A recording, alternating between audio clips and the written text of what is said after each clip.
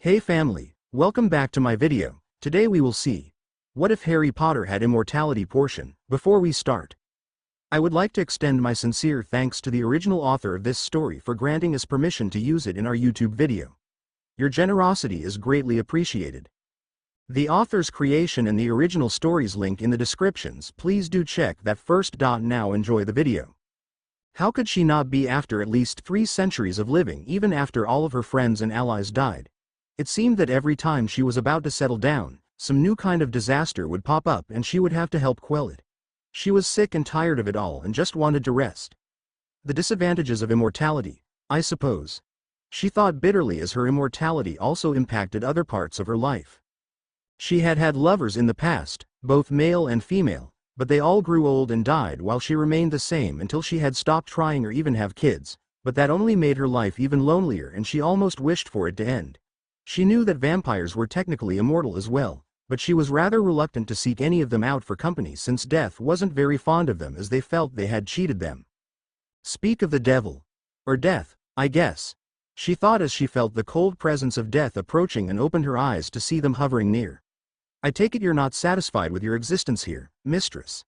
They said quietly, and she sighed as she explained she was just sick of having to save the wizarding world over and over again until it was almost a 9-to-5 job for her.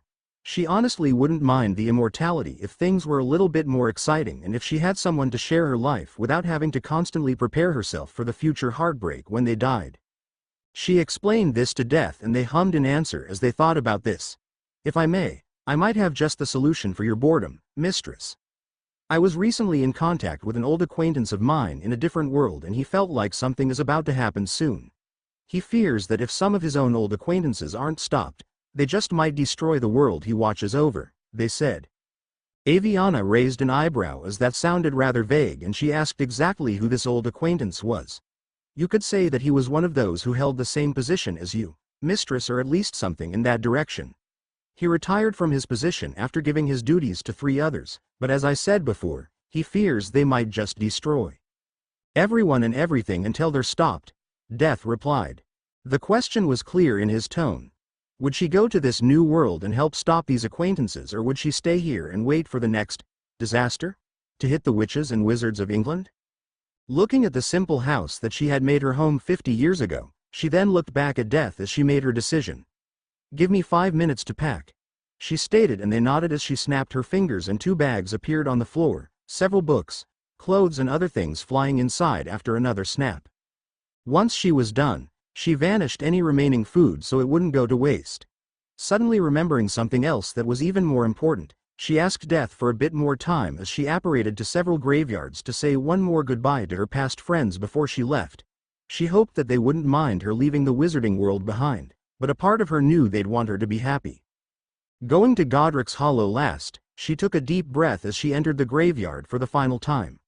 For the past few centuries, she had paid for 3 very specific graves to remain completely intact rather than replaced. She had been here so many times that she could walk the way with her eyes closed, and before she knew it, she was standing in front of them, one being more of a memorial stone than anything. Hey, Mum. Hey, Dad. Hey Siri. This is my last visit. Not because I'm going to join you, unfortunately, but because I'm going to a different world. Death, in their own way I guess, asked for my help in something big and I have agreed. I'll miss you, but I just can't stay here anymore. I hope you guys are proud of me and I promise that I'll never forget you. I love you and I hope that maybe one day, I'll see you again, she said as she put a hand on the gravestones. She felt a small gust of wind caress her face and liked to think it were her loved ones saying goodbye to her. Are you ready, Mistress? She heard Death ask her and she took a deep breath as a small part was hesitating as she had the feeling that once she went to this world, there would be no going back, but a bigger part of her also knew that she'd forever hate herself if she stayed here where she was lonely and miserable. She nodded as she turned, but had one last question. How will I find this acquaintance of yours? I feel that he will find you. Once the time is right. Death replied as they waved a hand and Avyanna saw her surroundings warp and change around her. By the time that things went back to normal, she found herself in the middle of nowhere. Hearing some kind of commotion in the distance, she climbed a nearby hill and looked over a big city at the waterside. Well, that seems like a good place as any to start, she muttered to herself. Hoisting her bag over her shoulder, she started to walk down the hill. Walking through the gate, she heard the city was called Baldur's Gate, and mentally wrote this down inside her mind, before she was stopped by a guard. "Halt. State your name," he ordered, and she wondered if she should use her real name. Deciding to be on the safe side and keep herself safe, she gave him a fake name, Tav. After a half-cut-off sign she saw in the corner of her eyes. "Are you here on vacation, on business or other reasons?" The guard then asked, and this time, she honestly replied that she was looking for a new start. Humming in answer and after carefully checking her bag for anything dangerous and the search coming up empty, the guard welcomed her to the city and instructed her to find where she could hopefully get temporary lodging until she could settle in. Thankfully, a sack of coin had also appeared in her pocket. Somehow, she suspected death to have something to do with that, but couldn't for the life of her figure out how. Looking up, she saw the sign she had taken her fake name from was for a tavern. Ending up in the Elfsong Tavern and getting a room, she dropped her bags and let herself fall on the bed and took a deep breath. Well, there was no turning back now. She hoped she wouldn't have to wait long for this acquaintance to contact her, or for whatever plan these other acquaintances were making wouldn't take too long either, but until then. Until she got any sign that things were going terribly wrong, or perhaps got a nudge from death to get her ass in gear, she supposed that she could take a small break from the fighting and saving people for a bit and enjoy it while it lasted. After a few minutes, she eventually decided to take a small walk through the city. If this was to become her new home in the indefinite future, then she might as well start to get herself acquainted with it, know where all the shops are and so forth. Going out and making sure she remembered her room number, she walked out and into the city.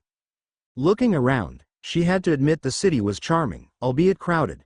Walking past a shop called Sorceress Sundries, she saw they were looking for witches and wizards for hire and went in. Unfortunately, the owner was out for the day, but the other employees promised to send her word of when he returned. Deciding to continue on, she walked through the city until after the sun went down and she returned to the inn. Looking up at the stars from the roof of the inn, she had to admit that it was kinda nice to see new places, even if she had to leave everything she knew behind. She had a mistake. What she didn't know was that while she was watching the stars, someone was watching her. A handsome elf with white hair and red eyes was watching her as he decided she would make a good meal for his masters soon. He then disappeared into the shadows as he went to look for another victim. That's what Avyanna decided after a while of living there, having thankfully managed to get a job at Sorceress Sundries at showing the owner some of her wandless magic. With a stable income, she also managed to get a decent apartment in the lower city after a couple of months, but she often returned to the Elfsong for a drink as it had really good food and drinks, plus it was a good source of information in case she needed it. She didn't forget that she was there with a mission: to stop whatever plan these vague and mysterious acquaintances of Death's acquaintance were brewing. It would have been nice to get more information about who these people were or when exactly they were planning to start, especially since she hadn't seen Death since arriving here, but since she was a master of stumbling across evil plots, she guessed she'd be fine. "Is this seat taken?"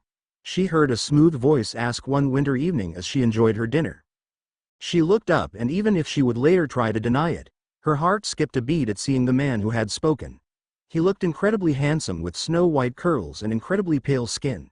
She shook her head and he sat down across from her. "Greetings, my lady. My name is Asterion. It is a pleasure to meet you." He greeted her and she gave him her fake name as she held out her hand. He grabbed it and kissed her knuckles. She smiled as her cheeks darkened before they started to talk. Apparently, Asterion had noticed her before, but hadn't approached her until now. She found him to be quite charming, but the longer he continued on and the more he flirted with her, the more she started to notice something was off. It felt like his heart wasn't fully in it, and there was a look in his eyes that almost bordered on desperation. Actually, now that she focused on his eyes, she had thought them to be brown, but now that she looked closer, they almost seemed red. Now, she may be new to this world, but she'd done her research. Red eyes definitely weren't normal here, unless they belonged to an elf race named a drow. Or a vampire. She decided to test something and tried to make him laugh. "And then I said, there's no need to call me, sir, professor. I'm a girl," she told, and he laughed, only to give her her proof. Those pointy teeth definitely weren't normal human teeth, and she stiffened up and prepared her magic underneath the table, even as she still quickly plastered a polite smile on her face to try and make it seem that nothing was wrong. So, as lovely as the conversation is, why don't we continue it at a more secluded place where we can be alone? Just the two of us. Asterion suggested as he teasingly stroked her free arm with his finger, the implications very clear, and she saw the desperation and fear grow on his face the more he talked. He doesn't want to do this, she realized as she just slightly widened her eyes. She had seen that kind of look many times over her long life.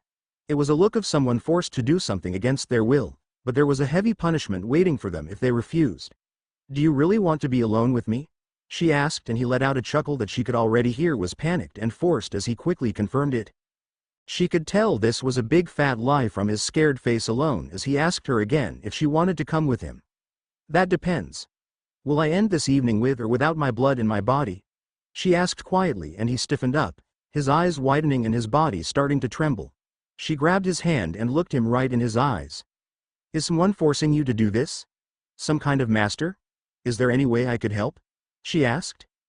Asterion may be a vampire, but if he was forced to have sex with random people, then perhaps he wasn't turned willingly either. Asterion frantically shook his head. "You can't help. Not against him. I'm sorry. I have to go," he stammered as he fled from the table. She tried to go after him, but was called back for her tab, and by the time she had paid, he had already disappeared into the night. Her shoulders sagging at realizing that he was likely going back to this master of who he was very clearly terrified, she cursed at not having been able to help. She never saw Asterion again after that, even though she did try to find him. She did some research in the people living in the city and eventually came to one name who seemed like a perfect vampire. Cazador Czar. A rich and esteemed nobleman who often threw massive parties, but never came out his palace during the day and was known to be a recluse among the citizens. Recluse or vampire? She thought as she did more research. She found out several people often went missing the days after this Cazador had thrown one of his many parties. The authorities would usually look for only a short while before declaring the person dead, as many deaths happened in the city. She even found an old record of a man named Sebastian going missing after his sister had seen him leave the tavern they were in with a man whose description sounded an awful lot like Asterion. This was already over 1.5 centuries ago, and the man's direct family was unfortunately long dead by now, but she eventually found one of their descendants who said that the man's sister had never stopped searching for him until she grew too old and died without ever knowing what happened to her brother. The poor woman was understandably horrified to hear that he might have become a vampire snack, but eventually thanked her for giving her family some long-awaited closure if it really was true. Avyanna then left the house. So, Asterion and other vampires seduce people against their will, after which they either drink them dry or give them to their master. Check the palace during the day and it's well protected. Even with my powers, there is no way of telling what I come across if I try and kill this Cazador.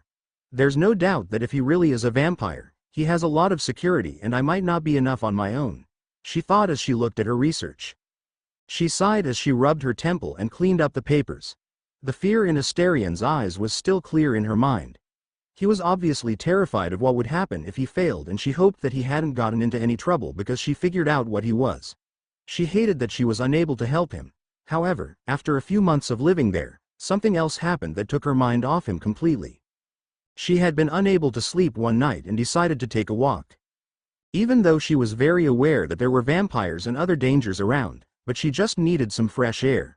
She walked through the dark streets when she heard a scream and rushed towards the sound. She saw a woman standing over a man trembling in fear, a little girl who couldn't have been older than 3 years old standing a bit further away. Using her magic, she threw the woman away, knocking her out and helping the man stand back up.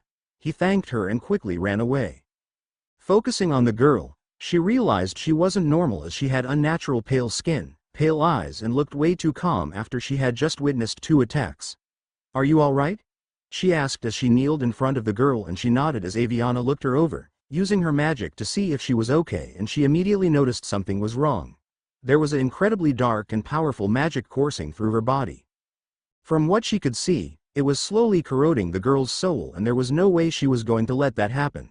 She used her magic to put the girl to sleep and to fight back and save the young girl's soul. The magic resisted, but she was not the mistress of death for nothing as she slowly wiped away the dark MHE. Last bits were washed away, the earth rumbled and the wind blew harshly through the alley. "That can't mean anything good," She muttered in slight dread as she realized that she just might have pissed someone off big time. Again. She quickly lifted the girl up in her arms and rushed back home as fast as possible, putting all kinds of protection spells over the entire building to be safe. Putting the thankfully still sleeping girl on the couch, she suddenly facepalmed at realizing she just essentially kidnapped someone. She hoped that whoever the woman was hadn't seen her and wouldn't find her. However, she was not going to give the girl back.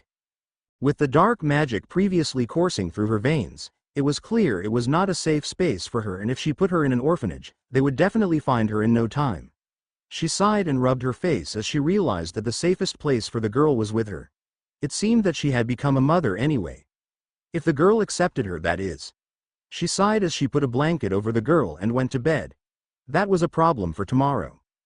Tomorrow came soon as she was shaken awake by tiny hands and looked straight into unnatural pale eyes. Fighting down her instinctive panic as she remembered what she'd done, she smiled at the girl and sat up. "Good morning, little one. Did you sleep well?" she asked, and the girl nodded as she asked who she was. "My name is Avyanna, and what's your name?" she asked, tapping girl on the nose, and she giggled, before giving it. "Orin." "Well, nice to meet you, Orin. Want some breakfast?" Avyanna asked as she got out of bed. Chapter endnotes read and review. See you next time. Attempted attacks and having to move. Chapter summary. A dangerous incident forces Avyanna to take Orin and leave the city behind for a new place. Chapter notes. See the end of the chapter for notes. Disclaimer. I don't own anything that you recognize. It had been a couple of weeks since Avyanna adopted Orin. She wasn't sure if there could be another word that did both fit and not fit at the same time about their current home situation. It's not like she actually went to an adoption agency and started the process of adopting a kid like normal people did. She literally whisked her away from the street after removing dark magic from her soul that honestly reminded the witch a lot of Horcruxes, but then somehow even more vile. Orin had actually settled in surprisingly well in her new home when you considered how sudden her new change in scenery was. Only asking after her mother and grandfather a few times, and Avyanna stated she'd been given permission to raise her, already dreading the day she'd have to tell the girl the truth and hoping that she wouldn't be too angry at her. She took a few days off her work to help the girl settle into her home. Changing a chair into a children's bed and conjuring up some toys, she then had to stop Orin from destroying said toys with a viciousness that a 3-year-old really shouldn't have, as she told the girl to be gentle with them. She thankfully learned fast when her new mother showed her exactly how to play, and Avyanna sighed in relief when she caught on. Still, she had the feeling she had a long way to go about teaching Orin to be like a normal child. She had no idea how she had been raised before, but it really could not have been a healthy environment for a young girl like her. This made her think of her own miserable childhood with the Dursleys and how much she had always wanted to have a true family when she was a child, wondering if her parents would have loved her if they were still alive, and she silently promised herself never to treat Orin like she had been treated. However, she soon realized that Orin was definitely not a normal child, in case her appearance didn't already tell her that. Avyanna eventually had to return to work again once her days off were completely over, and while Sorceress Sundries did actually have an area in the back of the shop for children in case their parents couldn't keep them at home for some reason, but Avyanna knew that many people would freak out over Orin's rather unnatural appearance, and she knew that glamour spells would be sensed with so many magical people around. However, when she told the girl about this, thinking she wouldn't be able to understand, she did something that freaked the immortal witch out. She suddenly started to twist her body around, bones snapping audibly as she completely changed her appearance to look like a normal child, much to Avyanna's shock and slight horror at how she did it. Good job, sweetie, but maybe leave the changing of your appearance to me from now on, okay?" she asked, trying not to show how freaked out she was in case she scared the girl, and Orin agreed. After hopefully being able to tell Orin that she couldn't change back until they were back home, Avyanna took the girl to her work, and after promising to be back in a few hours and telling her to be incredibly gentle with the other children, she went to do her job after putting a small spell on her to make sure she didn't hurt any of the other children or herself. Going to her post at the desk, she immediately had other worries. Her colleagues all immediately wanted to know since when she had a child, and she told the mostly truthful story of having come across her on the street after a woman had attacked someone near her and how she had been hit by a terrible curse, so she had taken the girl in. Everyone commended her for doing so, and she sighed in relief once the questioning was over and she could continue to do her job normally. Thankfully, Orin had completely behaved herself as well during the day as she played with the other kids the way Avyanna had taught her, and the witch came to bring her home sooner than expected. Avyanna smiled down at the girl at hearing Orin talk about her time, before she felt like she was being watched. Looking around, she didn't see anything out of the ordinary, but she decided not to risk it as Moody had always taught her to be constantly vigilant no matter what, and she quickly lifted her new daughter up in her arms, teleporting them both home before anything could happen. A few days later, after tucking a sleeping Orin in bed and about to go to sleep as well, Avyanna felt the wards go off as someone tried to break in. Getting a sick sense of déjà vu as she wondered if this was how her parents felt that Halloween night, she carefully grabbed the sleeping girl and lifted her up in her arms again, he magic summoning her invisibility cloak as she ran towards a dark corner and hid there, the cloak covering them. A man eventually broke through the window and started to look around the apartment.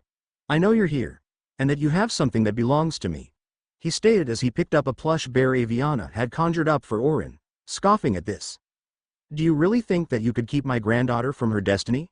She's Lord Ball's chosen, and he will not be stopped by someone as insignificant as you," he continued. The witch immediately looked down at the thankfully still sleeping girl. She knew the name Ball from her research.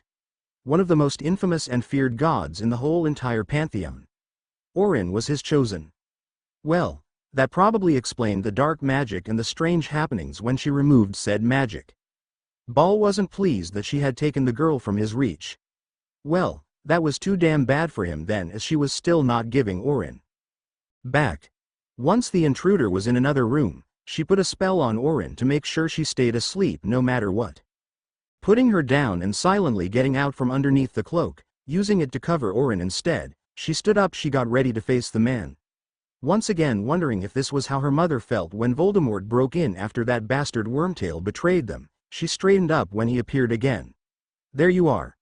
Where is my granddaughter?" he asked, and she replied she was in a place called Narnia. When he asked what that was, she smirked. None OAID, as she used her magic to blast him back. He immediately rushed at her and tried to run her through with his sword, but she dodged. "Wow. That's a big sword. Are you compensating for something? I'm surprised someone as ugly as you even managed to have a child, let alone a granddaughter." Avyanna snarked as she avoided his next attack. Yeah, she really didn't know when to shut up, did she? She spent the next few minutes running circles around the man, keeping him away from the corner where Orin was. While she was doing that and keeping him distracted, she secretly used her magic to draw up a new ward that she had learned while working as a curse breaker at Gringotts. She just hoped it still worked here. Thankfully, the runes started to glow the moment she was trapping the man in the middle of it as he was unable to move. "What is this?" he hissed as he tried to break free, and Avyanna turned to face him with a glare. "I don't care whose damned chosen she is. Anyone who fills a child with such dark magic that it was corrupting her soul is someone I'll happily fight until the end of my life. You will never see your granddaughter again. She will have a normal childhood, and I won't be afraid to go to the heavens and kick your Lord Ball's ass to ensure it. Now leave," she stated as she snapped her fingers and the man disappeared from her home.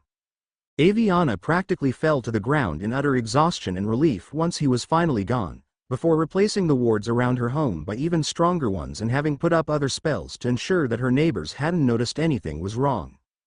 Going to the corner and removing the cloak, she smiled at seeing that Orin was still asleep, not having noticed anything of the fight over her. Talk about a literal custody battle, Avyanna thought, and she snorted, but this fight had made one thing very clear to her. They couldn't stay in the city as this man would never stop looking. The next day, she handed in her notice at her job, stating there was a family emergency that she had to take care of and that she wasn't sure if she would return. Her colleagues were sad to see her go, but were thankfully understanding as her boss even gave her enough gold to make it to her destination without having to worry about lodging. She also told her landlord about her leaving and he agreed to end her contract early. Packing everything with magic and telling Orin they were moving somewhere else, Avyanna was ready to go in less than a week's time. There hadn't been any other attacks, but she wasn't pushing her luck and left the city as soon as possible with Orin. Looking back once when she reached the hill she had seen the city from the first time, she silently apologized to Asterion for not being able to help, before resolutely walking on.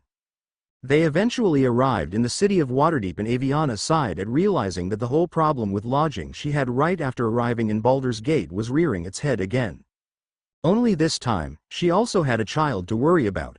Thankfully, she managed to find an inn to stay at soon enough, not quite as big and filled as the elf song, but good enough until they hopefully found a new home. And the next day, after making sure Orin was disguised once more, she went job hunting and eventually found a nice little bookstore run by a widowed woman named Mirena Decarios.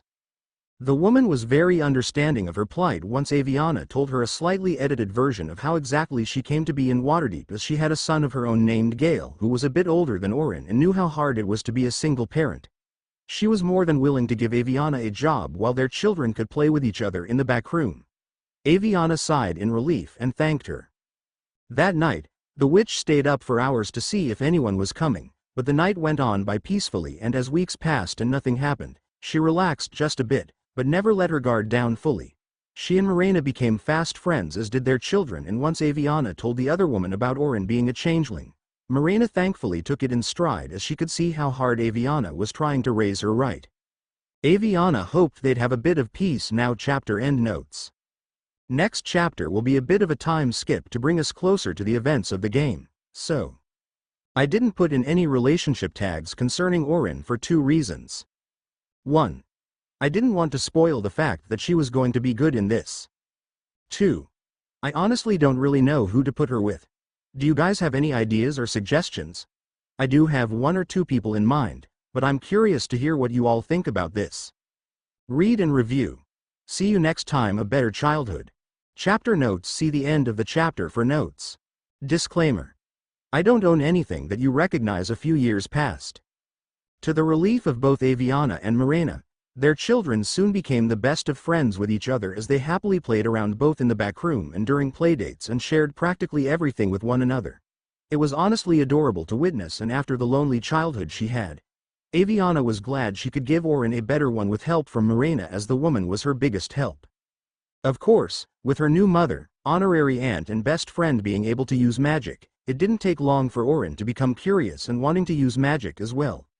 From about the age of 8, both Mirena and Avyanna gave them magic lessons, which were mostly theory, before they would go to actually use spells. It soon became clear Theta Gale was quite a bit better in it than Orin, much to the latter's disappointment. However, Gale was also her biggest supporter after Avyanna, at seeing her bummed-out face whenever he managed to get a spell faster than she did, and was always the one who cheered the loudest when she did manage to learn the spell.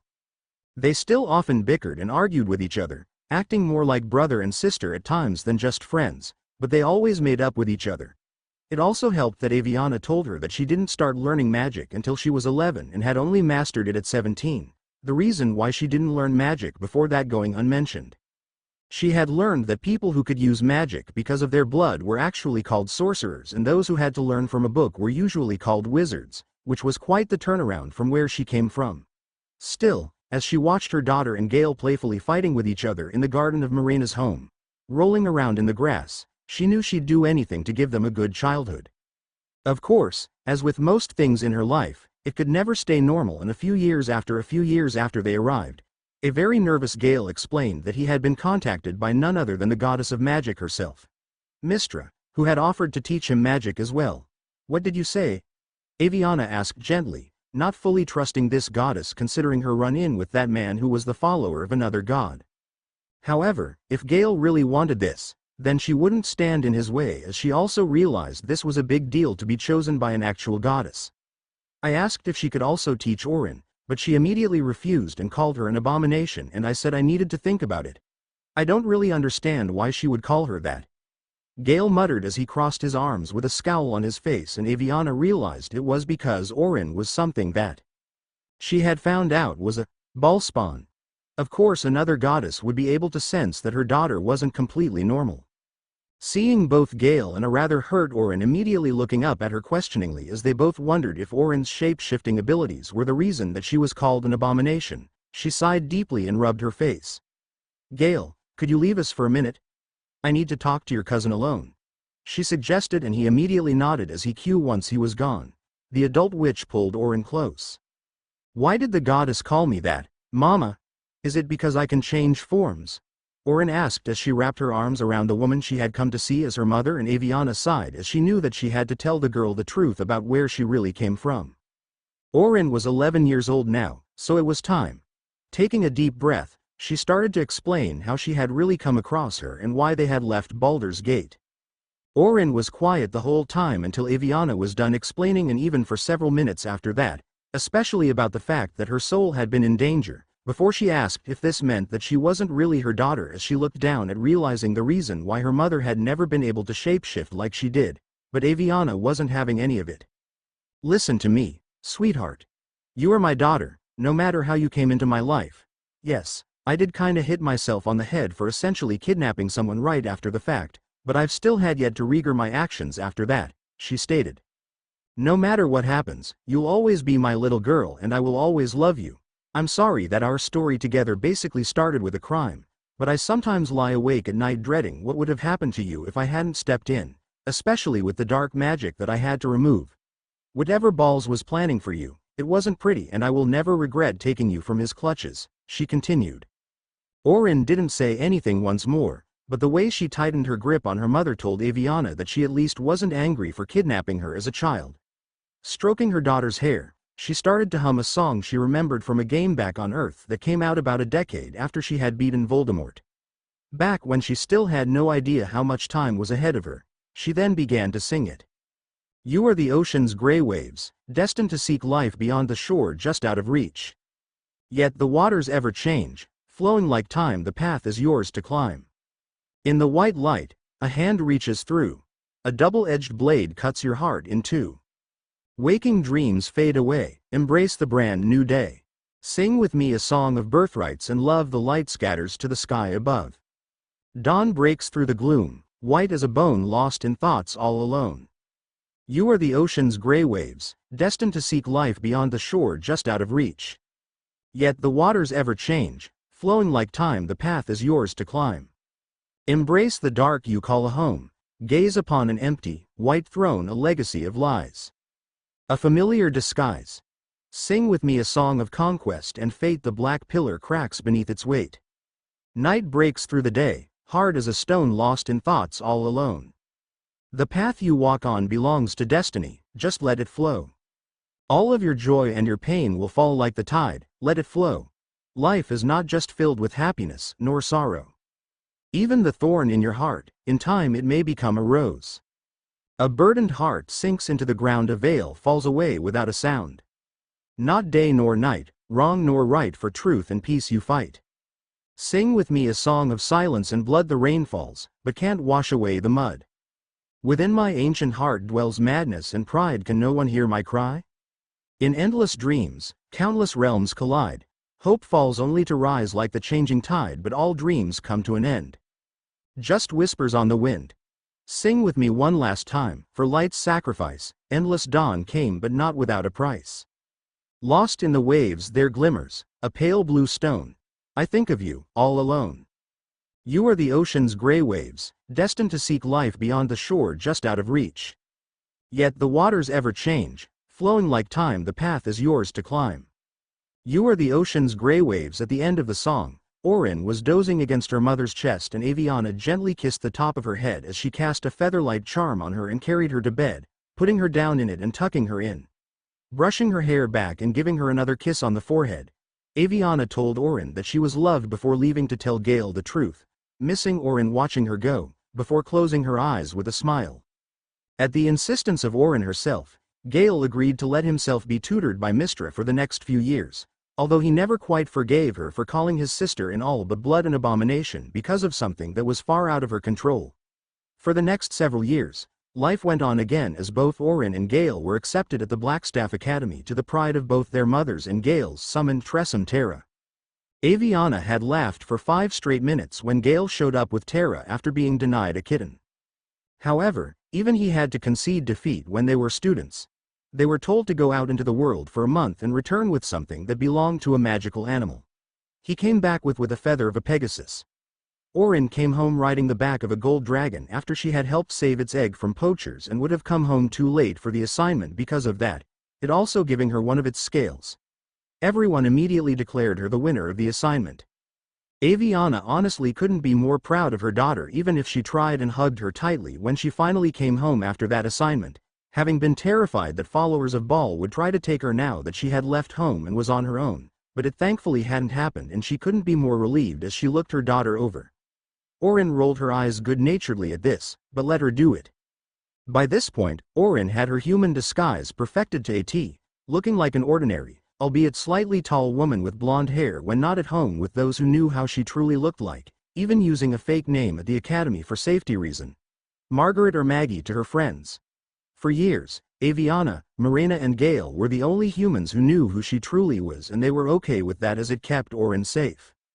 There were days where Avyanna wondered if Asterion was okay, as she was still bummed out that she hadn't been able to help him, but she knew that protecting her daughter was more important than helping someone she had met once, and she didn't regret leaving Baldur's Gate. As far as she and Orin knew, Waterdeep was their home now, and hopefully, they'd never have to come close to that city and Baal's followers living within its borders again. Avyanna did keep tabs on news from the city and heard how the son of Duke Ravengard was banished for reasons unclear. Still, as long as she, Orin, Marina and Gale were safe from that bastard god and his followers, she'd be calm and mostly relaxed, as she'd learned to never keep her guard down completely after over 300 years of living. The only issue that eventually arose was the fact that she didn't age even as Marina did, and their children grew up. Thankfully, most people assumed she just had elven blood somewhere in her heritage. She just let them believe that as she focused on working at Marina's shop and raising her daughter to be more than what her own heritage would have made her turn out to be.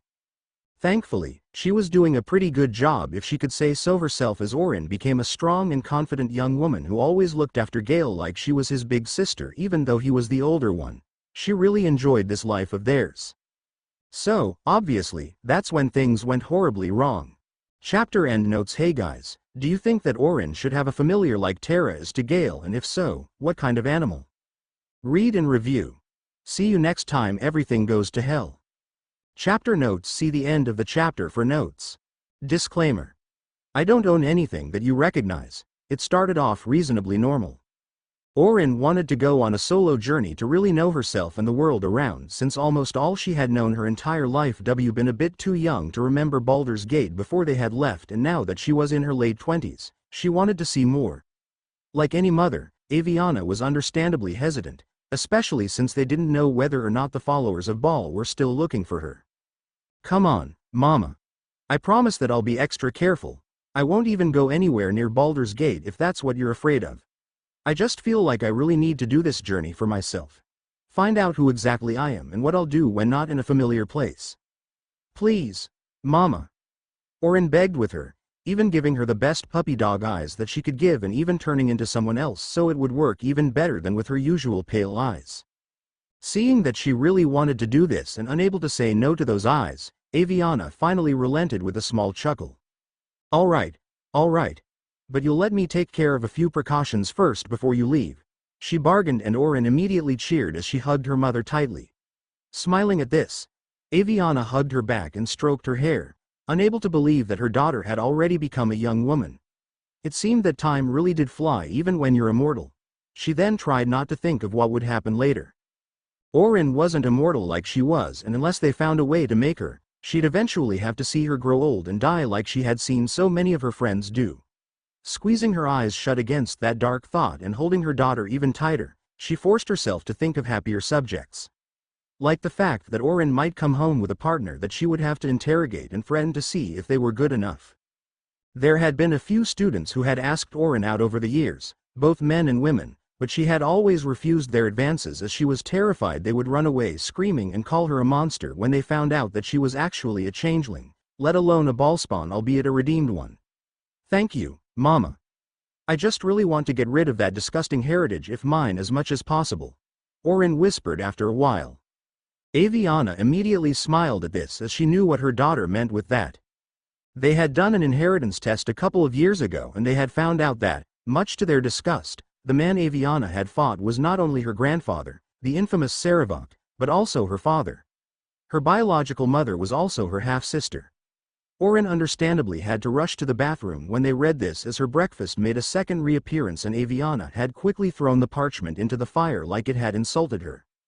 Over the next few days, Avyanna, Marina and Gale helped Orin prepare for her journey, with Avyanna making sure that she got several fail-safes on her body or in her bag to make sure that she could be teleported home in case she was ever in any danger. Gale gave her some food he'd made with stasis charms on them so they'd be good for much longer, and Morena gave her a few scrolls and sending stones for messages. The night before Orin finally left for her journey, she snuggled up to her mother on the couch and Avyanna stroked her hair. "I'm so proud of you, my little one. Don't ever forget that," she whispered as she kissed her daughter's forehead, and Orin promised that she wouldn't. She then asked her mother to read her favorite story one more time like old times, and Avyanna smiled as she conjured up the book and started to read from it. Long ago, a young girl went with her mother to pick berries for her father who was hard at work. But the forest greeted them with a dark, cold silence, the bushes empty. Yet, determined to find the berries, the rascal broke free from Mother's grasp and vanished into the trees. Mother's worried cries faded fast as the girl ran on, over vine and under branch and into the forest deep. Feeling strange eyes upon her, the girl recalled Mother's scary bedtime tales and her throat became bone dry. Then the Bat Lord appeared. He greeted her warmly and bit his own wing. She began, tickling her daughter's side. Orin giggled until her mother ceased. "Come, child. Quench your thirst," he said. So she drank the thick, dark blood and smiled with joy. Passing through a graveyard, menacing storm clouds loomed and the air turned bitingly cold. The girl was shivering in her thin clothes. Then a dark weaver appeared, and with a click of his fingers, crafted mist into a beautiful dress. "Come, child, warm yourself," he coaxed. So she clothed herself and smiled with joy. She went on. Across waters deep and ominous she went, hoping a boat she found would carry her home. But hunger's grip tightened and her heart grew heavy. Then the Fish King appeared and offered one of his many fins. "Come, child. Eat your fill." So the girl ate and smiled with joy once more. Continuing on, she soon entered the forest's dark heart. Then an iron steed appeared, bearing a beautiful, golden gear. Avyanna read and remembered how Orin was fascinated by this bit. The creature said nothing as the girl approached, and snatched what she thought was another gift. The horse grew angry and summoned the other monsters. Terror filled the girl's heart as a wild wind rose about the beasts. Suddenly, a witch appeared, dark, yet regal. "Gifts we gave, but more you took," she snarled. "So more, in turn, is due." In a blink, the girl was trapped inside a mirror. Her parents, though, had searched all day and, at last, arrived. With rampant rage, father fought the witch while mother's loving touch shattered the dark enchantment. She continued. But the witch was strong and father yelled, "Save our daughter," so mother bore their child to safety as the forest was consumed. Even now, the burnt forest is a grim reminder of father's sacrifice. To this day, any child who stares too long into the charred wasteland will be haunted by nightmares of getting lost while picking berries. She finished. Looking down, she saw that Orin was just as asleep as she was when she was a child. Avyanna never understood how she could fall asleep with such a creepy story, but she wasn't complaining as she once more used a featherlight charm on her and carried her to bed as easily as when she was a child. Using wandless magic to pull the blanket back, she put her daughter in bed and tucked her in one more time, looking down at her. She had done pretty well raising her if she had to say so herself, even without a partner. Like with Orin, there had been plenty of men, from elves to humans and even a few tieflings, who had expressed interest in courting her as well, but like her daughter had done, she had rejected all their advances. Not only because she didn't know how they would react if they found out about Orin's true identity, but also because she'd eventually outlive every single one of them in the end. Yes, elves did live for at least 700 years, but they'd still run out of time eventually and she would have to go through a heartache worse than anything she'd ever had. Orin had sometimes asked why she didn't have a father like other children did when she was younger and had seen said other children play with their fathers, before becoming old enough to realize their family wasn't exactly normal, and after the revelation of who her real father was, she had never brought it up again. Letting out a sigh and standing up, she kissed her daughter's forehead and left the room, going to bed soon after. The next day, there was a small party to see Orin off on her journey, and once it was almost time and Gale, Morena and Tara had said goodbye. Avyanna hugged her one last time and held her tightly as she wished her luck while telling her to use the sending stones Morena had given her to tell them how she was doing, and Orin promised. "I love you, my little treasure. Never forget that," Avyanna whispered, and her daughter promised she wouldn't. Letting her go eventually and kissing her forehead, Avyanna, Morena, Gale, Tara and some of Orin's friends all wa city gate and waved her off as she started to walk away. Once she reached a nearby hill, she turned back once more and waved, before walking on and disappearing from view. I guess my home will be a lot more quiet now, Avyanna muttered as she'd gotten used to having her daughter around. After 300 years of living on her own, she'd gotten used to sharing her home with someone awfully quick. Over the next year or so, they received messages from Orin about her travels. How she had rescued a village from a spectator with help from a friendly warlock who had eventually joined her on her journey for a while, to how they gained another companion named Hydrus. All in all, it sounded like she was rather thriving, which was the opposite of the situation in Waterdeep, as they had forgotten how much of a restraining influence Orin was on Gale. Orin had always been the one to approach things cautiously, and with her gone and wanting to impress Mistress, who was still his tutor even if he had rejected her when she started to want to become his lover instead, as he had never quite forgiven her for calling Orin an abomination. Gale had used ancient and dangerous magic and had created an orb that was now stuck in his chest and would kill him if he didn't feed it magical items. Both Morena and Avyanna scolded the ears of him when they found out about it, before they tried to help him in any way they could, even if Morena eventually had to pull back when nothing they did helped, as she couldn't bear to see her son like this, and Gale eventually locked himself up in his tower. Only Tara and Avyanna allowed to see him as he begged them not to tell Orin about this, as she would immediately return home and he didn't want to ruin her journey. They reluctantly agreed as long as he promised to keep searching for a cure. A year later, Avyanna decided to go back to her old working place in Baldur's Gate to see if they had any solution to Gale's situation, or at least other ways to help him rather than constantly feed him magical items, as things would eventually run out and she didn't want to see the man she had come to see as an honorary nephew die. Telling Morena this, the other woman immediately agreed and Avyanna set off, but it was not to be. She had barely made it into the city after weeks of travel when a ship she had never seen before suddenly appeared in the sky, tentacles reaching down from it and sucking people up. She tried to run but was too late, as she was sucked up as well and got teleported inside some kind of pod. A squid-like being she knew was a mindflayer put some kind of worm inside the head of a Githyanki, before going to her next and holding up another worm. Oh, for Merlin's sake, she thought before the worm entered her head as well. Chapter end notes. Here we go. Guys. The start of the game, and ooh, am I excited for this. Read and review. See you next time. The start of an adventure. Chapter notes. See the end of the chapter for notes. Disclaimer. I don't own anything that you recognize. The next couple of hours or so were completely hectic. Githyanki attacked the ship, and in a desperate attempt to flee, they actually landed in Avernus, one of the 9 hells. The amount of cursing Avyanna quietly let out at her continued bad luck would have given Mrs. Weasley a heart attack. Managing to climb out of the thing, she was soon confronted by the Githyanki she'd seen before, who first threatened her with her sword as she thought the witch was working with the mindflayers. However, when their worms connected, the Githyanki, whose name was Lizel, thankfully realized they were in the same boat or ship and put her weapon away, as they agreed to work together to get out of here, starting with defeating some imps and quickly cutting them down before they could do much damage. Entering another room in the ship, they heard the sound of someone banging and followed it. "You! Get me out of this damned thing!" the dark-haired half-elf shouted from where she was stuck. Lizel wanted to continue on and leave her there before it was too late to escape, but Avyanna's saving people instinct kicked in and she went to try and find a way out for the half-elf. There was some kind of machinery attached to it, and she used her magic on it to force it to release the woman, who didn't exactly have the most graceful of entrances as she fell out of her pod. She wasn't exactly happy to be working together with a Githyanki, but reluctantly put her feelings aside for now.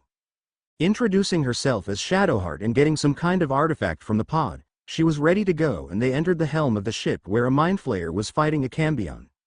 Thinking them to be thralls, the mindflayer ordered them to reach the tendrils that were the ship's steering mechanism. He didn't have to tell them twice, as they rushed past him, fought a few other hellish creatures and connected 2 of the tendrils together. About to use them to get the hell out of there, pun intended, one of the red dragons the attacking Githyanki used as they had followed the ship to Avernus, suddenly poked his head in and breathed fire at them, causing them to jump away before they could get the ship to teleport, and the ship started to crash. Lizel, Shadowheart and Avyanna all losing their footing and almost falling off the ship into the hells below. Using her strength, willpower and magic, Avyanna slowly managed to get to the tendrils in time and used them at the last minute, the ship disappearing from Avernus and appearing somewhere above the Sword Coast instead. However, it was still heavily damaged and started to crash, Avyanna getting knocked out of it by a piece of debris, but somehow not falling to her death as something stopped her just before she hit the ground like someone had cast arresto momentum on her, the last thing she remembered being falling before she lost consciousness. The next morning, Avyanna woke up to see that, to her surprise, not only was she not hurt from the very high fall, she didn't even feel any symptoms of the unwanted guest in her head apart from feeling it wiggling around in her brain, and she shuddered at the feeling, already dreading the fact of how she would have to explain this to Gale, Morena and Orin. Walking down the beach, she came across an unconscious Shadowheart. Shaking her awake, she thankfully woke up soon. "You're alive." "I'm alive. How is this possible?" she asked as she got up, and Avyanna replied they each knew just as much as the other at the moment, and Shadowheart agreed to travel with her. Going through the crashed ship and fighting some sentient brains, they heard someone calling for help and rushed over, only for Avyanna to be very surprised about who it was. "Astarion?" she asked at seeing who it was, and the man stiffened up at seeing her, realizing he was in the presence of the one person outside his master, his siblings, and the servants who knew he was a vampire and could tell everyone about it. He immediately expected a stake to be conjured any minute now. Shadowheart then asked if they knew each other, and at seeing Astarion's pleading look not to tell her, Avyanna replied they had met years ago in Baldur's Gate. The other woman thankfully conceded at this and went to see if anyone else needed help in any way. Once she was gone, Astarion and Avyanna looked at each other, and with the use of a lot of silent hand gestures and pointing, the witch asked how he was walking in the sunlight, and he replied he had no idea but pleaded with her not to tell anyone he was a vampire. She agreed on the condition that he didn't bite or drink the blood from anyone, and he immediately conceded before they went to follow Shadowheart. They soon came across a portal that seemed to be glitching somehow, as it seemed that something was stuck, and Avyanna got a slight shock when she tried to touch it.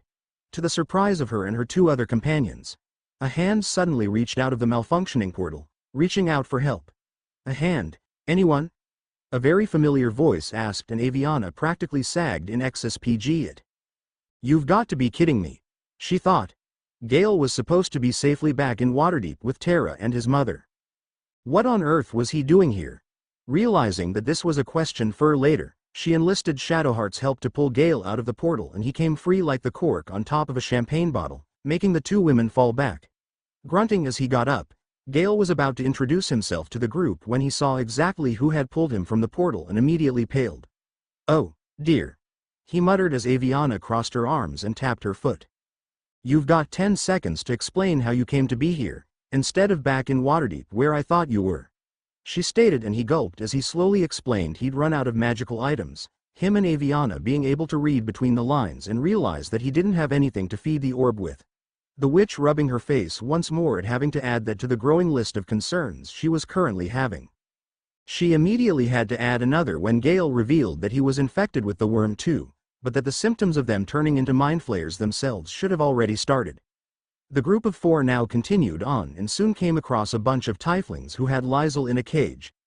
Using a bit of her magic and silently calling herself Obi-Wan Kenobi, Avyanna convinced the tieflings to leave Lizel to her. Once they were gone, they freed Lizel, who told them all they had to find the nearest Githyanki creche so they could be purified, and they promised to keep an eye out, before adding her to the group. Shadowheart disapproved but went along with it, as Avyanna would eventually find herself to be the undisputed leader of the weird team of misfits. Continuing on, 30 soon heard shouting ahead and started to run to see 3 people shouting at a bunch of tieflings to open some kind of gate as they were being chased by goblins. Sharing a look, the group went to help kill the goblins. They were soon aided by a powerful warlock named Will, who jumped down to help in the fight, and between him, the group and the 3 others, the small group of goblins didn't stand a chance.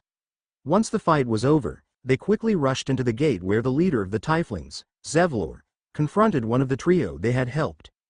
"You led them straight to us, and you let them take the druid too. Unbelievable," he shouted. Their shouting drew not only the group's attention, but that of 2 women further, as well as they hurried over to see what was going on.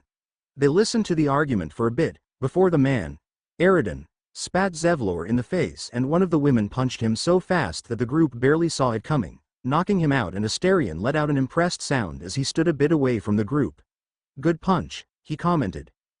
The woman briefly smiled at him and gave him a nod in gratitude, before she checked on Zevlor and wiped away the spit from his face. "I'm fine, my dear.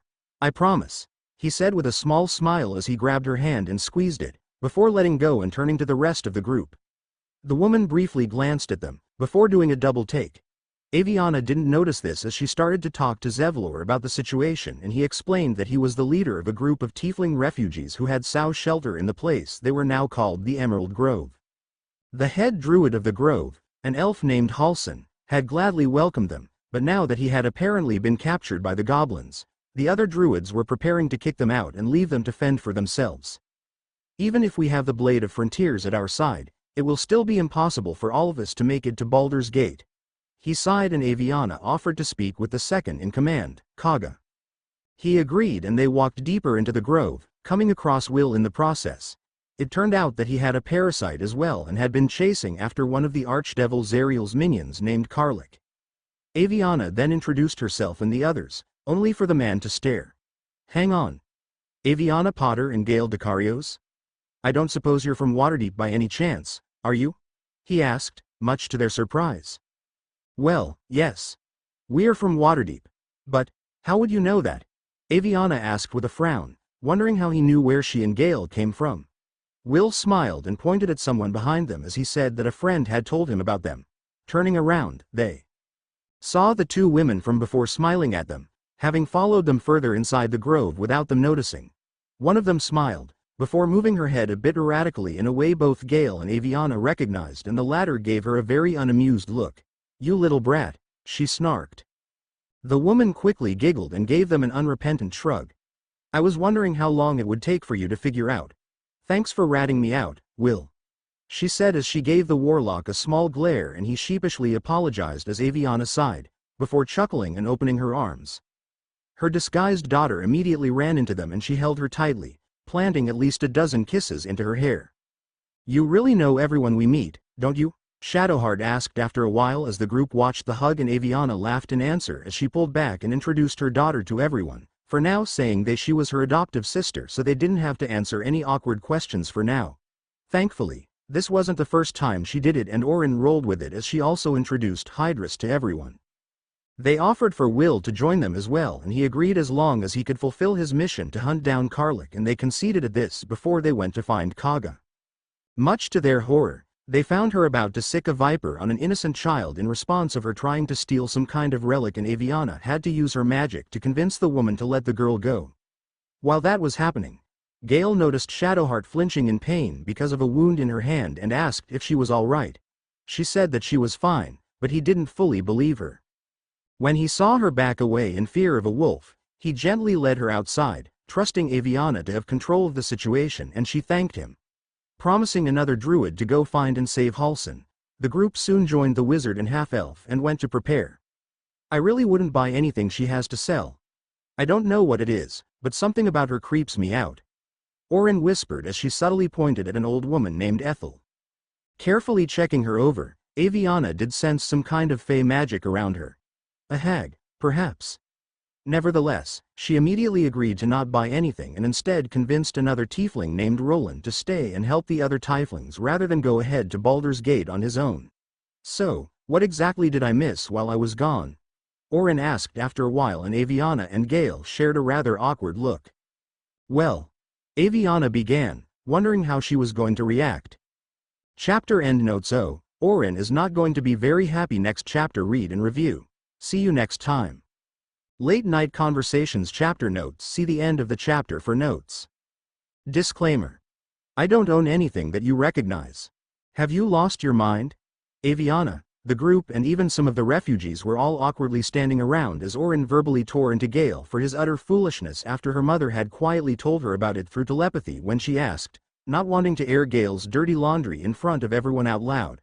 However, both Avyanna and Gale realized this was anger born out of worry as Orin realized she could have lost her best friend. And if they didn't find a cure, she could still lose her. Looking into her eyes, Gale did see anger, but also fear, so while she was still ranting at him while not actually saying what he had done to make her so mad, he walked forwards and gave her a hug. Orin hugged him back with tears in her eyes. "I don't want to lose you," she breathed, and he promised that as long as they found a cure, she wouldn't. Now that Orin had calmed down, Avyanna walked to the two of them and put her hand on both their backs, Orin and Gale instinctively wrapping one arm around her and making it a three-way hug. The others all shared looks, wondering what exactly Gale had done to make Maggie so angry, but realizing that it was likely very personal if she was this angry and scared at the same time and deciding not to pry. Even Asterion and Lizel kept their mouths shut as they watched the hug before the old woman Orin had warned them about approached them and offered to sell them some stuff. Both Gale and Avyanna immediately gave her a slightly weirded out look at hearing her voice for the first time. She sounded like a higher-pitched version of Terra. Avyanna whispered and Orin replied that she knew and that it freaked her out as well when she first arrived. Remembering her warning from before, they quickly declined and bought some stuff by one of the druids instead before they got ready to set out. Before they left, Avyanna and Gale noticed Orin talking to Zevlor and the warmth in her eyes made them share a knowing look. It seemed their daughter, honorary sister, actually had a crush for the first time in her life, and from what they had already seen from the man, he didn't seem half bad either as he looked after the tieflings. While some people were extremely racist to tieflings, Avyanna had never been one of these people. Zevlor honestly seemed like an honorable man, and the only complaint that she might have was that he was clearly quite a few decades older than her daughter was. She knew that Orin was an adult and could make decisions for herself, and that wasn't what her concern was about. It was more about the fact that Orin might lose him to old age sooner rather than later, as she didn't know exactly how old Zevlor was, not to mention the whole messy situation they were in and if they were going to survive that. While they were preparing, they suddenly heard mysterious singing and went to investigate. One annoying battle with some harpies later, they had saved an innocent tiefling kid from drowning or getting eaten. They received the gratitude of another kid named Mole. By the time they were finally ready, it was already late afternoon and they could only walk for a few hours before it became dark. Having gotten some camping supplies from the druids, Thru quickly made one and settled down for the night, Gale cooking dinner. During dinner, Shadowheart curiously asked Bo Will, Maggie, and Hydrus had met. I helped Will save a village and we started traveling together. During a storm, we hid in a cave, but Hydrus was already there and thought we were attacking her because we ran into the cave at full speed. But after we explained we were just seeking shelter, she quickly calmed down again. Orin explained and everyone nodded in understanding. Lizel then asked what Hydrus could do exactly, and she replied she was a draconic bloodline sorcerer. Some let out impressive whistles before Asterion curiously asked if those kind of sorcerers didn't have scales on their face from their heritage, only for Hydrus to slowly move her hand across her face and reveal white scales covering her face. People used to underestimate me when they don't see the scales. She explained, and everyone thought that was a very clever strategy, especially Lizel and Avyanna approving before they ate their dinner and got ready for bed. When most had already gone to bed and the camp had become mostly quiet, as she had said that she would keep watch for the first part of the night, with Lizel quickly agreeing to follow her up in a few hours, Avyanna sidled up to Orin. So, you and Zevlor seemed rather close, she commented, and Orin immediately became completely red in her face, much to her mother's amusement as she coughed for a bit. We met a few weeks ago while Will had to leave to chase this Karlik down, and I helped them reach the Emerald Grove. He's a really honorable man and a good leader, she said, still with a blush on her face. Seeing her mother giving her a knowing smile, she sighed. I don't think it will turn out into anything, she continued as she looked down, and her mother's smile turned into a frown as she asked why her daughter thought that. You mean, besides the incredibly obvious? Orin asked with a raised eyebrow as she gestured to her face and body, both knowing what she meant with this, and Avyanna gave her a sympathetic look as her daughter let out another sigh. He broke his oath when Elturel fell, and because of that, he thinks he's unworthy of having anyone in his life. Not to mention that he's at least 40 years older than me and will likely feel that he's taking advantage of me, or some other stupid nonsense like that, she muttered as she rested her chin in her hand, and her mother gave her a sideways hug. I'm sure you'll figure it out. I just needed to know to whom I need to give the overprotective mom speech to, she said, chuckling at Orin's embarrassed hiss, and she laughed as she then kissed her temple and told her to go to sleep. Watching the campfire as her surroundings became silent, Avyanna looked up at seeing movement and saw Asterion sneaking out of her tent, the two of them staring at each other for a bit. Avyanna then looked back at the fire. I'm waking Lizel in about 4 hours. Be back here before that, she muttered, and he quickly nodded as he slinked away in the darkness. She hoped they'd have a chance to talk about their previous meetings sometime soon, preferably without the others being able to hear. She really wanted to know if he had gotten into trouble because of him failing to bring her back to his master. Thankfully, he did return soon enough and Avyanna patted the ground next to her. He hesitated for a bit, before going to sit down next to her, and she put up a spell to make sure no one heard them. "Did you get in trouble?" she asked, and he gave her a confused look. "That night we first met. Did you get in trouble?" She elaborated, and he looked down as he explained that he had found a drunkard he had taken with him instead. He'd been the laughing stock of his siblings for a while, but his master, Cazador Zar, as Avyanna had already suspected, had been satisfied enough not to punish him. Avyanna let out a little sigh of relief. "I'm sorry I never got to help you. I tried, you know. Gathered as much information about Cazador, his habits and his castle as I could, and wondered if I could get in by any means possible. But I'm still only one person, and there were too many things unknown for me to confidently say I would win, and then Maggie came into my life and I had to leave the city. I'm sorry I let you down," she muttered. Astarion looked at her in slight wonder at this. She had actually been planning to save him, incredibly reckless and pointless as it was. That was already more than many other so-called heroes had done for him in the past 200 years. "You only would have given Cazador his nightly food if you had tried it. Don't beat yourself too hard, but how is it that you look exactly the same as 20 years ago?" he asked.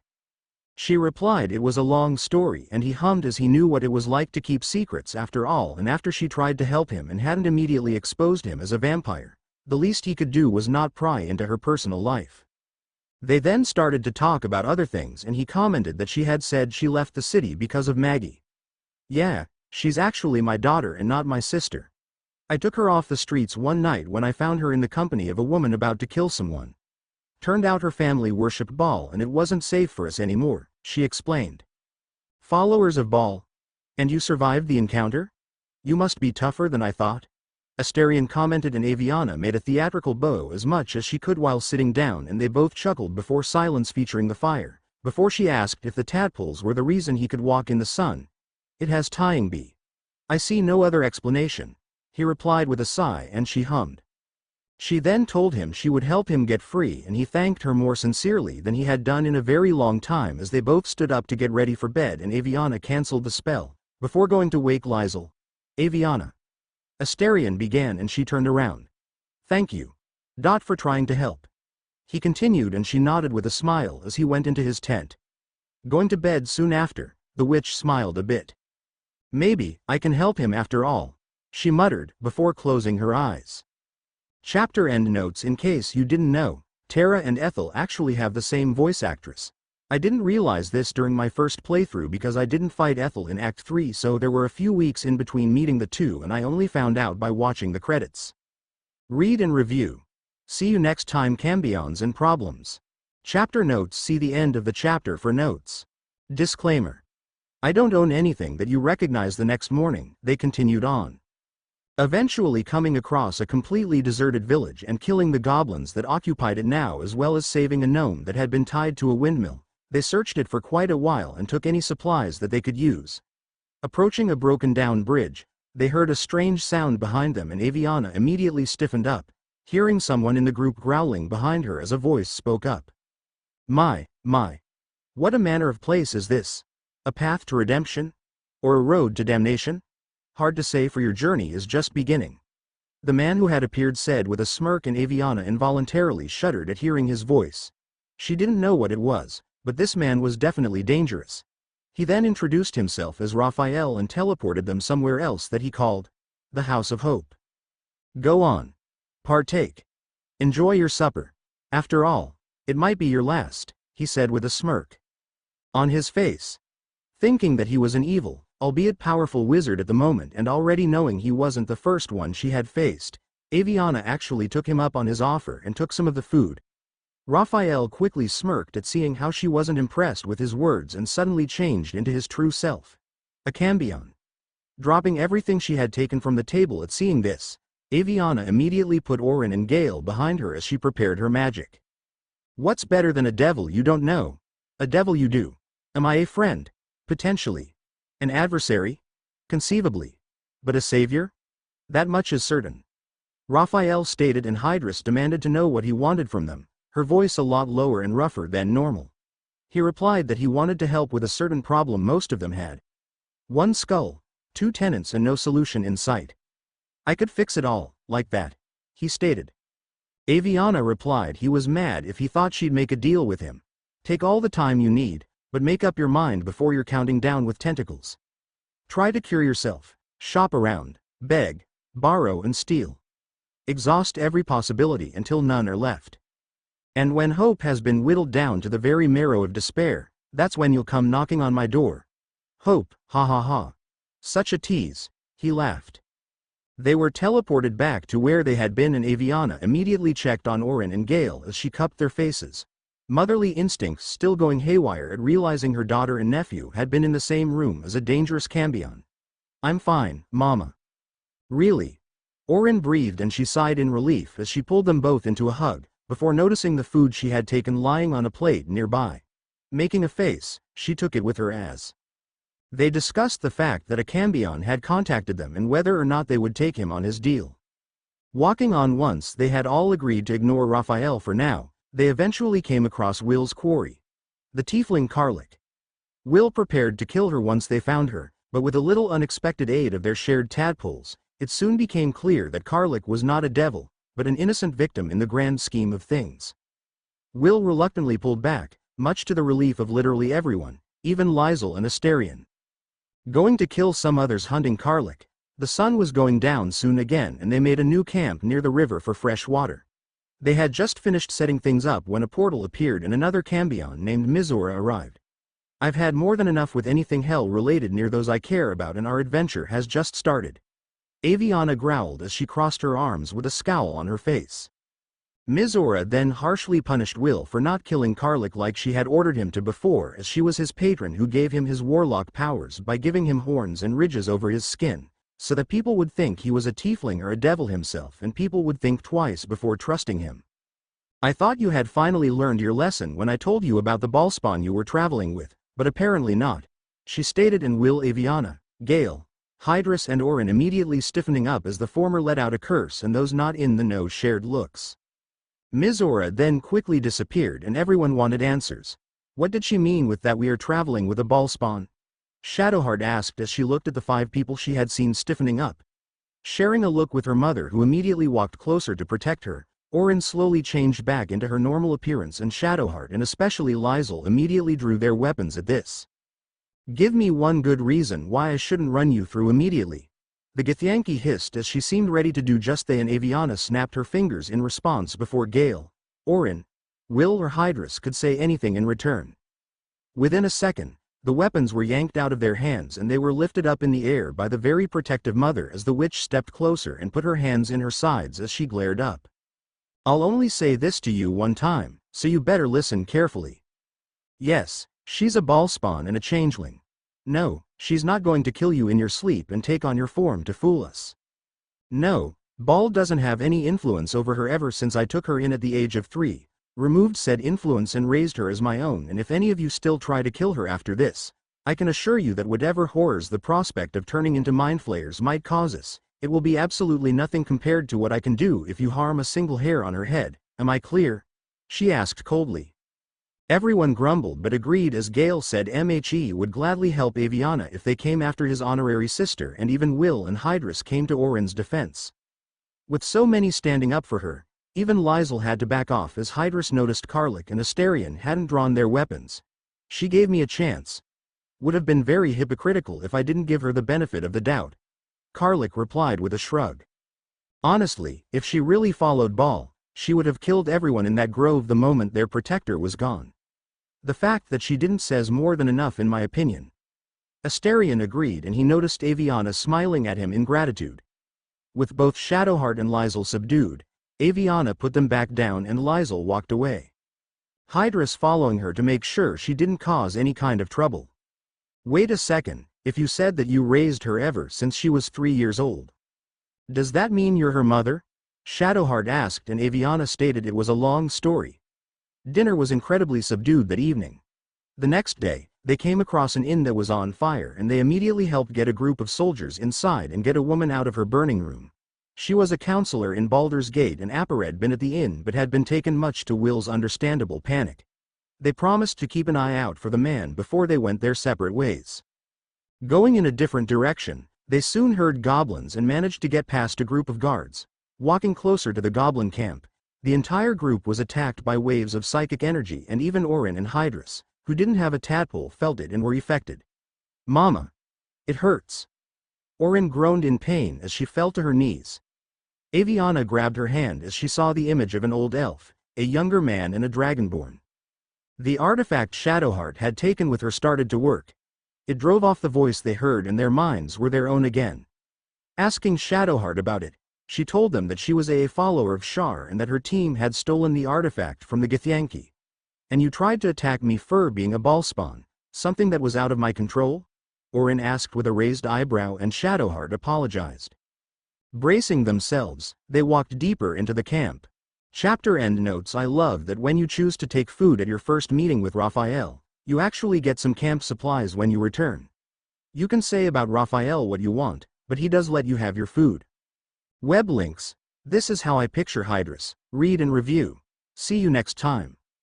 Camps and parties. Chapter notes. See the end of the chapter for notes.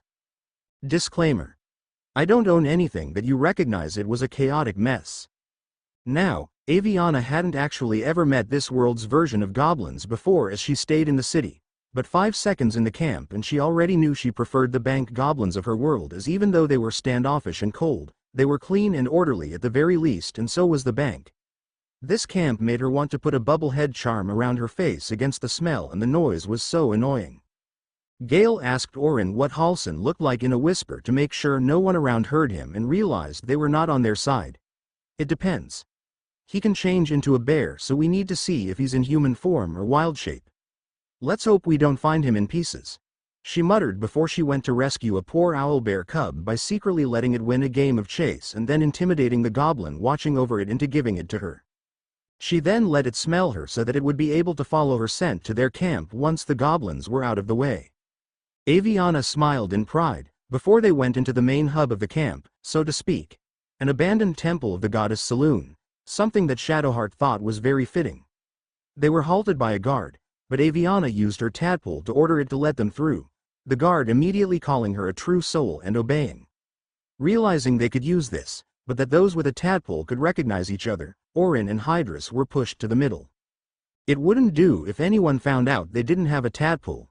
They carefully walked around the broken-down temple as goblins ignored them for now, trying not to look too suspicious as they searched every nook and cranny, but also completely on their guard nonetheless in case anything happened. They saved 2 men from their captivity by either lying straight to the goblins' faces or used their tadpoles to make them obey. It wasn't until they reached some kind of cells that they had any results that they actually wanted, as they heard a bear roar in pain and saw some goblin children throw rocks at one contained in one of the cells. "That's him. It has to be." Orin breathed and they quickly walked over. While Avyanna had the goblins distracted, Orin snuck closer to the cell and looked at the bear. "Halsin?" she mouthed, and the bear nodded. She then gestured to the goblins and drew a finger across her throat to indicate they were going to kill them, and he silently told her to back up. Letting out a roar once Orin had backed away enough, Halsin broke down the cell doors. Now he wasn't alone anymore and actually stood a chance against them. Taking care of them and of the 2 wargs inside the other cell, the elf quickly turned back into his usual self and laughed as Orin walked over. "It's so good to see you, my friend. I should have known you would arrive soon, and with a lot of companions too." He chuckled as he patted her on the back. Avyanna explained their situation, and while he said he couldn't heal them from their tadpoles, he would be more than happy to help them find an actual cure if they first helped him get out of there and completely eradicate the goblins by killing the 3 main leaders, the priestess Glut, the hobgoblin Dror Ragslin, and the drow Minthara. "Which one of those is like the leader? The one the others listen to?" Orin asked. He replied it was Minthara who had the highest authority. "Right. We'll try our best, my friend. Stay here where it's safe," Orin said, and he nodded as they left, and Shadowheart quietly asked if he knew the truth. "Oh yes, because telling the protective and powerful archdruid who can turn into a vicious bear that one of the people he let near those under his charge is a ballspawn is a great idea," Orin immediately snarked back. Shadowheart immediately conceded, feeling rather sheepish as she realized that was a good point, and Orin calmed down. The only ones who know are you guys, Aunt Morena, who is Gale's mother, his Tressum Terra, and whatever is left of my wretched family back in Baldur's Gate. Now, shush. Before anyone hears you. She whispered as they went to go and kill Minthara first, which wasn't very hard. The others distracted and killed the goblins and the scrying eye in the room so they wouldn't raise the alarm, while Avyanna shot a killing curse at the drow. She never stood a chance. Lizel asked what the plan was now, and Orin shifted into Minthara. Now, we'll find a room or at least some kind of space where we can kill the others without attracting too much attention, she stated, already able to imitate the drow's voice from what little they heard before they attacked, and the others smirked as they realized that was a brilliant plan. Avyanna put an invisibility spell on the others so they wouldn't be caught.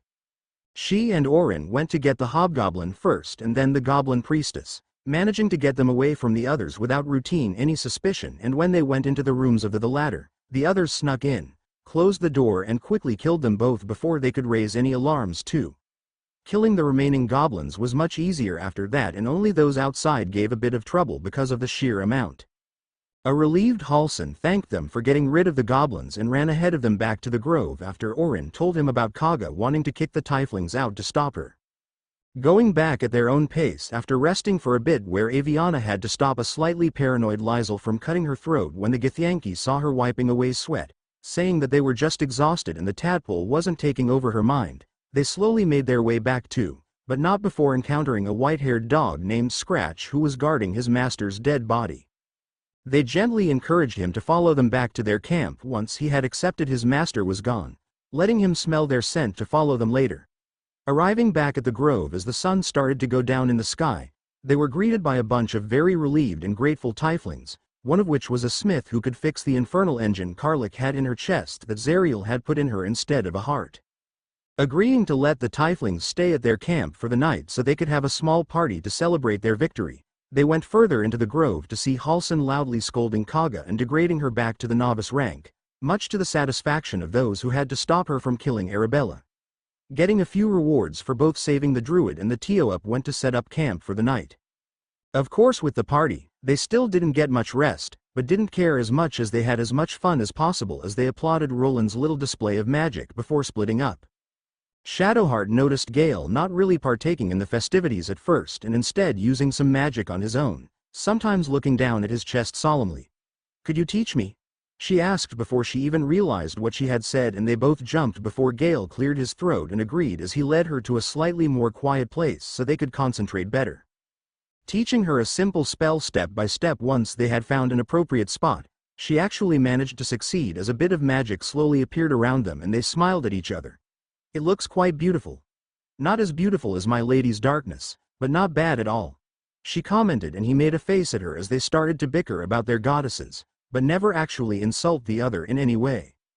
Orin slowly walked over to where Zevlor was standing and he smiled at her once he noticed her approach. "I've heard that you were one of the main forces in the defeat of the goblin leaders from your sister, who also told me to not pull any funny business."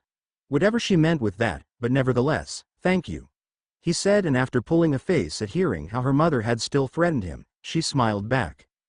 "I'm sure that you'll figure it out soon enough. You're smarter than you give yourself credit for, my friend. Care to share some wine with me?" she asked as she held up a bottle that Halsin had put in her hands with a smile that had seemed just a bit too knowing for her liking, and he happily agreed as they sat down on a stone bench and watched the party as they toasted their victory. After a few cups, Orin took a small chance. Perhaps it was the wine that eventually made her feel a bit more courageous about this than normal, but she took a deep breath and yawned. "Have to say, spending almost all day killing all those goblins sure tired me out quite a bit," she muttered as she rubbed her face, slowly leaned against his side, and he immediately stiffened up in surprise at this. Glancing up carefully after a few seconds, she saw he had something her mother once called a deer in headlights look, whatever those headlights exactly were, as her mother had never exactly told her. "Well, I'm sure that Roland would be excellent company if you're tired. Perhaps he can tell you a magic tale to help you drift off," he eventually said in a rather awkward tone, and she simply replied that he'd probably keep waking her with his magic show, not moving a single inch from where she was, still sitting with her side touching his. "Well, what about Cal and Leah? Don't you want to spend time with them?" he asked. Both of them immediately recognized the true question in his words. Why are you spending time with me when you could have someone better? Someone more your age? Oh, Cal and Leah are great friends. Don't get me wrong, but sometimes, the heart simply makes its choice regardless of what the head might think of appearance, reputation, age. Orin replied as she gave him a pointed look. It was dark and Zevlor's skin was already red of its own, but she liked to think he blushed like crazy as he coughed. Taking pity on him and hearing the bards playing a new song, she put her goblet down. Have a dance with me? I promise I'll leave you alone after that, she said as she stood up and held out her hand. He slowly agreed as he put his goblet down as well and took her hand, even as he said he hadn't danced in a long time. Well then, allow me to teach you once more. Aunt Marina and Mama always insisted we learned, she said as she led him to a slightly secluded spot so that not everyone had to watch them dance. Avyanna smiled at seeing them both go, before she heard a strange sound coming from the beach side of the camp. Turning herself invisible, she went to check it out and saw someone sneaking closer to the party. Sneaking up behind the tiny woman herself, she turned herself visible right as she snatched her up by her clothes. Can I help you, ma'am? Or are you just being a creep? She asked with narrowed eyes. No, not at all. I'll just leave. Bye. The strange woman said, before disappearing from the witch's grasp and leaving behind a smell of sulfur. Coughing at the smell, Avyanna went back to the party and soon found herself talking to Asterion, who was feeling way more bummed out than she expected. It turned out that he didn't like being called a hero after so many of those heroes had left him to rot. All I want is a little fun. Is that too much to ask? He asked, and the witch asked what exactly he meant with that. Oh, by the hells. Sex, my dear. A night of passion, he replied, and she frowned. You sure? You don't have to seduce anyone. You know that, right? She asked. He said that he did, but she didn't believe him. Still, after all they went through, perhaps a bit of fun was what they needed. If you're sure this is what you want, and I know I won't end up as a late-night snack. Hopefully, I won't say no to seeing you later, she said, and he agreed. A couple of hours later, as the festivities died down, she went to find Asterion. She found him in a clearing, his shirt gone, and her eyes fell on his strong chest, a warm feeling she hadn't felt in a long time pooling in her stomach. However, as they started to kiss and she looked into his eyes, she could see him disassociating and pulled back. She was not going to do this with an unwanting partner and suggested they instead talked. He scoffed at the idea, before slowly agreeing, and they went to sit down. They spent hours simply talking, before falling asleep underneath the stars. Chapter endnotes read and review. See you next time. New additions and new problems. Chapter notes. See the end of the chapter for notes. Disclaimer. I don't own anything, but you recognize a few things happened the next morning. One was that when Avyanna woke up the next morning, she saw Asterion standing a bit further from her as he soaked in the sunlight and smiled, as she probably enjoyed being able to walk in the sun way more than she could ever imagine. Her smile fell when she saw the red scars on his back, recognizing it as infernal script from her studies. Asterion, please don't tell me you got those scars when you ran away, she said.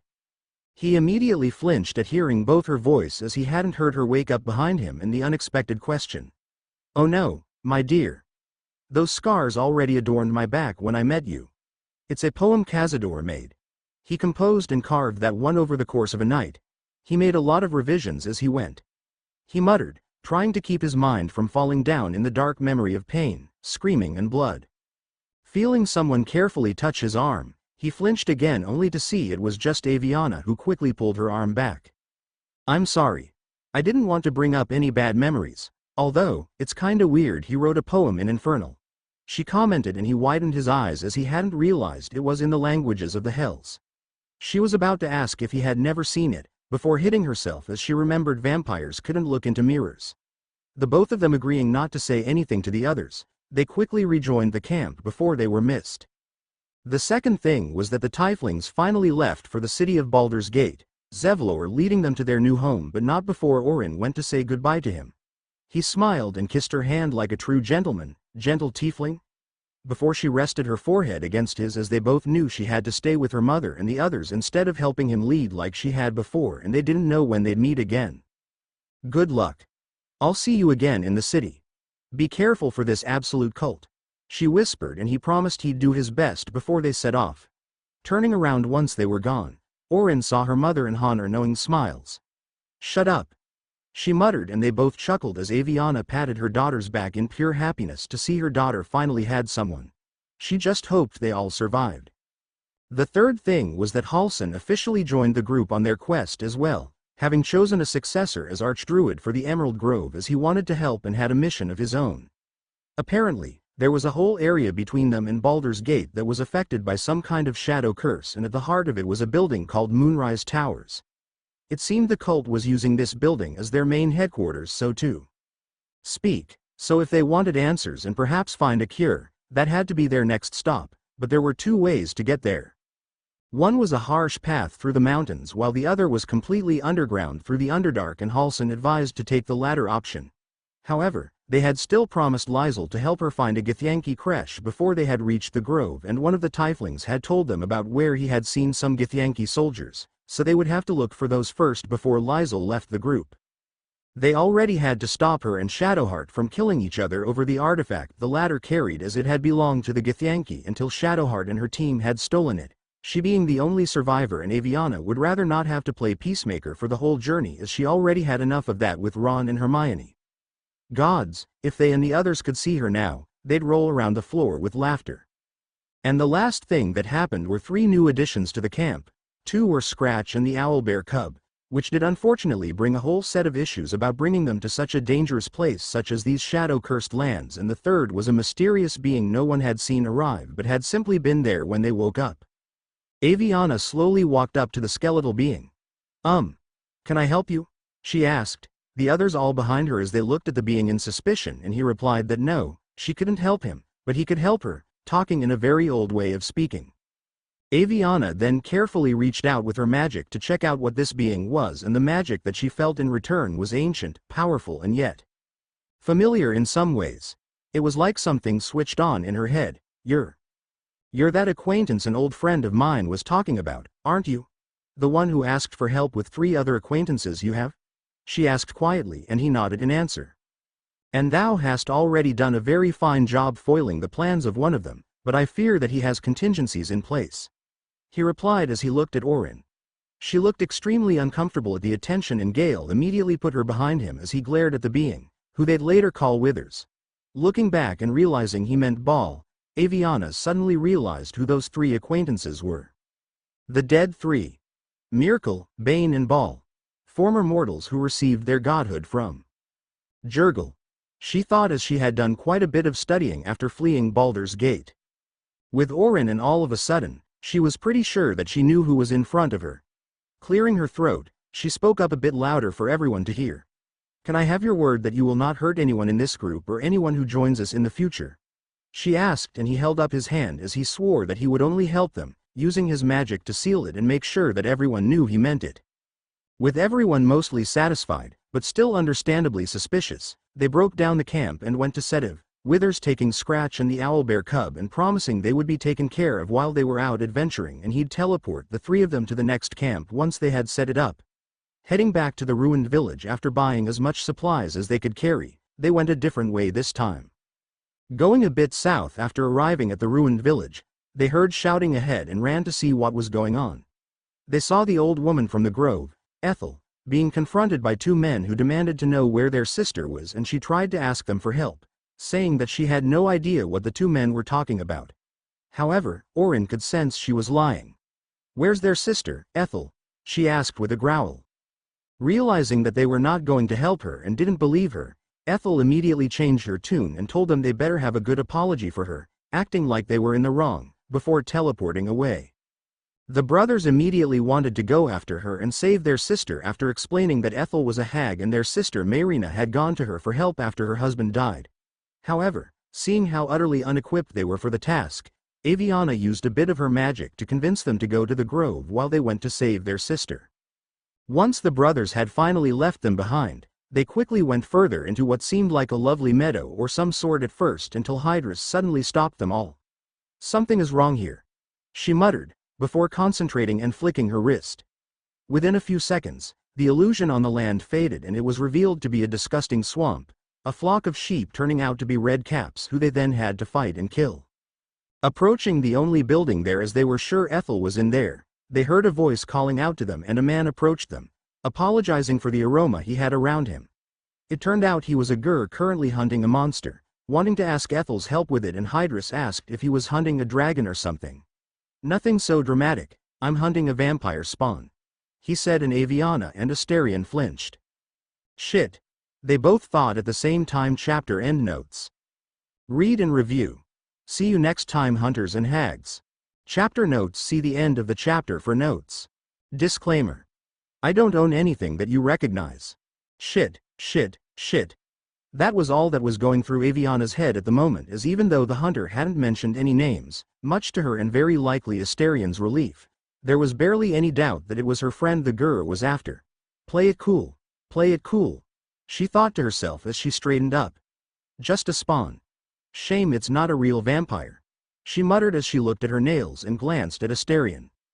He looked panicked for a second, before putting his mask back on as the hunter explained he needed to take his quarry to Baldur's Gate. I don't know. I'm sure a spawn can still rip out your throat if he felt like it. Asterion scoffed, the implication and threat very clear to them both. Avyanna then pretended to remember something while she was actually thinking of a way to get the Gur as far away from the group and especially Asterion. Didn't we come across a boar that had been sucked dry a few miles back? Orin piped up, and when Avyanna turned to face her, she got a look that was knowing and suspicious at the same time as she glanced at Asterion as well, before looking back at her, and she looked down as the hunter asked if she could point him the way. Looking at her mother for a moment longer, Orin smiled at the hunter. Of course. Just leave this swamp, head up the hill to the Blighted Village and then head toward the Emerald Grove. Should be near the exit of the village. Good luck on your hunting, she replied. He thanked her and walked off, Avyanna having to stop Asterion from stabbing him in the back as he walked away, not deeming it necessary to kill him now the situation had been resolved. Once he was gone, Orin walked over to them both and, despite her mother trying to stop her, lifted Asterion's upper lip to reveal the pointy fangs. I was already wondering why your eyes were red, she muttered, and the others stiffened up. I already thought something was off about you. Dees? Gale asked Avyanna, and she sheepishly confirmed it as she explained that she and Asterion had met each other years ago and that she had figured out he was a vampire back then. Well, if she hasn't already staked you even though you're near Orin daily, then I guess you're alright. But just as a warning, I taste absolutely awful, he said. With that in mind, as they had already seen how protective Avyanna was about her daughter a few days before and the fact that Gale was right about her not attacking him despite that, the others slowly relaxed as they knew they had bigger things to worry about at the moment. I was wondering how long it would take you to figure it out. Hydrus commented with a shrug, and they all stared at her at realizing she had known as well. It seemed rather obvious to me, but I decided it was absolutely none of my business, so I didn't say anything, she stated, and Asterion gave her a grateful look. They then went inside the hag's lair and found her talking to a pregnant woman they realized was Marina, telling the latter to keep eating even when she said that she was full. Marina? Your brothers are looking for you, Avyanna said, and she perked up at hearing this before Ethel teleported her away, and the group immediately glared at her as Halsin commented he couldn't believe he let her walk freely among his people. Well, perhaps if you had actually been a good archdruid, you wouldn't have been so stupid now, would you, Petal? Ethel sneered mockingly, and Orin growled as she put a hand on Halsin's arm in support, as he had been an amazing friend to her, even if he didn't know she was a ballspawn yet. They demanded that the hag let Marina go, but she refused as she turned back into her true self, and Avyanna made a face of disgust. Roses are red, violets are blue. I thought I'd seen ugly, but then I met you, she muttered, and the others snorted, and Ethel growled as she gave them one final chance to walk away while they still could, before teleporting away through a hidden passage. Naturally, the group followed without even thinking about it, Orin secretly handing Gale a magical item when she noticed him falling back, his orb starting to flicker. Thank you, Orin. I wouldn't know what to do if I didn't have you, he muttered once he had consumed it, while the others were distracted by a pissed-off Ethel. Do stupid stuff that leaves you with a magical bomb in your chest for one, she quietly snarked, and he chuckled as he agreed that he deserved that one. Ethel teleported away behind a wooden door. Looking around, they saw several of the hag's victims, including a dwarf who was turned to stone and a body of a dead woman with her eyes cut out behind. She never wanted to look at her family again, as Ethel's note described. They also saw an elf driven mad by things only he could see and refused to listen to reason and thought they were mindflayers. It's hopeless. The enchantment will only end with the hag's death. Hydrus muttered as they then went to face the door. Deeper inside her lair, Ethel cackled as the only way to get through was to don enchanted masks that would put them under her control, and she couldn't wait to play with them. She had sensed some of their power while confronting them and wanted to have that power for herself. Just put on those masks, Petals, and you'll be, she began to say to herself, only to feel a flash of pain in her as Hydrus broke the enchantment that was on it. Turning the door back into the man at once was without putting on the mask.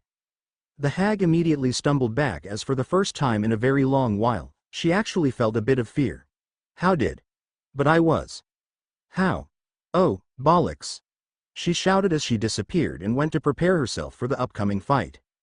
Having to battle some people who actually were completely under Ethel's thrall, nothing a petrifying spell from Avyanna, Orin and Gale, and simply a harsh knockout blow to the head from the others couldn't fix. They quickly went deeper into the lair and soon found Marina suspended in a cage.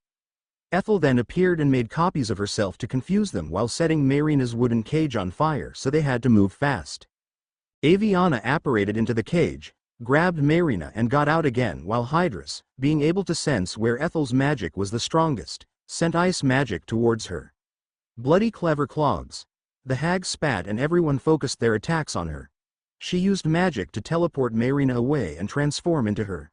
Both versions pleading with the group that they were the real one and to attack the other, much to the confusion of most. However, Hydrus wasn't fooled for even a moment, and jumping much higher than normal people could, she quickly landed behind one of the two and stabbed her in the bag, it indeed being Ethel, as she screeched while Shadowheart cast the spell Sanctuary on the real Marina so she wouldn't be harmed again. When they had eventually backed her into a corner, she started to plead for her life, promising to give them power if they just let her go. Everyone shared a look with each other, looking back and forth to see if they were all on the same page, before saying one thing. No. Attacking her again after that, and even harder now, they soon had her beaten completely, and Avyanna and Hydrus delivered the killing blow together. They shared relieved looks, before checking to see if Marina was alright, but she wasn't happy with them as she said they had ruined everything. Apparently, Ethel had promised to bring her dead husband back in exchange for her unborn child, as the hag had promised to raise it herself. Raise it to be another hag, I bet. It's what they do. Hydrus huffed and Marina refused to believe it as she then stormed off and they watched her go. I don't suppose we could try to help her in some ways? Orin muttered, and they all shared looks. Raiding the rest of Ethel's lair, they found a wand that might help, and while one half of the group brought it to Marina, the others checked on the other victims the hag had left behind. Of those who had been wearing the masks, only one of them could be saved, as the others were too deep into the enchantment to be free of it, no matter what they tried, but they did save the elf who saw visions of his own death and the dwarf who had been turned to stone, the latter realizing Ethel had cursed him to make him think he had a fatal disease so that he would go to her for help, and quickly going home to his family after thanking the group for saving him. Joining the others again, they saw that the wand had brought Marina's husband back, but as a zombie, much to Astarion's amusement.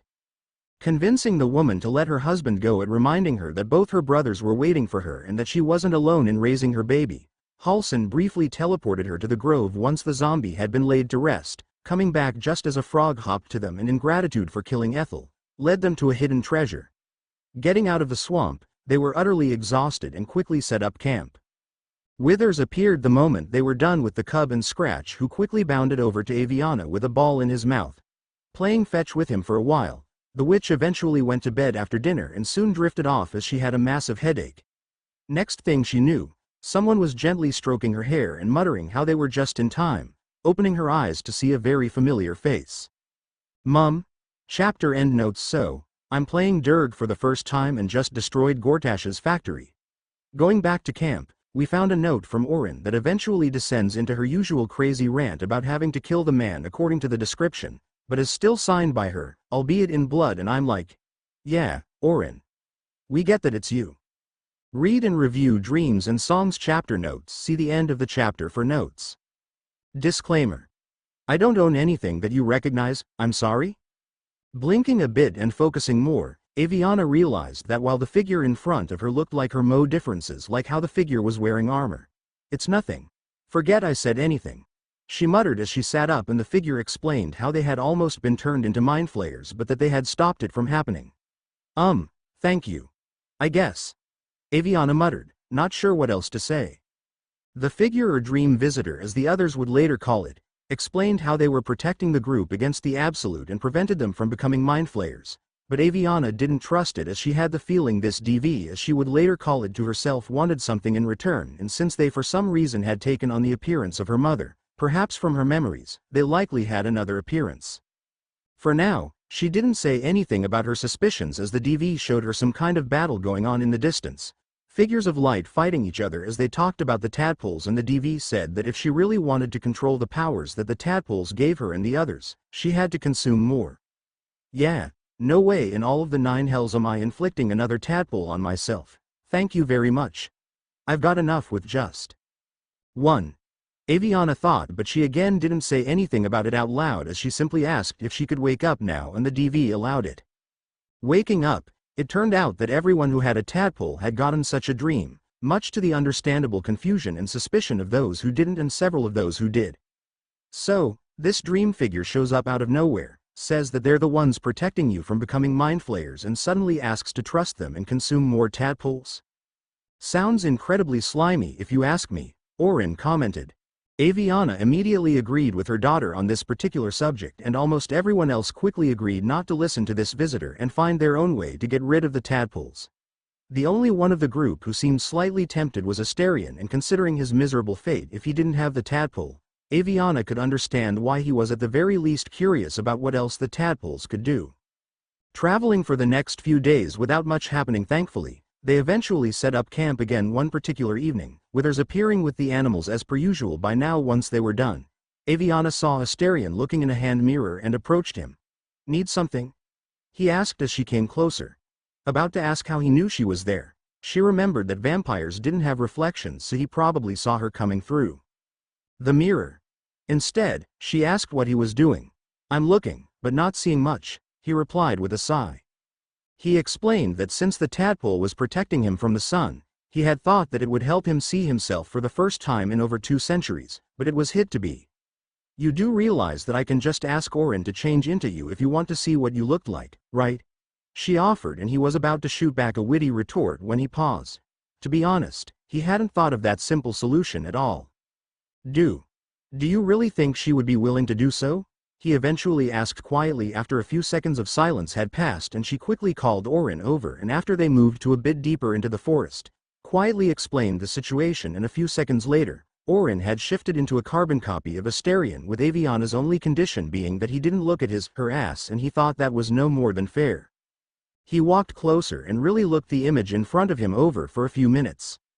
Even if he knew what he was seeing was simply a shape shifter, and a female one at that, he really enjoyed this chance to finally see what he looked like for the first time in centuries.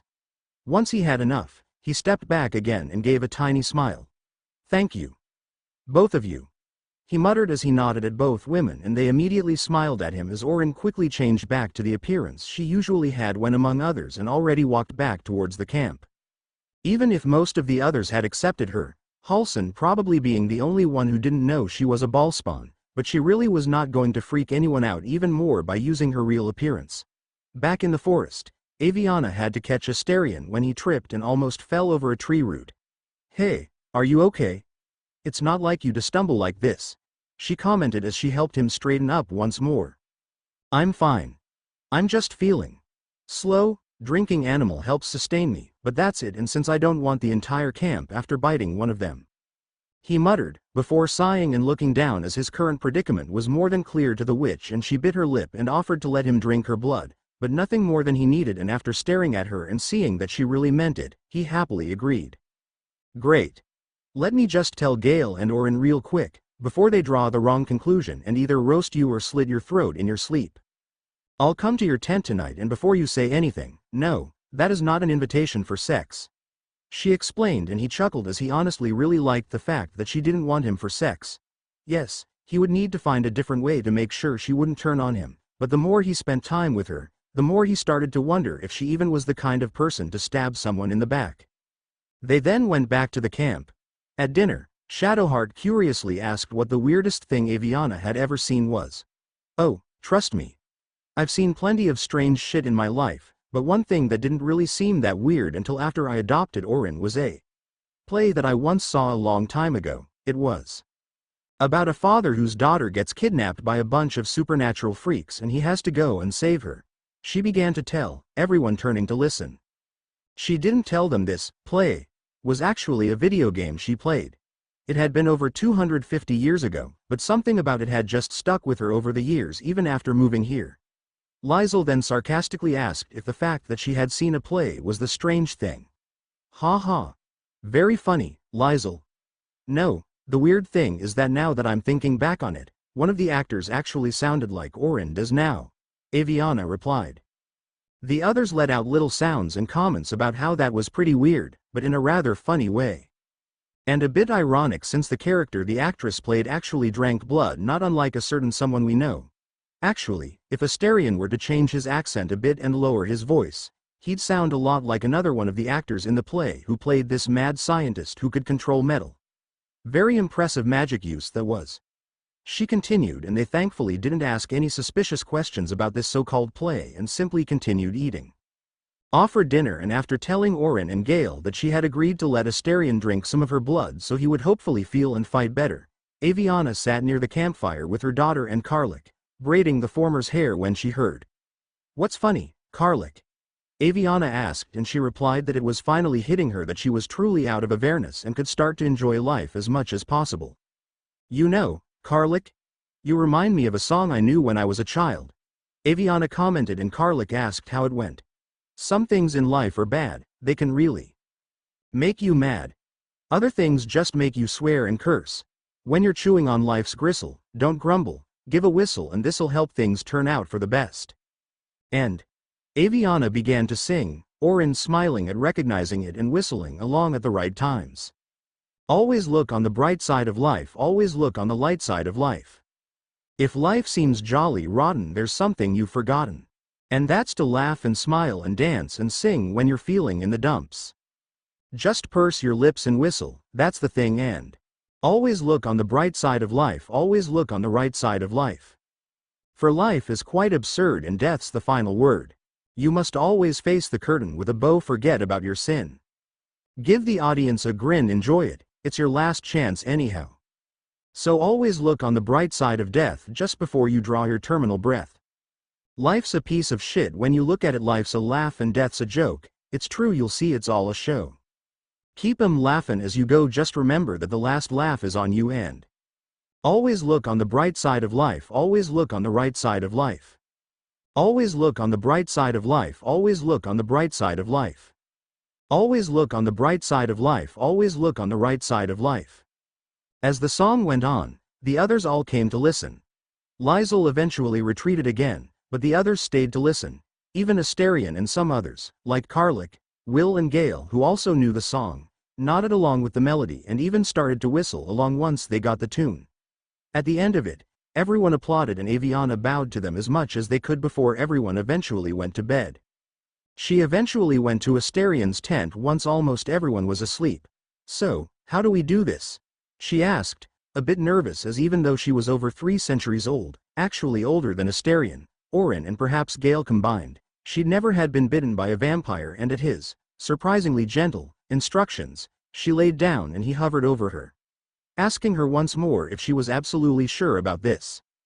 Getting a small nod after a few seconds, he then bit her neck as gently as he could, and she winced at the short, but sharp stab of pain like someone had stabbed her neck with an icicle, before it went numb as she felt a strange pull of her blood. After a minute or so, she had enough. "Asterion, can you please leave some blood for me?" she asked as she started to gently push him away, and he quickly agreed as he stopped drinking her blood and took deep breaths to calm himself down, calling the experience amazing, as he felt better than he ever had in the past few centuries. Rubbing her neck and wincing at the pain as she healed the puncture marks, Avyanna looked up to see Asterion smiling at her. "This is a gift, you know. I won't forget it. Thank you," he said, before he left to go hunt, already looking way more confident than he had in the time she had known him. He was gone for less than half a minute before Orin popped her head in and asked if she was all right, clearly having waited outside. "I'm fine. Just a bit woozy," She muttered as she got up and with her daughter's help, went to her own tent where Gale was waiting with healing potions. Drinking them and assuring them both that she was fine, they all went to bed and Avyanna looked up at the roof of her tent, making it see-through so she could look at the stars and listen to her heart pounding rather hard. Well, it's not every day you get your blood sucked, she thought. But deep down, she knew it wasn't adrenaline that was making her heart go wild. Chapter end notes. So I used to watch Markiplier and his interest in Resident Evil Village and especially a certain tall vampire lady when it first came out, so the moment Orin began to talk in BG3, I immediately was like, hey, I know that voice. Finding out Asterian's actor was also Heisenberg was more surprising though. Read and review. See you next time finding the creche. Chapter notes. See the end of the chapter for notes. Disclaimer. I don't own anything that you recognize. The next morning, something happened that baffled most of the group. Orin and Gale, usually the best of friends and always nice and friendly to each other and everyone else, were constantly throwing insults back and forth at each other and said insults were getting wilder and wilder. Shouldn't you go and put a stop to it? Karlik asked Avyanna after a while had passed as she had seen that she was the only person that Orin and Gale listened to and the witch shrugged in answer, not bothered at all. Not really. They're not insulting each other, they're simply playing a game to test their creativity, resolve and determination. Whoever lets out a laugh first loses and has to do something for the winner. She explained and everyone made sounds of understanding as they then simply enjoyed the insults and the sounds of their laughter at some of the more creative ones clearly made it harder for the two to stay concentrated. Sensing something ahead as she had become some kind of scout together with Asterian, Hydrus silently told the group to stop and Avyanna immediately told both Gale and Avyanna to shush. They quickly shut up as they walked further and found some undead skeletons and a few ghouls that they had to fight. It was extremely annoying as two of them could resurrect those they had killed, so until they killed those, they had to fight the same enemies over and over again until they were finally done and heard applause as a woman approached them and they were immediately on their guard. After having come across a few Githyanki soldiers who were also looking for the artifact Shadowheart had with her and having just managed to get past with their lives still intact, they were very suspicious of anyone who just came up to them, especially as out in the wilds as they were. Can we help you? Avyanna asked with a raised eyebrow as she took a few steps forwards and Orin instinctively walked to her mother. It turned out that the woman was actually a member of something called the Society of Brilliance and had been chased out of the nearby Githyanki creche after trying to get one of their eggs for research purposes. Now, Avyanna didn't always agree with Lizel on the views of her people, but she could completely understand and agree with them on trying to kill this delusional Karen for trying to steal one of their young. Hell, she was pretty sure she heard Halsin growling at the woman and considering he and Lizel were practically polar opposite, that was saying a lot. The woman, Esther, then asked if they could steal the egg for her and to the shock of many, Avyanna agreed on the condition they were paid that moment. Esther gave them the money and left, Lizel immediately turning on Avyanna and demanded to know if she was really planning on doing this. Lizel. I'm a mother who faced a powerful ballspawn to keep Orin safe. Do you seriously think I'd steal a child from another race? The witch asked. This gave the Githyanki pause as she realized Avyanna had a point there. Then why did you agree? She asked, and when Avyanna replied that they simply needed the money, she and several of the others snorted and laughed at realizing the witch had played the woman like a fiddle. Seems like I misjudged you. You're a fine warrior and ally. Lizel stated, and Avyanna nodded in return as she knew that was a huge compliment. Come on, let's find this bloody creche before she comes back and overhears us. She muttered and they quickly left, Halsin asking if Avyanna really did face a ballspawn.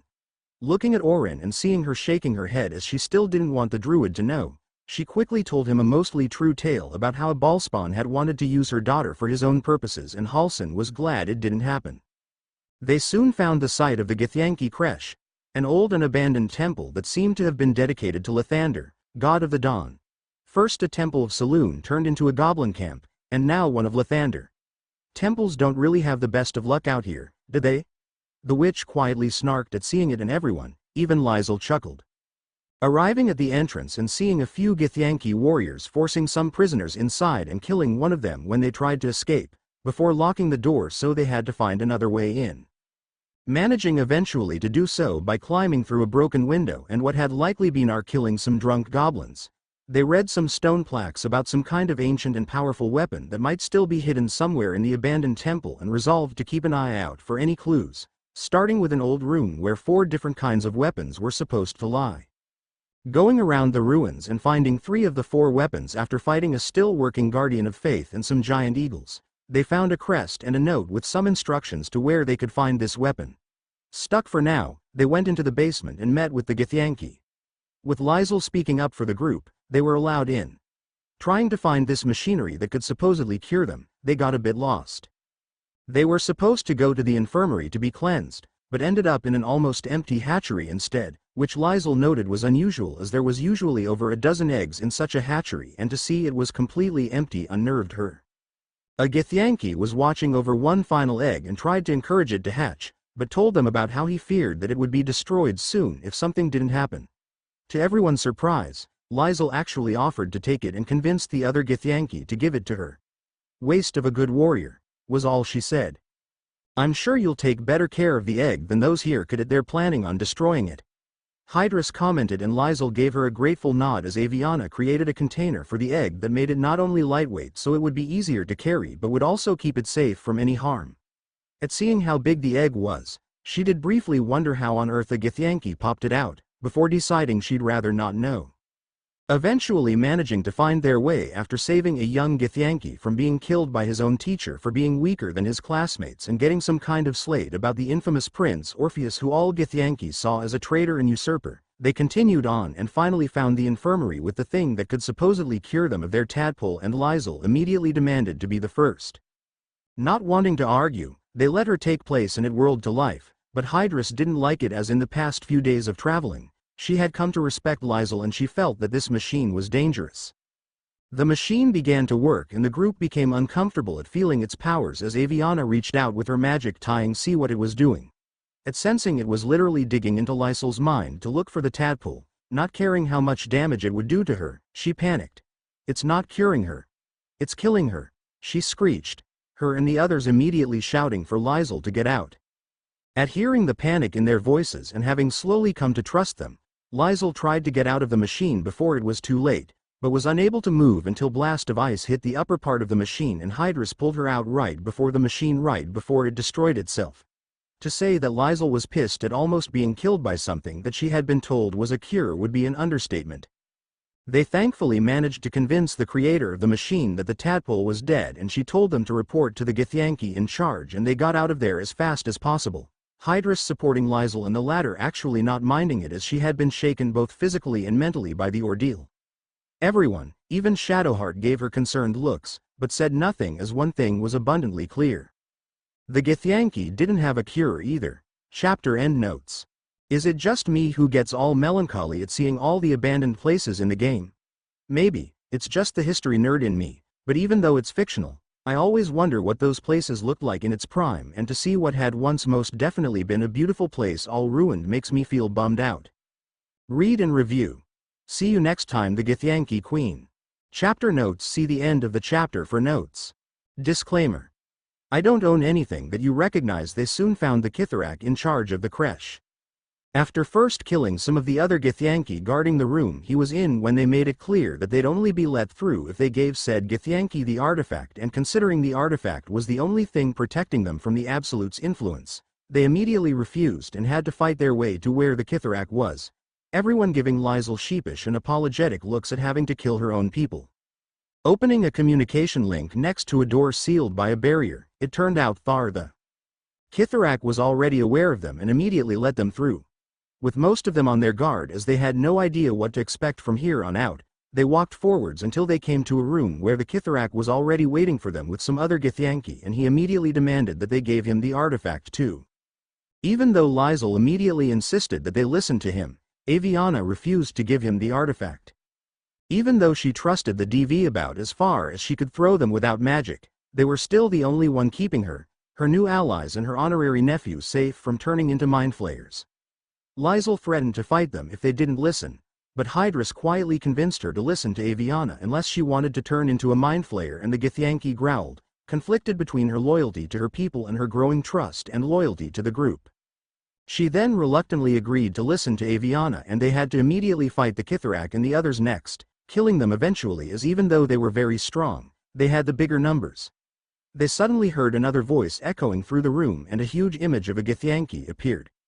One word from Lysol's mouth told everyone that this was Queen Vlokith, monarch of all the Githyanki. This time, they actually obeyed when she ordered them to kneel before her after sharing a look or two, much to Lysol's approval. "You have trained them well, Lysol," Vlokith commented, and Avyanna immediately had to fight against throwing her an insulted look as she kept looking at the ground. They were not Lysol's pets to be trained to obey her. They were her allies, and she hoped Lysol knew that too. "Interesting group that you have with you, my child. Very interesting indeed." Vlokith continued thoughtfully as the image then leaned down to over where Orin and Hydrus were kneeling on the floor behind the witch and Gith. Avyanna immediately turned around, but Lysol quickly gave her a warning look. The queen then gave them the order to get inside the artifact, which was apparently called an astral prism, and kill the being within, promising to ascend Lysol if she did do this, which was apparently a big deal and great honor for Githyanki. Avyanna agreed with her, if only to spare her, the group, and especially Gale and Orin, the queen's wrath, and to get some answers from the DV. Satisfied that they would listen to her, Vlokith opened a portal and disappeared. Going inside despite hearing the DV telling her not to. Entering the strangest place Avyanna had ever seen in her entire life, one that Lysol recognized as the astral, they carefully walked on. Coming across a small entrance in a rock, the DV told Avyanna and only her to come in and for everyone else to stay out, and she slowly walked further into tough entrance.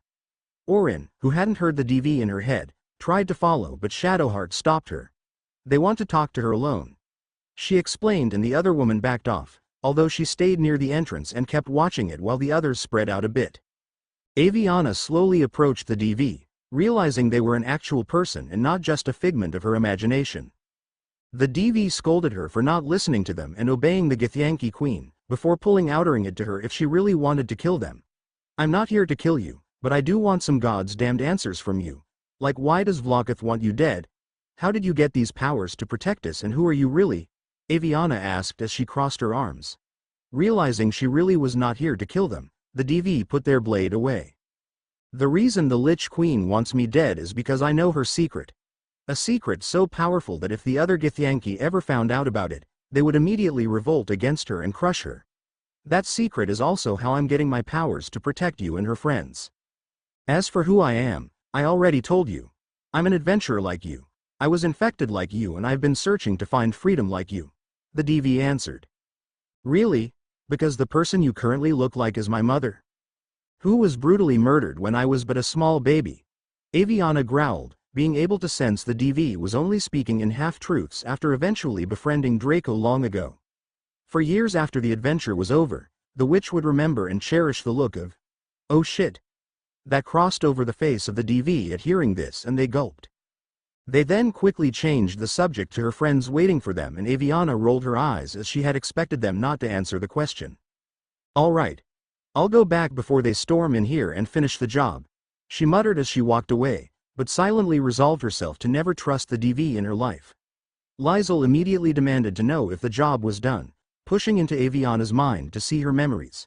Hoping this would steer her away from the clearly selfish and evil Vlokith, Avyanna let her in and showed her the memories of the conversation. Lysol understandably refused to believe what the DV said was true and demanded that they got out of there. They did as Orin put a hand on her mother's shoulder and quietly asked if she was all right. "I'm fine, sweetie. I just don't like being kept from secrets," she muttered as they arrived back in the room where they had entered the portal. Unfortunately, the door had been closed and locked, so they had to lockpick it first. While Astarion was doing that, the others were looking around the room for items, even taking some weapons from the dead Githyanki, and Halsin noticed a trace of magic coming from behind a seemingly normal wall. Turning two statues of Lathander around a bit after greasing them up, the wall opened and half of the group went in to see what it was hiding while the other half stayed back and kept an eye out. Disabling some traps that were still working, even though it was pretty clear that no one had been here in a long time, probably ever since the Githyanki took over, they eventually found what all the fuss was about. A mace practically radiating with sunlight. "I've read about this mace. It's the blood of Lathander. A very powerful weapon." Gale piped up, and Avyanna nodded at him in gratitude as she inspected the thing holding the mace in its place. Seeing a little part where you could insert something, she carefully put the crest they had found in it, and the mace was free to be taken. Returning to where the others were, they found that Asterion had managed to get the door open and went further. Unfortunately, they were now seen as enemies and the remaining Githyanki attacked them, forcing Lizel to fight against her people once more. By the time they were done, everyone was exhausted. "Shall we go to the Underdark now?" Avyanna panted, and everyone agreed that it sounded like a very good idea. Getting out of the temple and seeing the sun was going down, they set up camp. Avyanna looked at the abandoned building and wondered if, now that the Githyanki were gone, she could send word to other temples of Lathander and have it restored to its former glory. Camp was soon set up and everyone gave Lizel sympathetic looks as if it was clear that she was going through a crisis of faith now that her people had turned against her. Hydrus kept her company and made sure that she knew she wasn't alone. Seeing Orin looking out over the nearby valley with a melancholy look on her face, Avyanna put her bag down for the day, walked closer and sat down next to her, giving her a little nudge to see if she was okay, and her daughter gave her a tiny smile, before looking back over the valley. "Do you think they're all right?" she asked, and they both knew she meant the Tieflings and especially Zevlor. Avyanna replied that they were survivors and that she had the feeling that they would eventually see them again. Orin hummed, before leaving to have a bit of a lie down before dinner, and Halsin walked closer, quietly asking Avyanna if she was okay. "Just worried about the Tieflings." She really built up a bond with them and especially Zevlor. The witch explained and he nodded in understanding as he then walked away while Avyanna kept looking out over the valley, eventually getting joined by Asterion instead as he sat down next to her. She gave him a tiny smile as even though she had made it clear that she didn't want to have sex with him as long as he didn't, they had still grown closer. They just sat there for a while until Gale said dinner was ready. Once they had all eaten, Hydrus having to half drag Lizel over, they went to bed early, but Avyanna just couldn't fall asleep. Sensing someone was approaching, she quickly got up and saw the Githyanki from the bridge. Kitharak Voss chapter end notes. Poor Lizel. Read and review. See you next time. Voss and Spa chapter notes. See the end of the chapter for notes. Disclaimer. I don't own anything that you recognize. Avyanna sent out a blast of magic that woke everyone up. Seeing Voss and his allies, they were immediately on their guard, and Lizel asked if Voss was here to finish the job, but to their surprise, he said that he was there to aid them instead of killing them, as he offered them his sword and kneeled, asking them to hear him out or kill him immediately if they didn't believe him, and they decided on the former. He explained that he wasn't loyal to Vlokith at all, but to someone else. He unfortunately refused to tell them who this person was, but with the slate about Prince Orpheus they had found and how it described how he was the only son of Gith, the Githyanki who freed her people from enslavement, Avyanna could guess who it was, as even though Lizel said that the prince was considered dead, she had experience with people being presumed dead but secretly being alive and simply far away. Voss said he'd be waiting for them and their answer to his call for aid in Baldur's Gate in a place called Sheris Caress, before flying away on his dragon with his allies. "He couldn't give us a ride?" Orin asked as they watched him fly away, and many snorted as Avyanna reminded her daughter they needed to the shadow-cursed lands first to try and find a cure. "Oh, right." The youngest woman of the group muttered at that. Deciding that discussion could wait until the morning, they went to bed again, and this time, Avyanna thankfully managed to fall asleep properly this time. Using the nearest portal, they traveled back to the goblin camp the next morning after Lizel said she needed time to really process all she had learned, exploring a bit deeper into the cave after killing some stragglers that had somehow missed them, slaughtering the whole entire camp. They found some kind of moon puzzle in the floor. Figuring it out, a door opened and they slowly walked further, entering the Underdark. Seeing an old Selenite fortress that was just as abandoned as the temple they had left behind above them, Avyanna honestly dreaded to think what had happened to them to abandon both places completely and never come back.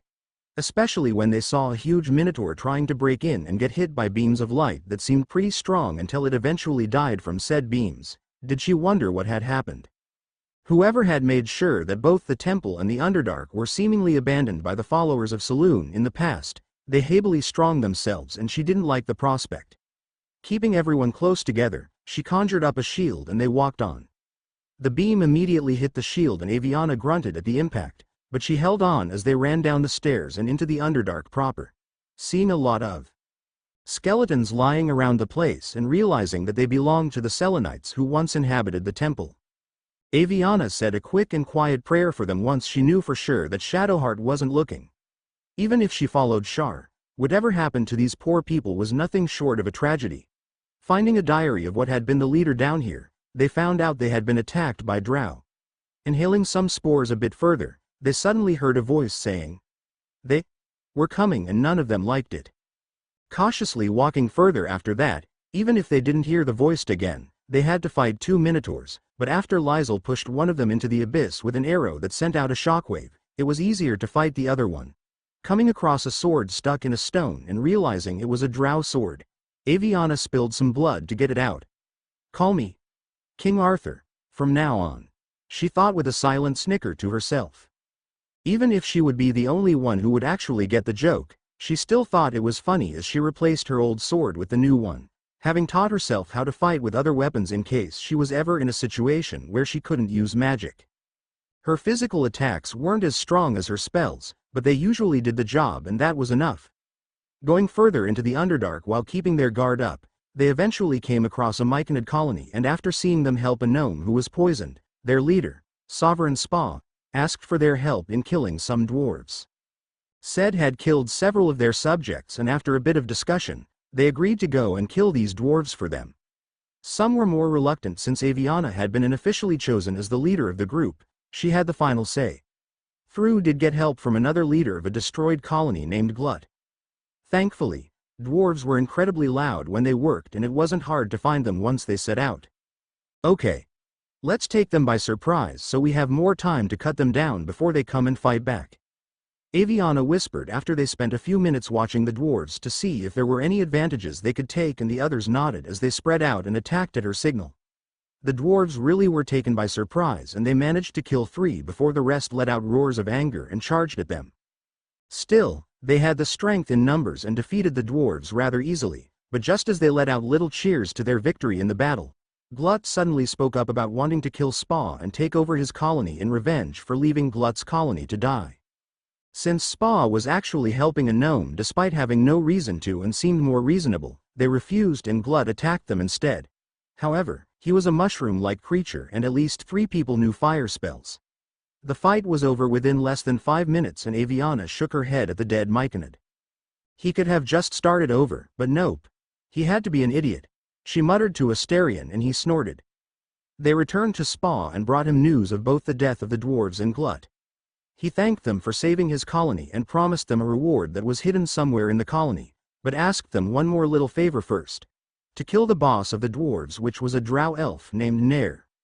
At seeing some of her friends tiredly rubbing their eyes for a bit and using a spell to see it was 9 in the evening, Avyanna asked if they could camp for the night first, as she knew that it would be hard to keep track of time without the sun, hoping they'd be out of here before they completely lost their sense of time, and Spa agreed as another Myconid led them to a safe place a bit away from the colony where they could rest. After dinner, Shadowheart having started to help Gale as their group grew in members and the two of them growing closer as well, Avyanna noticed Asterion trying to trace the scars on his back and quietly asked if she could help after walking over. He at first snapped at her as her sudden arrival had surprised him. "I'm sorry, I'll leave," she said as she started to do just that, but he told her to wait and apologized as she had just startled him. Deciding to help, she drew the scars in the air with her wand so he could see it too once he had turned his back so she could draw it over. Turning back around, he had no idea what it said, but Karlik, who walked past them at the moment, did and widened her eyes. "Whoa, that looks like a part of an infernal contract. Where did you get that?" she asked at seeing the conjured-up picture of the scars still in the air. Avyanna and Asterion shared a look, before the latter showed Karlik his back. "What the foo?" she hissed in utter shock and horror before covering her mouth. "Who did this to you? I'd like to have a chat with them," she then growled as her flames started to grow rapidly in her anger.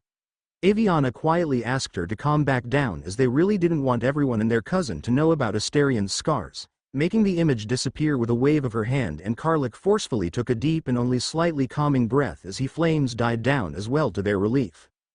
Asterion quietly said his master had carved those scars on his back long ago, thanking Avyanna when she brought him his shirt. "Well, then. Let's go kill that son of a bitch the minute we enter Baldur's Gate," Karlik stated, and they both agreed, although the witch did remind them they first needed to survive Moonrise Towers and its surroundings. They agreed and Karlik walked away and Avyanna checked on Asterion. "I'm fine, my dear. But thank you for helping me anyway," he said, giving her a small but genuine smile, and she smiled back before leaving as well. A bit further, Orin found Halsin inspecting some of the surrounding flora, and he immediately smiled at her when he heard her approach as she kneeled down next to her. It's quite remarkable, isn't it? Nature can survive in even the most harsh of conditions and adapt to their surroundings, he said, and she agreed as she carefully touched once mushroom and glittering spores were released, surrounding them both. She giggled at this, and he smiled at her as he admired the sight of Orin being surrounded by the spores, as his heart stirred a bit for the first time in a while, before shaking his head as he reminded himself that he had a mission that had to come first, and she already had given her heart to Zevlor. Standing up and helping her back on her feet as well, he wished her good night as he went back to his tent, and she did the same. It didn't take long before the camp was silent. Chapter end notes. I'm very happy to announce that I asked my favorite D&D YouTuber, One Shot Questers, for his permission to use some of his CN tent in a future chapter, and actually got it. Perhaps you'll be able to figure out what said content is. Read and review. See you next time, dwarves, explosions and elves. Chapter notes. See the end of the chapter for notes. Disclaimer. I don't own anything that you recognize. The next morning, they set off to find this Nair. Orin quickly snorted at seeing the bard Volo stay as far away from Hydrus as possible, having saved him from the goblin camp before they killed everyone there.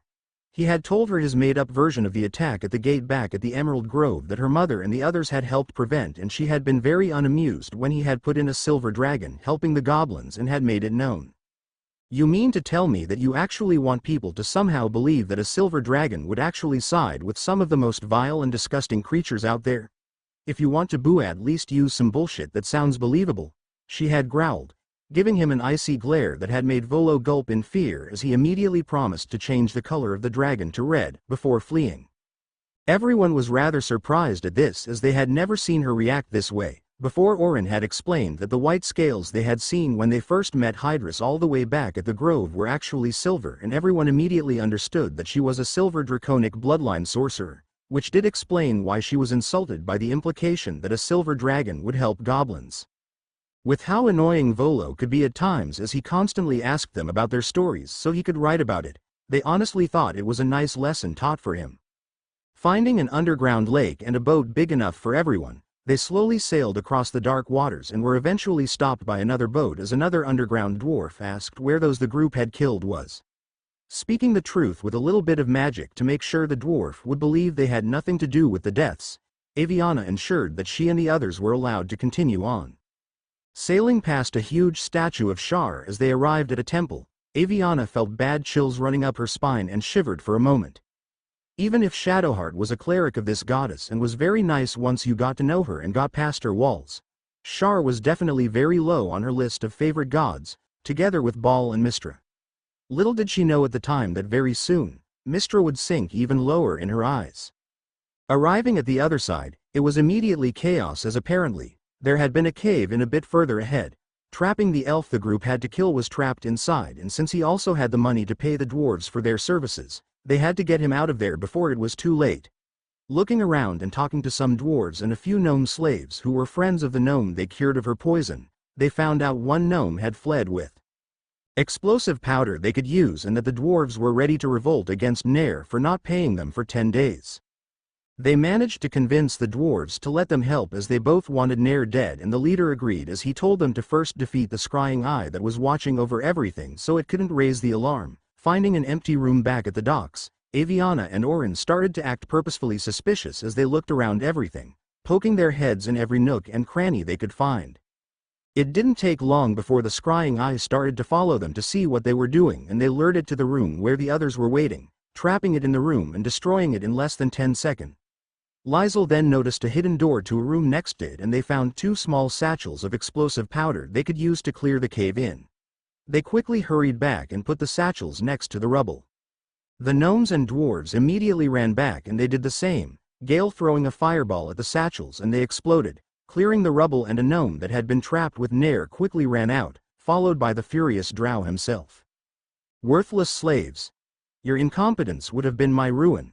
Nair does not forgive, he hissed as he used his magic to try and throw a poor, innocent gnome in the magma surrounding them, and only Orin quickly casting a telekinesis spell and using that to lift the gnome back on dry land saved her from a very painful death.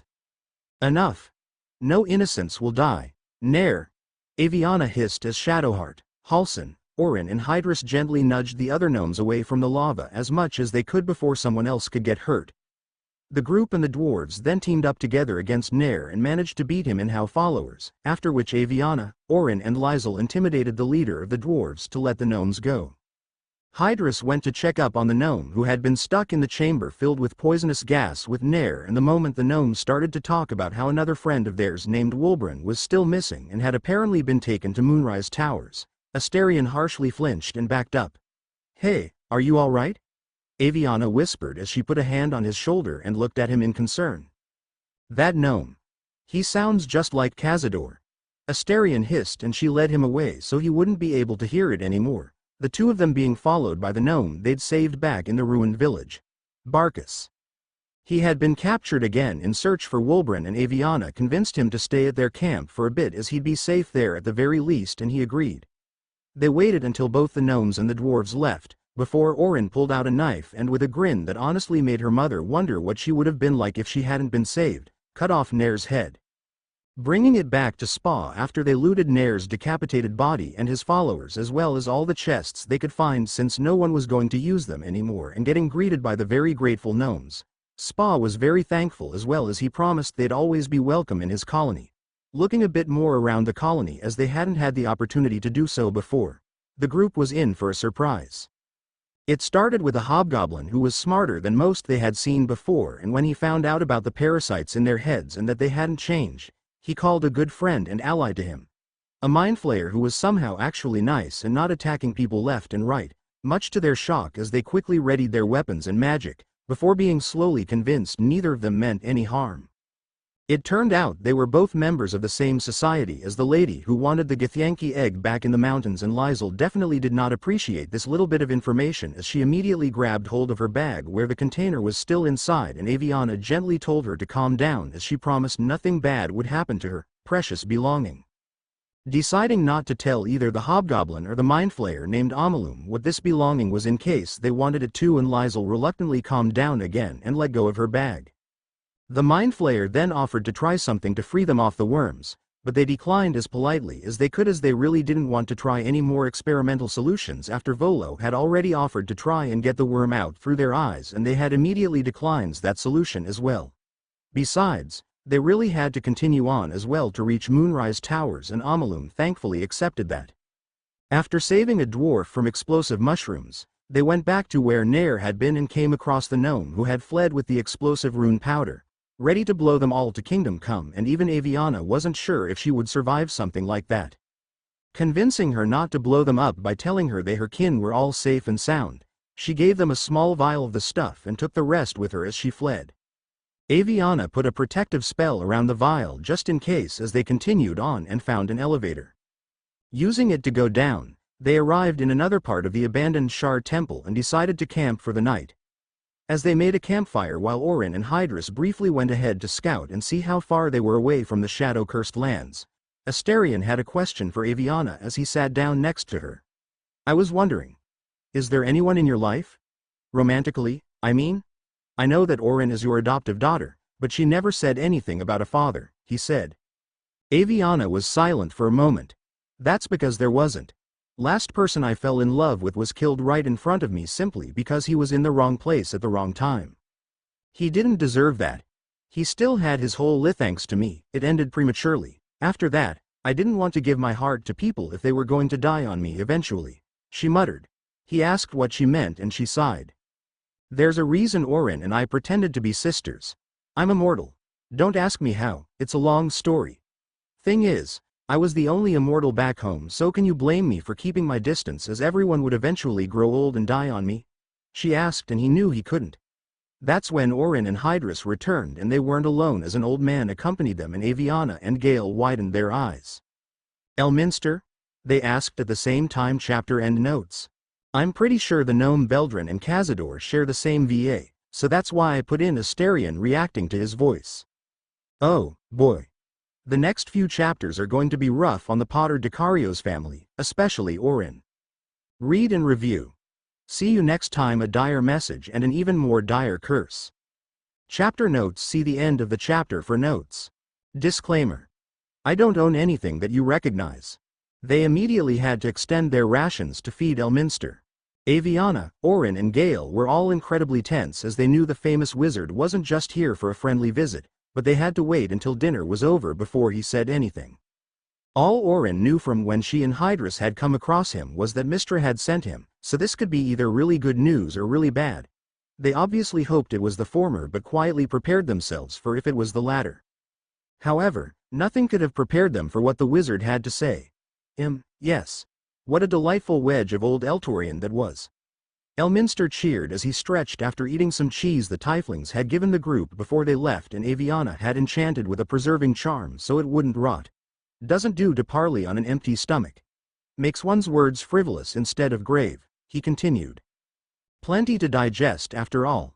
A good deal to stew over, if you will. Words ladled with import should be savored as to better absorb their meaning, wouldn't you agree?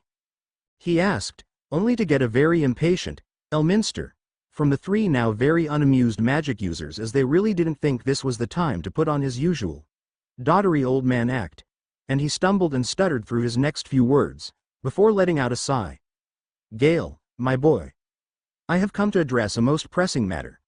I'll speak as plainly as I can, forswearing the usual frills that decorate my speech, he said. Orin immediately grabbed Gale's hand as dread slowly grew inside her and Avyanna put a hand on his shoulder as she had the same feeling of dread.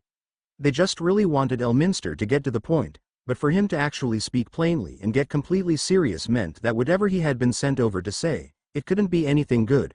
From behind them, Shadowheart carefully walked closer to listen as well. I'm here on behalf of Mistress. The message and the charge I bring you are hers, Elminster stated, before saying that Mistress had decided to give Gale a chance to redeem himself for his wrongdoings with the orb. He talked about how the Absolute was a threat to the whole universe if it wasn't stopped and how Gale could stop it before it was too late. I almost don't want to ask, but how can he stop it? Orin asked slowly. Gale already knew the answer to that question. The orb he carried. Mistress has given me the power to stop the clock, as it were, on the orb's rush to overpower you. Instead, you will be able to unleash its lethal combustion at will. Elminster said, the DV stating this could be a help or a hindrance, making Avyanna throw a glare at her own forehead as she told the DV to shut up. You must find the heart of the Absolute, whatever it may be, and use yourself as the catalyst that will burn it from the world. Elminster continued and Orin tightened her grip on her brother at this. But Gale will die, she whispered, her, Avyanna and Shadowheart being horrified as Elminster solemnly stated he and Mistress were well aware, and in Orin's case, horror changed into anger. So, you mean to tell me that after a year of no response, your oh-so-powerful goddess suddenly tells Gale to kill himself, expects him to be fine with it, and she once called me an abomination for being a ball spawn? She screeched. On the other side of the camp, everyone shared looks after having left the quartet of magic users alone, and at hearing Orin's shouting realized that nothing good was being said. She's a ball spawn? Halsin quietly asked Hydrus in shock, and with a small wince on her face, she sheepishly confirmed it, but also quickly said that Avyanna had removed pretty much all presence of ball from Orin's blood when she was a child. Elminster winced as well, as he was just as unhappy about it, but it was Mistress' will and there wasn't much he could do apart from gently and subtly encouraging Gale to find another way. Although, he had the feeling Avyanna and Orin would take care of that bit. Gale certainly had a good set of friends and family around him. He then cast the spell that would calm the orb down and left the camp. Please tell me you're not actually going to listen to that bitch. Orin spat as she turned to her brother, only to see resignation in his eyes, and her heart twisted as she realized he had already made up his mind. Well, if you think that I'm going to let my big brother sacrifice himself, then you really have another thing coming. She hissed as she stormed away with tears in her eyes, and Halsin quickly ran after her to make sure she was okay and eventually found her in a small alcove, her arms wrapped around her knees and quiet sobs coming from her. He carefully walked closer, sat down next to her and wrapped his arms around her. She jumped a bit in surprise at the touch, before turning into his chest and hugging him back, accepting the comfort and quietly asking if he heard her calling herself a ballspawn. I did, and while it most certainly explains a couple of things, and while I can understand why you didn't tell me, it changes nothing, as you have already proven that you are far more than your heritage, he stated. She smiled before snuggling closer. Back at the camp, Avyanna left Gale alone at his request as he had to think about this, Shadowheart quickly promising to keep an eye on him. Telling everyone else about what Elminster had said, it was really telling when everyone, even Liesel and Asterion, thought that the idea of Gale sacrificing himself for the sake of his goddess was utterly foolish and stupid. Granted, Asterion was at first saying it was a waste of a perfectly good cult they could be leading, only to backtrack and say it was also a waste of a perfectly good Gale, at seeing Avyanna's unamused glare. Karlik honestly put both Orin's and Avyanna's feelings into words the best after first asking if Elminster was Gale's granddad, and if it had been any other situation, Avyanna would have rolled over the floor with laughter at this question. If Mistress can't think of a better way to destroy the absolute other than Gale sacrificing himself, then she's no goddess worth worshipping, she stated, and Avyanna agreed with that. Shadowheart dutifully kept her promise and stayed near Gale for the rest of the evening, neither of them saying anything to the other, but getting comfort from each other's presence nonetheless. Halsin and Orin eventually returned and everyone went to bed, but not many actually slept as they were too stressed or worried to do so. The next day, they cleaned up camp and went on until they came to a set of closed doors. This is it. The entrance to the Shadowlands. Does everyone have a torch? Halsin asked, and everyone immediately got their torches out of their bags, those with magic igniting them and holding them high after that. Good. Now, whatever you do, keep the torches lit and stay together. If your torch goes out for any reason, immediately go to the nearest person who still has a lit torch. Don't spend even if you can help it, he instructed. Count the shadows. Avyanna thought, quietly snorting at that old reference as everyone nodded in answer to Halsin's words. They took very deep breaths and prepared themselves as much as they could for whatever was next, before they walked through the doors. Avyanna had seen many things in her life, but nothing like this. It was like the lands were in an eternal midnight, but without the moon or stars, and she felt the coldness of the dark magic all around as they started to walk further. No one said a word as they tried to find their way through the darkness. All of them were completely on their guards the whole time, and immediately when they heard an unnatural screech somewhere in the darkness rather nearby, they quickly huddled closer to each other, Asterion finding himself instinctively going to Avyanna. Those must be the cursed shadows that now inhabit these lands. Our presence has already been noticed. Stay together. Halsin stated, and they wasted no time doing that.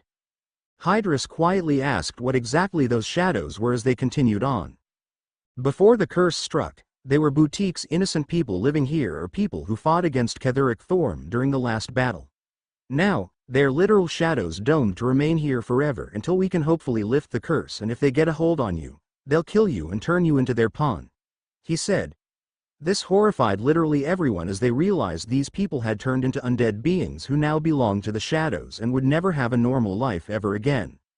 I haven't felt like this since I was 13. Avyanna whispered as the curse reminded her of the Dementor's chill. Shadowheart commented she didn't feel any effects of the curse and thought this meant Shar had blessed her with her protection, but the others weren't so sure, although they kept their mouths shut. They eventually saw some small lights ahead and carefully walked closer to see a group of harpers. At hearing them coming closer to them, the harpers immediately demanded that they showed themselves. Putting their hands up, they slowly walked out of their hiding spots to show they meant no harm. Didn't think there would be any more harpers here after 100 years. Halsin commented, but before one of the harpers could ask what he meant with that, one of the others was suddenly grabbed by something. He was about to get dragged into the shadows if not for Orin immediately dropping her torch and using a spell of telekinesis to get him back, both Halsin and Gale immediately making sure she was still in the light, after a few seconds of a potentially deadly game of tug-of-war. Orin won and the man was pulled towards the light, the other harpers immediately surrounding him with their torches held high so the shadows couldn't get him again. Actual sentient shadows then appeared and attacked the two groups, disappearing and reappearing on other places to confuse them. Getting a risky idea, Shadowheart quickly gave her torch to Gale, who made sure that she stayed safe and then concentrated as radiant guardian spirits appeared around her and started circling. This turned out to be a great idea as the moment she charged forwards to the shadows after getting her torch back, the shadows took a lot of damage from the spirits and were soon defeated, disappearing in some kind of vestiges. The harpers immediately thanked them for their interference and agreed to lead them to a safe place, telling everyone to stay close as they ran further and the group immediately followed. They eventually arrived at an inn surrounded by a dome of pure magic that the shadows were unable to get through. After the Harpers had assured the guards that the group was with them, the captain called out a name. Jaheira.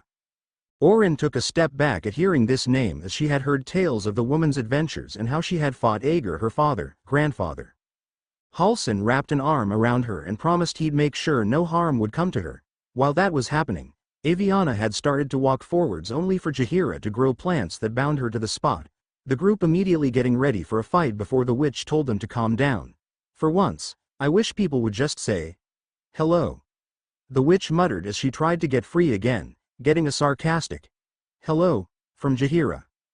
Jaheira then pulled out a vial with a mindflayer tadpole, and when it instinctively reacted to the group, she and the other Harpers immediately drew their weapons, only to be stopped by the most unlikely of people. Mole, one of the tiefling kids they had saved.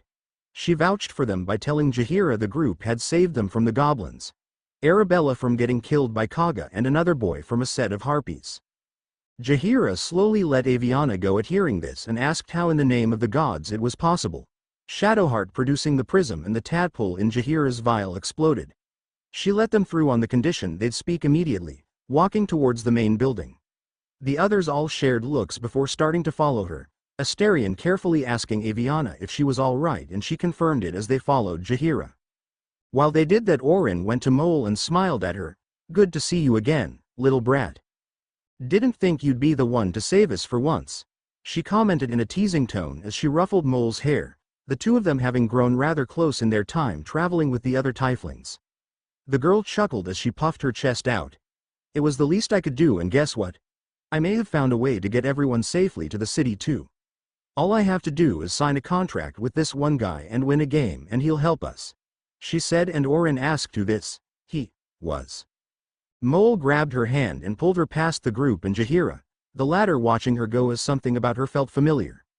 Mole led Orin to a side room where an unfortunately familiar face was waiting with a contract and a lanceboard set. Raphael.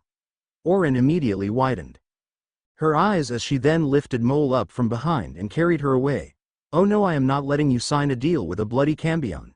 No way, she stated. While saying this, she quickly walked towards the group once more. Mole protested her actions at first, and especially the woman carrying her away like a child, only to still adhering the man she was about to sign a contract with a cambion. Orin put her down and nudged her to join her friends. We'll help you reach the city. You don't need his help for that, she said. Mole nodded at this, before walking away, and Orin joined the group again. Raphael is here, she muttered with a scowl on her face, and everyone immediately looked at her in surprise, before agreeing to deal with that later as Jaheira wanted to speak with them first. The Harper tried to make Avyanna drink wine laced with truth potion, only for Avyanna to go a step further and swear on her magic that she'd tell the truth, and after learning that she was a sorcerer, Jaheira took that offer as she knew the woman would lose her magic if she lied. Asking her a few questions about their purpose, she then explained the situation. They needed help with infiltrating Moonrise Towers and getting close to Ketheric so they could find out how he was still alive.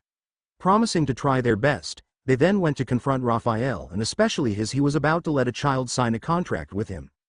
Astarion then asked if the cambion could help with finding out the meaning of his scars.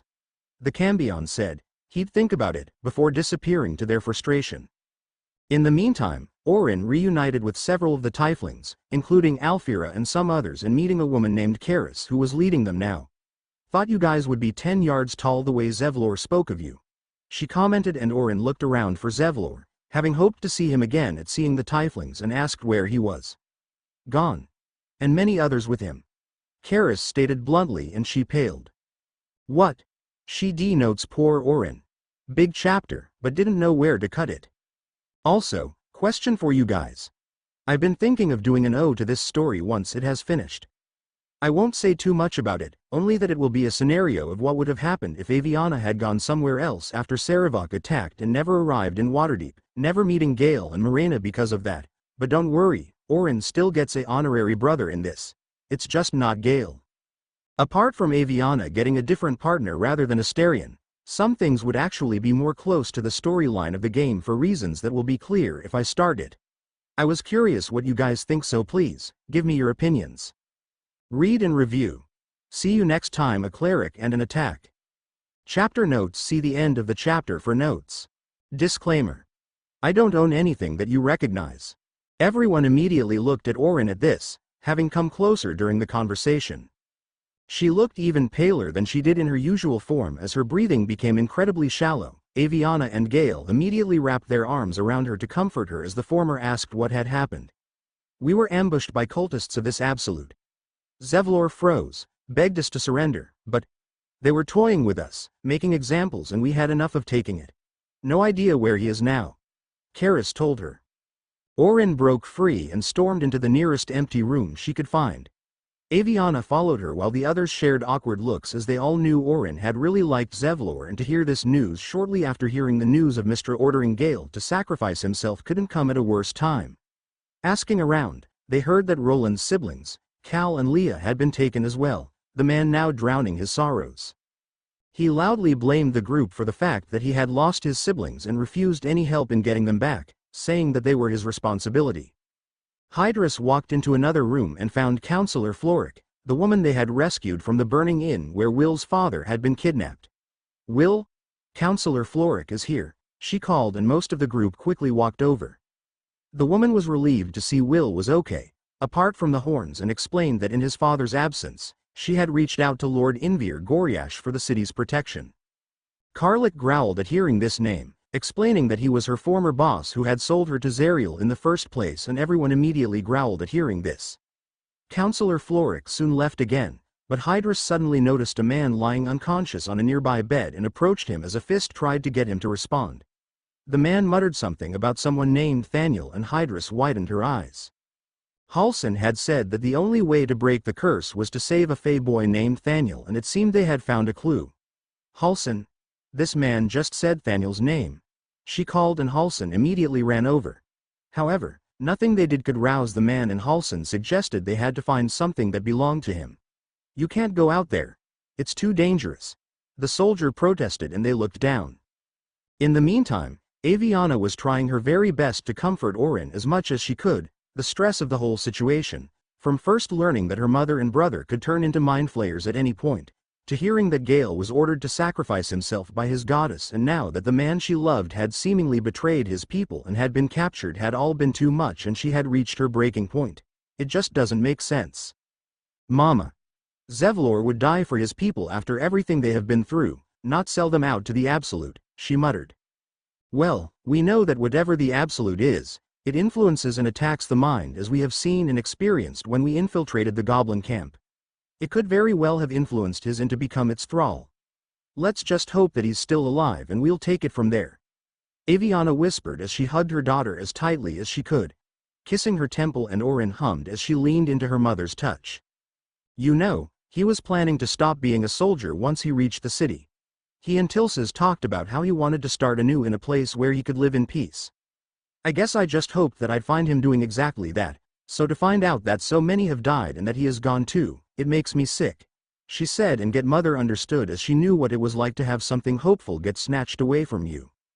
It honestly made her think of when Sirius had promised to let her come live with him after his name was cleared, only for that to never happen until after he was killed, or when Cedric had been killed right in front of her because she had insisted on taking the cup together. Two possibilities for a bright and happy future after living with the Dursleys gone within a blink of an eye. She briefly wondered what her friends and new family would do if they ever met her aunt and uncle, and smiled at the thought of them absolutely beating the shit out of them, especially Orin and Gale. Hell, even Tara would probably want to get a hit in on them. The idea of her former relatives getting beaten by a freak cat with wings made her snort, only to wave it away when her daughter gave her a confused look. Sorry, sweetheart. My mind ran away with me. We'll find Zevlor and bring him back, even if he's under the Absolutes and we have to drag him kicking and screaming, she said, and even Orin snorted at that. Astarion then knocked on the door.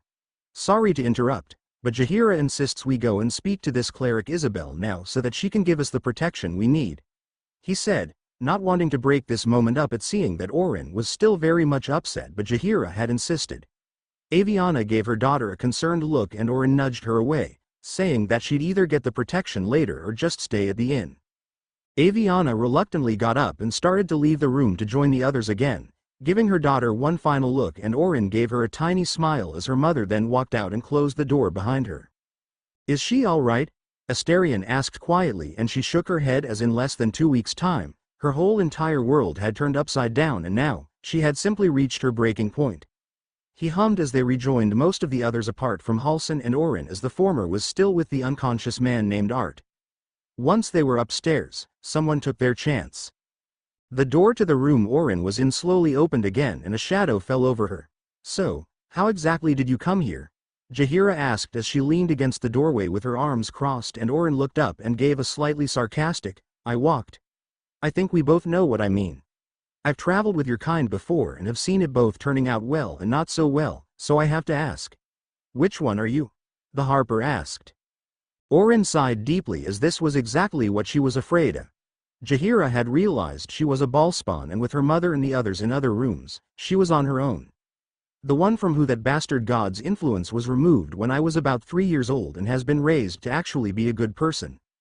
I honestly want to do as much with my heritage as I do with this whole absolute business," she muttered. Jaheira raised an eyebrow as she asked how on earth Baal's influence had been removed. "My mother is a very powerful sorcerer, and she said that it took her at least an hour before it was gone. She fled Baldur's Gate with me after Sarevok tried to get me back, and I haven't been in that city ever since, nor have I had any contact with followers of that maniac. Honestly, if I really was an absolutely crazy ballspawn, at least half of you would be dead by now. I wish I could swear on my magic that I'm no threat as well, but I'm a wizard, so I can always learn new spells." Orin ally snorted despite herself and slowly released some of the tension in her body, as she had seen Orin interact with the tieflings and had seen she was completely genuine in her happiness to see them again, not to mention that she had apparently helped them with the goblins. She was right about one thing. If she really had followed Baal, then there was likely no way these tieflings would even have arrived here. "Very well. I believe you, but what are you doing down here instead of speaking to Isabel?" she asked, and with sigh, Orin explained what they'd heard about Zevlor, and Jaheira immediately understood. "Ah, I see. It is never fun to lose the one you have given your heart to, but hopefully, your story might still just have a happy ending if the others manage to get in Moonrise," she said, and Orin smiled. That's when they heard the screech. Going upstairs in the meantime, the biggest part of the group had met with Isabel, who had been strengthening the shield around them. She asked them again for their help with infiltrating Moonrise Towers and blessed them with selenite magic, much to Shadowheart's disgust at feeling the magic. "Now is not the time to be resentful of how people help you stay alive, Shadowheart," Avyanna said, and Isabel chuckled as she explained how the magic would keep them safe for a bit longer in the curse, but it wouldn't save them in the places where the dark magic was the strongest. Apparently, the cultists had found a way to get through the darkest and thickest parts of the shadows, but the Harpers were still trying to figure out what it was. Both Isabel and Avyanna then stiffened up as they sensed something was wrong, and a man with wings landed in the balcony, Isabel recognizing him as someone named Marcus.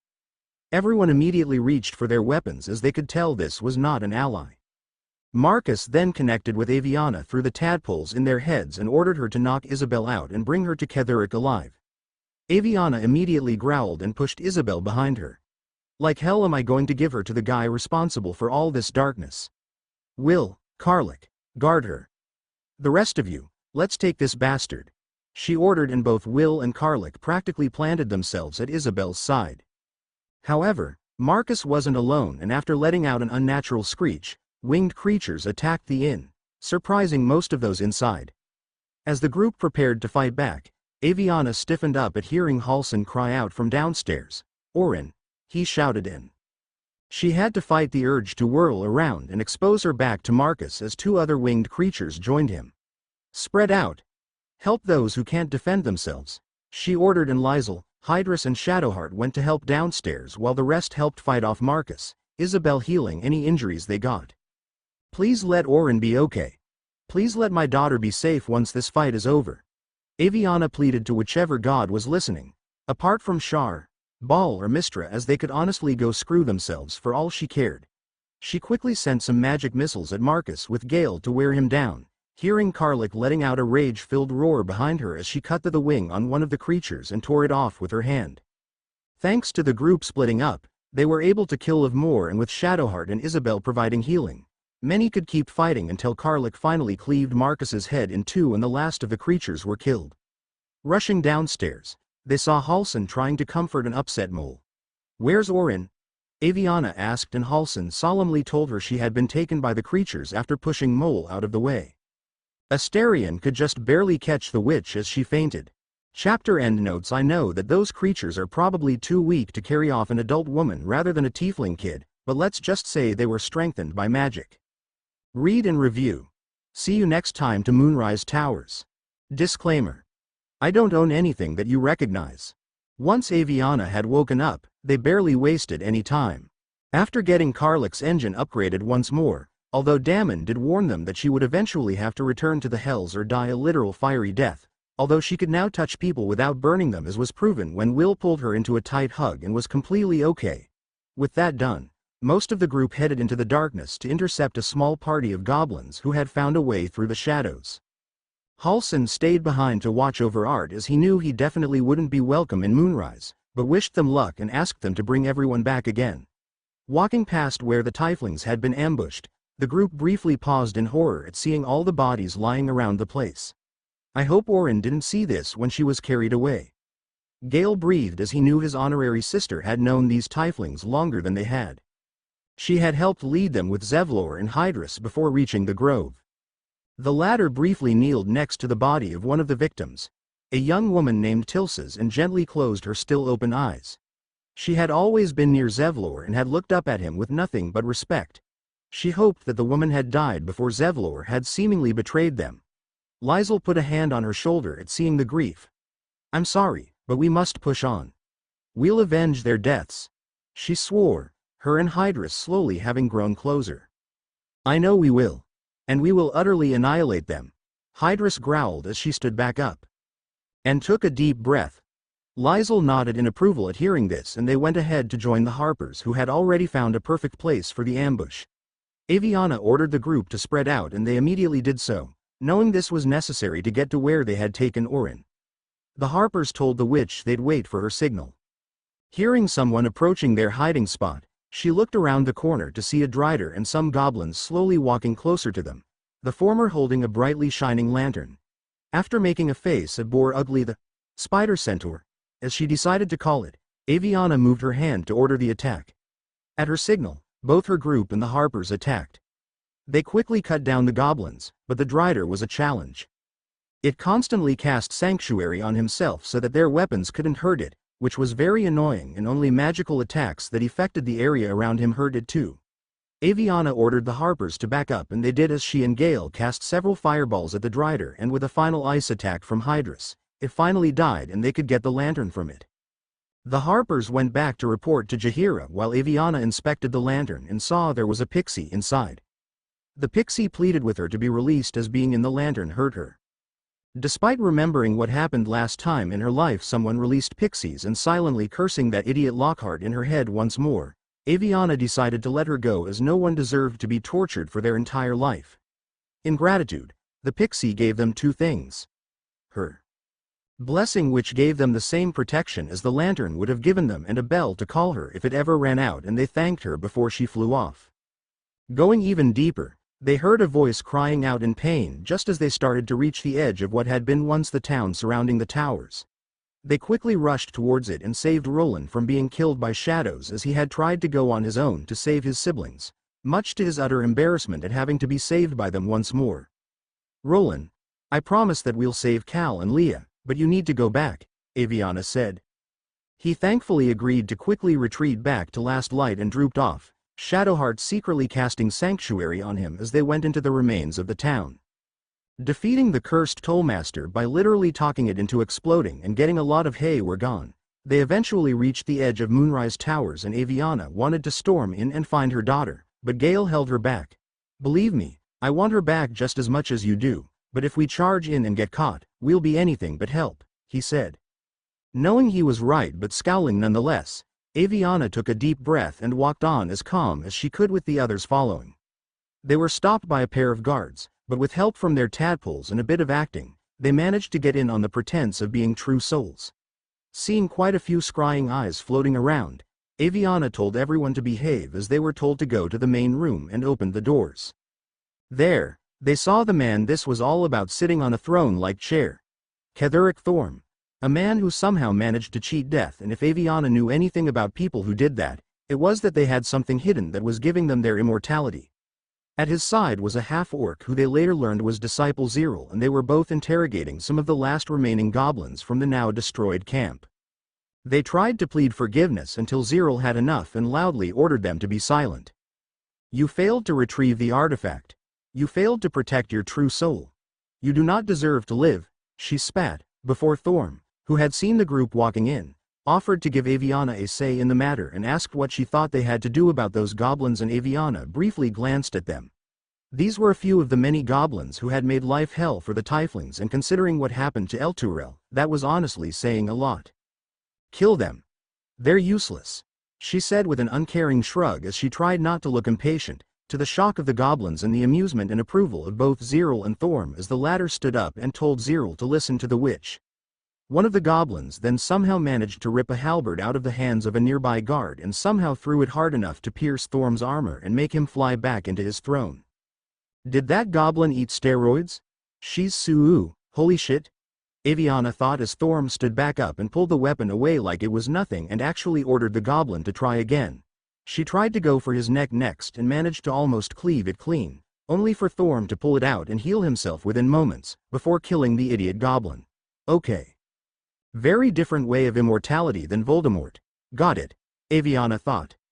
At least, Voldemort had lost his body once and had only survived because of his Horcruxes. Thorm then ordered Ziril to let Avyanna and the group kill the goblins as they had different and more important matters to attend to. He then left and Ziril turned to the witch. You heard the general. The goblins are yours. Do with them as you see fit, she said, before turning to another guard. Have the full-bloods in the dungeon had their rations yet? She asked, and the group perked up as they knew that full-blood was a derogatory name for tieflings. The guard immediately replied in the affirmative and Ziril nodded in satisfaction. Good. Go down there and tell those guarding them to diminish their water and bread starting tomorrow. Perhaps they'll start talking when their stomachs are practically killing them. She ordered, and the guard quickly ran away, the group following him with their eyes for as long as possible as they saw him go down a set of stairs and disappearing. Ziril ordered Avyanna to meet with her upstairs once she was done with the goblins, and she nodded as Ziril left, and the witch looked at the goblins who begged her for mercy, and perhaps, in other circumstances, she would have told them all to simply get out of her sight. However, her daughter was missing. Her honorary nephew was on a suicide mission, and they just saw how powerful their foe was. These were no normal circumstances. She simply raised a hand and let a fireball rain down on them, killing them instantly. Will, Karlik Hydrus, go to the dungeons and see if you can help the tieflings. The rest of us will go and see what this Ziril wants. She then ordered her group in a whisper, and they nodded as they split up, and one half went downstairs while the others went upstairs to see the half-orc order a bunch of guards to let no one through the doors to the roof where Thorm was, before turning to Avyanna. I could feel the crash from here. I assume they're dead, she said. Avyanna nodded and Ziril hummed in approval as she gestured for the group to follow her. She explained how another one of Thorm's followers named Balthazar had left to secure an important item and bring it here, but they hadn't heard from him since. Seeing her shift uneasily at the mention of this item or relic, Avyanna carefully pressed to see what made her so nervous, and they learned it had to do with Thorm's immortality. Down in the dungeons, the other half of the group were quickly received by a group of very happy tieflings stuck in their cells. We knew you'd come. Maggie told us you'd come here and help us again. Leah whispered excitedly. Will wanted to ask where Maggie was, but was interrupted by a guard who did not like them talking to the prisoners. What are they gonna do? Talk us to death? Karlik snarked, and the guard conceded at this. Will then quietly asked if Maggie was somewhere in the dungeon as well. No, quite the opposite actually. She somehow managed to disguise herself as one of the guards around here when no one was looking, and is now somewhere around here, trying to help us get out of here. She already convinced the gnomes in the cell next to us to take us with them on their escape attempt. They just need a blunt item to smash through the wall. Cal whispered, and they nodded in understanding as they told the tieflings to sit tight and went to speak to the gnomes, promising their leader, Wulbren, to secretly give him a blunt weapon to break through the rather weak walls after telling him Barkus had sent them, so he knew that they were actually on his side, They quickly regrouped with the others in an empty room on the main floor and quietly exchanged information about what they had learned. Avyanna and Gale sighed in relief at hearing Orin had gotten herself out.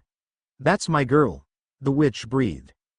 Karlik then asked what they would do now, and Avyanna thought about it for a few minutes. She then cast a spell to make sure no one, not even the eyes, could hear them. "We'll split the group again, only for longer this time. Some of us will break out the tieflings and gnomes and take them to Last Light, where they'll stay to help Halsin with any complications that may arise with saving Thaniel. The others will look for this relic," she said. After a bit of discussion, it was soon decided that Avyanna, Gale, Shadowheart and Asterion went to find Balthazar and the relic, and Lizel Will, Karlik and Hydrus went to break the tieflings out, both sides wishing the other side luck as they split up, not knowing when they'd meet up again. However, the relic group came across a small complication in the form of a drow who wanted Asterion to bite her and treated like he was some kind of thing, asking if he belonged to Avyanna and scoffing when she said that he was his own person. She offered them a special potion if Asterion bit her, and when he quickly refused, tried to make Avyanna order him to bite her. She gasped as she felt a flash of pain in her neck, but not the kind she wanted, as Avyanna had used her magic to cut her slightly in her neck. He said, "No bloody deal with it, or I'll aim a bit more to the middle next time." The witch threatened as she grabbed Asterion's hand and led him outside, the others following. None of the group noticed the single pair of eyes watching them go from higher up, a small and proud smile slowly curling the lips underneath them as the owner had heard of the mission they had been given. "Good luck, guys, and when you come back, you'll find that these towers are not as impenetrable as they aspired," before resolutely turning and walking deeper into the tower before anyone heard her. After all, she had a new mission of her own now: finding the mausoleum. Chapter notes: see the end of the chapter for notes. Disclaimer: I don't own anything that you recognize. The Shadowlands sucked. That was the conclusion Avyanna came to after having to fight several shadow-cursed people who had died while in the curse, and while they hadn't become full shadows like the people who had once lived here when the curse first struck, the group getting brief flashes of their stories from the vestiges that appeared whenever they were defeated. They'd basically become zombies that attacked the second they were spotted. Add that to the fact that Avyanna constantly checked to make sure the group was still together, even if they were now with quite a few less, since half of their group were hopefully making their way to Last Light with the tieflings and gnomes, and that she was still worried about Orin, who was now all alone in the lion's den without a tadpole in her brain, and if she wasn't careful, people would find out, and it made for a very stressful trip. Asterion gently and carefully put a hand on her shoulder at seeing how tense she was after they defeated some more shadows, and she looked up at him. "Orin will be fine for a short while without us, my dear. She's just as strong and resourceful as her mother," he whispered to try and comfort her, and she gave him a tiny smile in gratitude as she briefly grabbed and squeezed her hand. He smiled back, before dropping it the moment her back was turned. He really wanted to have an important conversation with her about their future. However, he could already see that until Orin was back with them and they were all together again, it wouldn't be a good time, as Avyanna would be too preoccupied with her daughter's safety, as he knew that no matter what happened, Orin would always be the woman's first priority together with Gale. They eventually found a lost and scared Arabella, who explained that after the tieflings had been attacked, she and her parents had run. However, she had eventually gotten separated from them, and now, she was scared and all alone. Two shadows tried to attack, only for Arabella to suddenly use magic and bind them in vines. After they offered to bring her to their camp, Withers appeared to take her there, and after assuring her that the skeletal man was a friend and she would be fine, she went with him and they disappeared as the group destroyed the shadows. Touching one of the vestiges and getting several glimpses of the life the person turned shadow once had, Avyanna sighed, as it really showed her how many lives the curse had ruined, and because of what? A general who wouldn't admit defeat or even death, apparently. A general so focused on getting the upper hand over his enemies that he had apparently served 3 gods now, if the stories they heard were correct, switching to whichever god would give him what he wanted. First Saloon, then Shar, who likely created this curse, and now this absolute. Continuing on and entering the old and now completely abandoned masonry, they eventually found a secret cellar where the last remaining Selenite people had hidden themselves to try and stay safe when Thorm had first converted to Shar and murdered those who refused to do the same and stayed loyal to Saloon. One shadow vestige having shown that those who had been unable to flee had been executed through hanging in the town's square. As the shadows they had to fight in the cellar likely proved, the resistance had eventually ended in failure. They slowly pieced together a slight timeline of events that happened from the info they had from those they'd met, even Raphael of all people back at Last Light, and things they found or discovered. Ketheric Thorm had once been a very happy man in the service of Saloon, living in Moonrise Towers with a wife and a daughter who he loved more than life itself. But tragedy struck and both his wife and daughter died, leaving him all alone in his grief.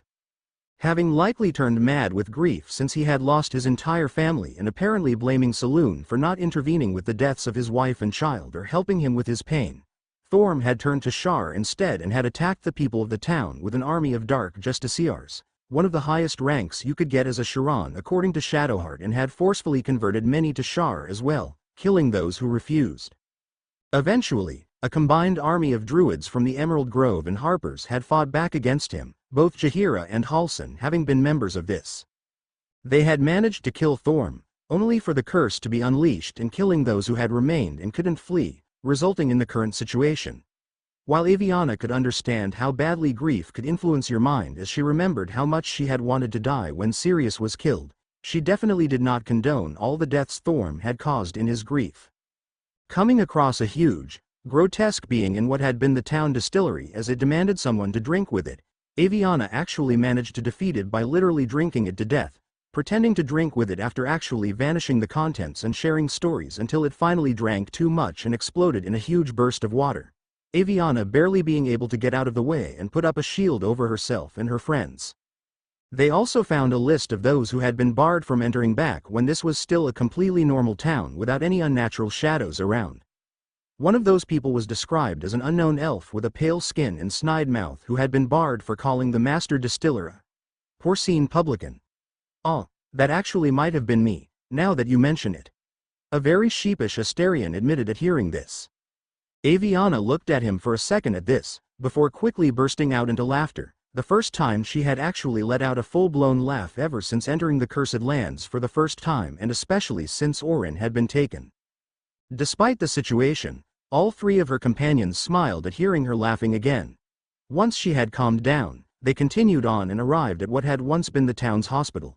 Coming across what could only be described as zombie nurses, they eventually found Arabella's parents, but they were both dead.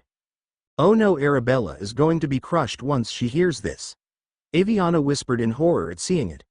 Using the "speak to the dead" spell on the girl's father, they found out that he and his wife had run into the hospital for shelter after the Tieflings were attacked and Zevlor froze, only to be attacked by the nurses who were convinced that everyone who came in here was sick and tried to cure them, only to actually kill them instead.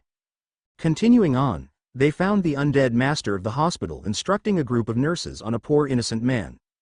Once again using magic while talking, Avyanna managed to convince the man to let the nurses try out their skills on each other, making them kill each other, and then convinced him to show her how it was done, making him kill himself instead. The others were both suitably impressed and slightly scared by her skills. They actually found an old lute on the master's now fully dead body. They saw it had the name of the unconscious man back at Last Light carved into it.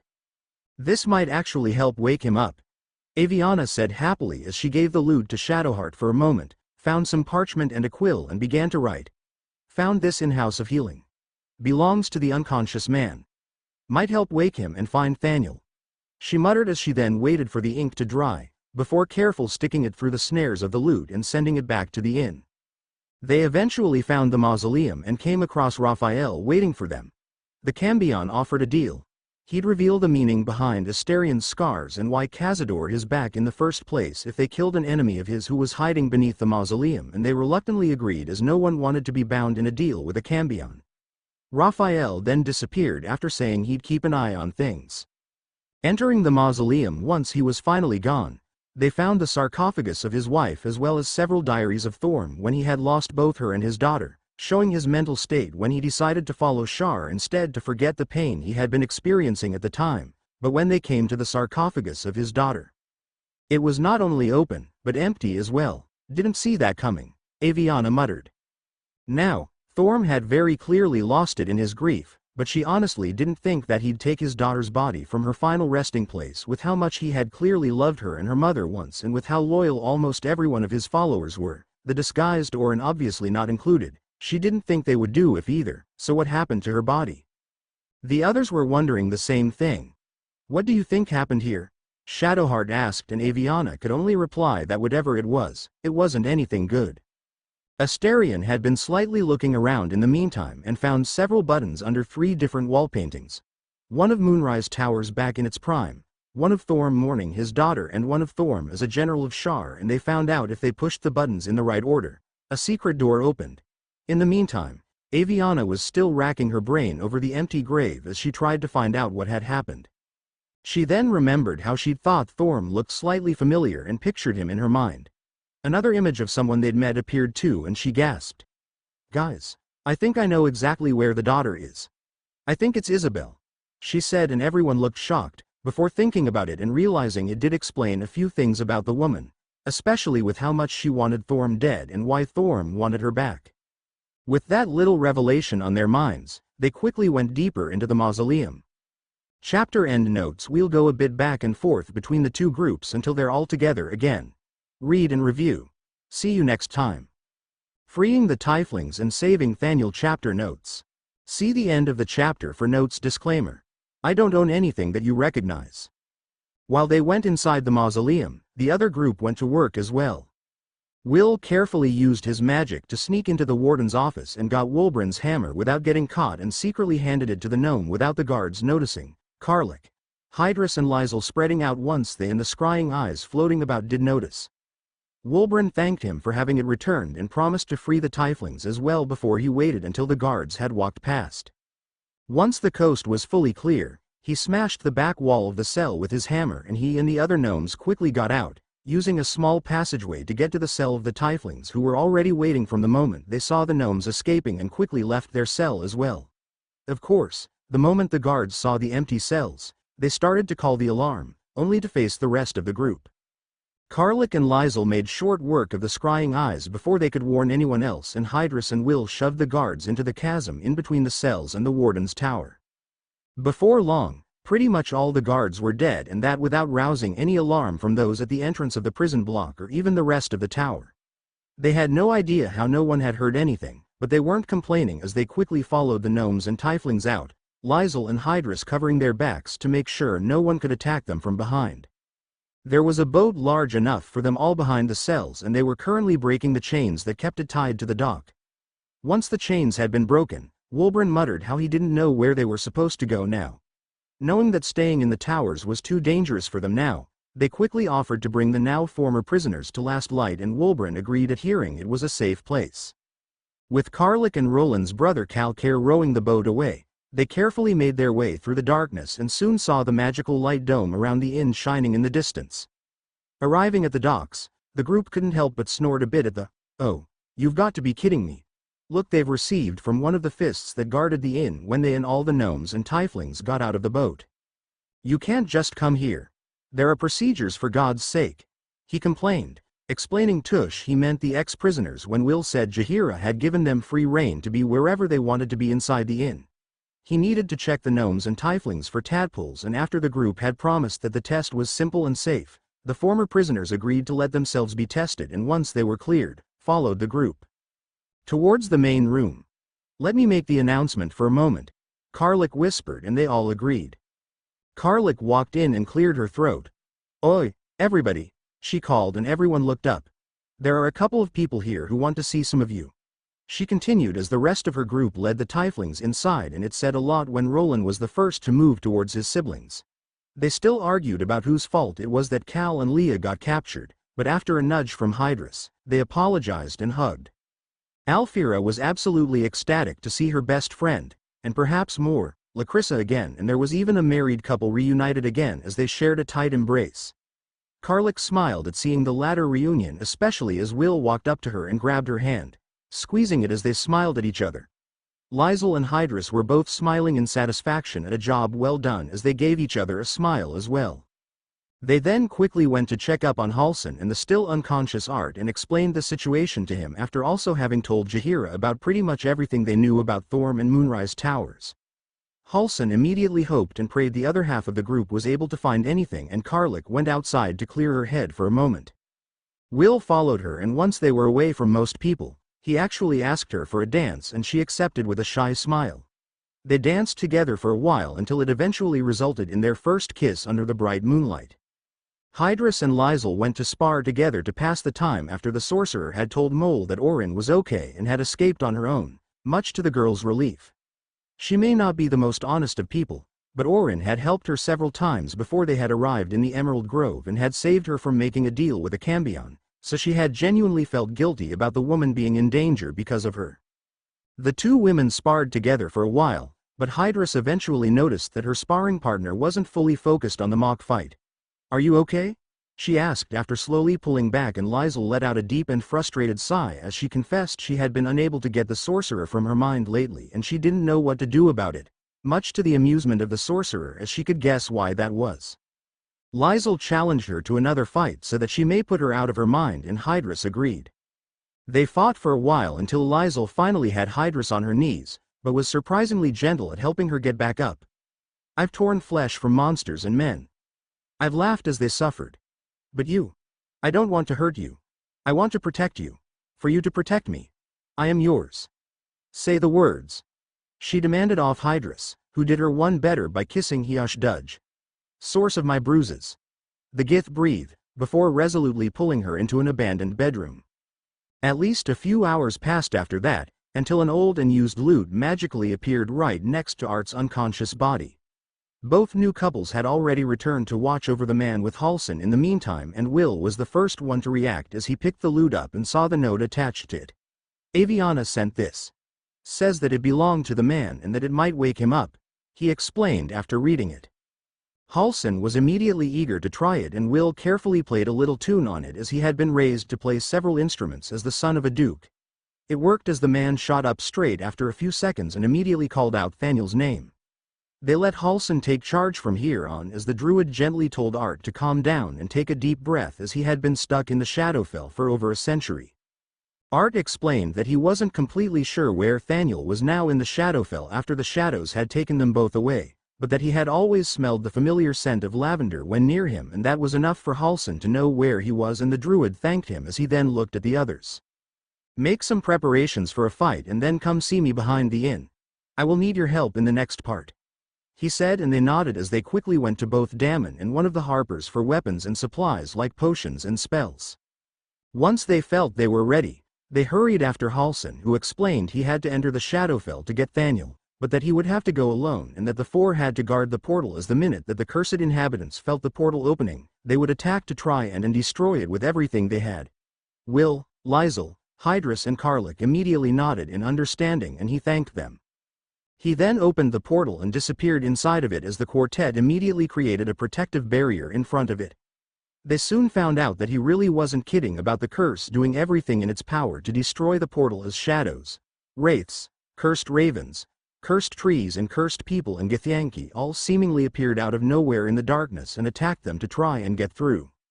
Seeing how many of the last kind were coming from the left, Will got an idea and created a large wall of fire from the dome that protected Last Light to the lake so that they would have to go through it to get close, and many were destroyed through the fire, while Hydrus summoned cones of ice to destroy those who still managed to get near them in the portal. Karlach and Lizel both having their backs and making sure they weren't attacked when they were concentrating on a spell. Thankfully, they managed to repel most of the attacks without the portal suffering too much damage. Halsin eventually returned again with an unconscious boy in his arms, having managed to save Thaniel, but something was horribly wrong, as when the shadows took Thaniel away and he tried to fight them, he was literally split in two and one half of him had stayed behind in the curse. After putting him in an empty bedroom with a fist promising to look over him, they ventured into the curse again to find the other half. They eventually found said other half looking like a boy named Oliver, but he'd been warped by the curse and refused to listen, sending shadows after them to try and make them leave.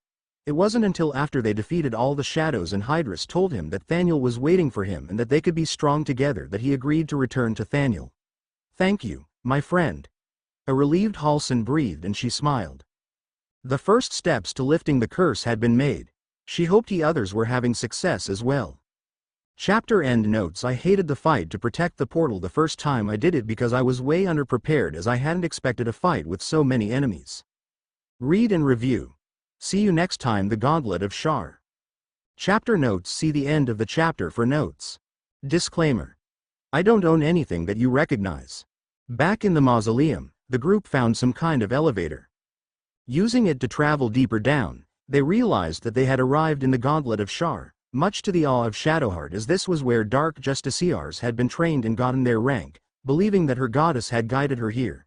After making their way through a room filled with traps and repelling shields that made them fly back more often than they'd care to admit, they finally managed to get through. They just had to douse all the lights to see where the shields were and unlock the door using a magical gem. They came across some sentient skeletons who seemed to be controlled from a distance by this Balthazar that Ziril had ordered them to find. Wormholes then appeared and what seemed to be zombie justiciars attacked the group and the skeletons, easily defeating the latter group as they were pretty useless. Astarion, Avyanna, Gale and Shadowheart thankfully weren't as easily defeated as the fragile skeletons were, however, and soon defeated the undead knights instead.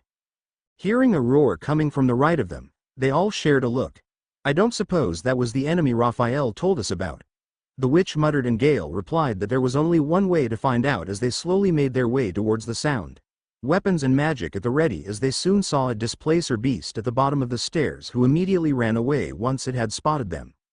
They followed it into a room, but Avyanna sensed it wasn't alone and looked up to see at least half a dozen soldiers and an Orthon staring down at them. Seeing he was spotted, the Orthon mentioned how they weren't dark justiciars as they smelled of the surface. "There's something else. Cherries, musk and sulfur. Raphael," he growled, getting furious at realizing they had been in contact with the Cambion. Knowing that fighting him would be an almost impossible challenge with just the four of them there on their own and some of their strongest physical fighters somewhere else, even with her powerful magic, Avyanna thought fast for a few seconds and convinced the Orthon, your gear, that perhaps she could help him after he told them Raphael had trapped him inside the gauntlet with a contract that was in the form of a song. He was forced to kill anyone who heard the song as it had been sung when he started to slaughter all the dark justiciars, but it still hadn't been enough as he had been stuck for over 100 years now. Astarion immediately protested her offer to help as he needed to know what his scars said, but she just gave him a look to tell him to stay silent as she then turned back to your gear. "Well, your soldiers have ears, don't they? They have heard the song," Avyanna said, using a bit of magic to influence the Orthon's mind, and he ordered them to kill themselves, which they immediately did. When that didn't work, she convinced him to kill his displacer beast Nessa and finally, himself. He actually did both things without much protest thanks to her magic influencing his mind, and Avyanna looked back at the others. "Let's hope that counts," she said with a nervous smile, realizing she had just convinced a demon to quite literally kill himself. The other three were both impressed and slightly scared of her now. Thankfully for Astarion, Raphael counted this as upholding their end of the deal and soon appeared while they were looting Yerger's stuff for the battles ahead. He told them the scars on the vampire spawn's back were actually part of an infernal contract between Cazador and the archdevil Mephistopheles. It was a ritual that would ascend Cazador into becoming a vampire like there had never been before or would be again. He'd be able to walk in the sun, eat normal food and not need blood again while still keeping his vampire powers, but it came at a cost as Cazador would have to sacrifice a certain number, everyone who had the infernal script on their bodies. Now that Astarion had gone missing, his old master was stuck, but unless they did something about the bastard, he'd eventually try and get him back. Having told them everything they needed to know, Raphael disappeared and everyone looked at Astarion, but he said he needed to think about everything they had learned. Going back, they found several rooms that contained all kinds of tests that would be dark justiciars once had to pass to become one in the first place. Shadowheart did most of them alone as she wanted to prove herself to Shar and passed many of them, only getting their help during one test where they had to fight clones of themselves, and they found several glowing gems that they needed to pass deeper into the gauntlet. They also found some kind of spear inside what had been the library of the place, and Shadowheart took it over. "Do we need to find this Balthazar now?" Avyanna asked, and Shadowheart nodded as they had passed all the tests. Going a different way next, they found some more skeletons and even more portals appeared to release even more enemies, but the group now knew what to expect and focused on the portals first. They managed to destroy them before too many enemies got out of them, including a very big one that probably would have spelled trouble for them if they hadn't focused all their efforts into destroying it. Once the fight was over, they finally met Balthazar in the room behind where they had fought. "You couldn't have sent a little help?" Avyanna hissed, and the man scoffed as he asked why on earth a superior like him would ever help an unimportant underling like her. He then ordered her and the others to clear the way to the deeper parts of the gauntlet where the relic was being held. Since they had already done so, they used another elevator and the gems they had found to go further and soon found themselves at the edge of what seemed to be some kind of lake, but Avyanna sensed it wasn't as it seemed. She felt Char's dark magic around them and it was growing stronger the deeper they went. Shadowheart briefly prayed to Char before Rhetoric ventured further and were pulled in by some kind of force. They landed in a realm that seemed to have barely any structure whatsoever, just some rocks floating in a never-ending abyss, and Shadowheart recognized it as Char's domain. Balthazar then appeared after having followed them and he floated to the very deep end where some kind of cage was. They hurried after him, using the weightlessness of the realm to jump huge distances that would never have been possible otherwise. Despite the situation, Avyanna let out the tiniest "wee" during the first jump. The closer they got to Balthazar, the more Shadowheart started to recite the teachings of Char, Gale giving her a concerned look before Avyanna silently told them to stop once they were near the end and saw that Balthazar was talking to someone inside the cage. A woman with scars lining across her face. He hadn't noticed them yet. Looking over the edge and seeing the unending abyss underneath, Avyanna got an idea. "Shadowheart, do you still have those shockwave arrows?" she asked quietly, and she nodded. "Good," Avyanna muttered as she got out an invisibility potion out of her bag and gave it to her. "I'll distract him and lure him closer to the edge while you sneak around and get ready to shoot. You don't even necessarily have to hit him, just make sure the shockwave pushes him over the edge. If it fails, we'll have to fight him," she continued, and Shadowheart gave her a resolute nod, before drinking the potion and disappearing. They could just barely hear the thump of her jumping onto the last platform as Avyanna took a deep breath and walked closer. "Hey, Balthazar. Did you choose that outfit yourself or did you lose a bet?" she called, and the man turned around with a loud, "Excuse me. I mean, where did you get your equipment? Your grandmother's house?" Avyanna asked, continuing on about his clothing for a bit, using her magic to influence him a bit. "You dare speak to me that way? You insolent wretch? I will see you punished for this." Balthazar hissed at her in absolute fury as he immediately threw a magic attack at them, thankfully not realizing that they were missing someone in his anger only for it to hit a magical shield Gale had set up in front of them and if veered way off course, and Avyanna naturally had to comment on this. "Oh, don't worry Balthazar. We'll come and stand 5 feet away from you standing still so that you can actually hit something," she taunted him, the woman in the magical cage letting out a scoff. Deciding that procuring the woman for Thorm was more important, Balthazar started to turn back towards her and potentially the invisible Shadowheart, and seeing this, Avyanna quickly decided to turn her insults up a notch. "Ah, running away. I think our cleric can help you grow some balls, coward," she called, both Gale and Asterion laughing behind her, and he turned back to them, which she commented on as well.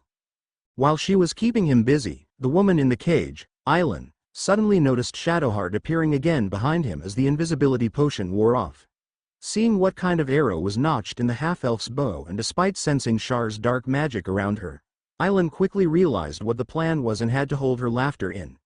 Despite knowing that she could perhaps die soon, she definitely was not missing this. "You know, your village must really miss their idiot, the idiot being you," Avyanna said, still going on, and Balthazar opened his mouth to protest. Ah. Don't speak out loud, you'll lower the intelligence of the whole entire cult. And that's honestly saying a lot, but you." "No, it's all okay. Even if you weren't helping mindflayers with their invasion, you'd be safe," she stated, having seen that his intelligence was one of his pride points and therefore a weak spot. He had also mentioned how he was keeping his mother in a jar to still keep her close, so that was her next point of attack. "Your mother was so fat, she jumped out of a Tarrasque," she loudly shouted at seeing that Shadowheart was almost in place and had to keep him distracted for just a bit longer. She couldn't believe she was making a "yo mama" comment, but needs must. Balthazar immediately told her not to bring his mother into this. "Well, it's kinda hard not to when it used to take a whole class of wizards to levitate her," she replied. Behind her, she could hear both Asterion and Gale laughing, and even the woman in the cage was chuckling despite her situation. Balthazar then told her she was on her last chance to shut up before he destroyed her. "Fine. But did people use charm person or hold monster?" she asked. The man asking on what through used either of these spells.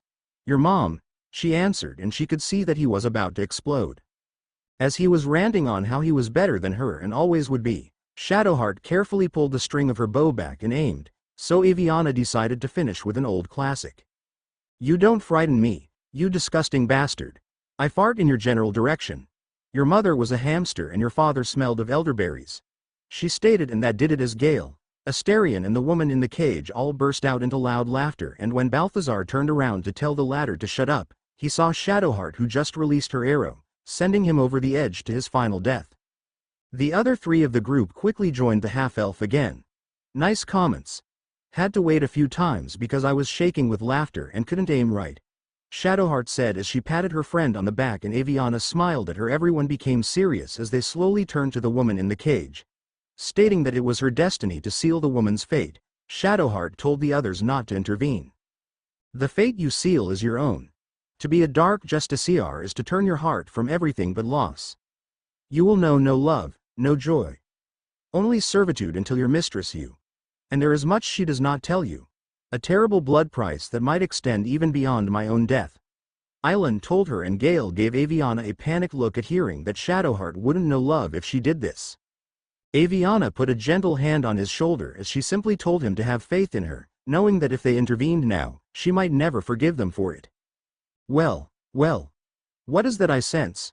A spear intended for my heart? Empowered by your goddess, I.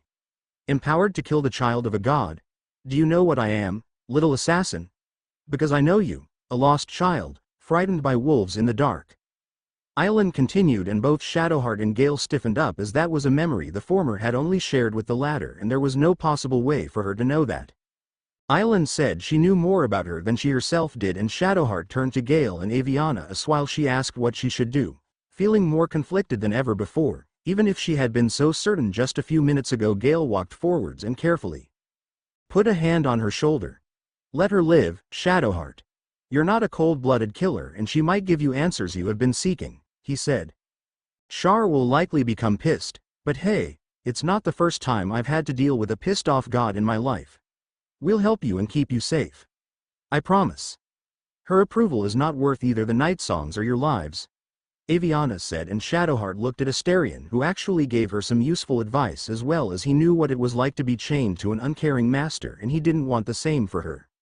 She then looked at Gale and slowly stepped back. She then pulled out the spear they had found, and everyone was dead silent while watching her as they saw her visibly warring with herself for several seconds, before she resolutely turned around and threw the spear into the abyss, sinking to her knees afterwards as she realized she had betrayed her goddess. Gale immediately rushed to her side and tried to help her as much as he could, and Island eventually asked her to put a hand on her in friendship to free her from the cage she had been trapped in for over a century once she had calmed down. Once Shadowheart had done just that, after getting back up, they all watched as Island regained her strength with help from her mother Saloon, who was finally able to reach her again and change her ragged clothing, turning into armor and wings sprouting from her back as a sword appeared out of nowhere and into her hands.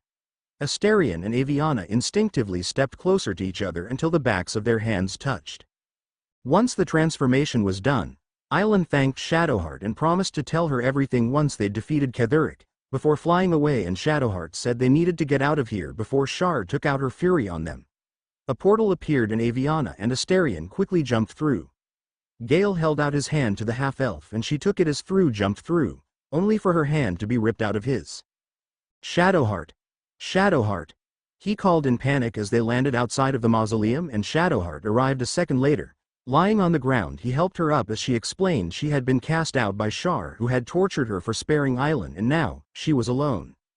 Avyanna wondered how she still had her magic, before realizing Saloon was now empowering her in gratitude for saving her daughter. They also found a glowing glaive nearby and knew it wasn't a coincidence. Gale looked at the woman who had stolen her heart and felt his own heartbreak at seeing the despair in her face. Her faith had been so important to her, and now it had been shaken with all the force of an earthquake. "You're not alone. You'll have me," he said. She gave him a smile as she realized he was right. He had helped her so many times, despite going through quite a lot himself, before taking a deep breath. "There's been something between us for a while. A connection, more than friends.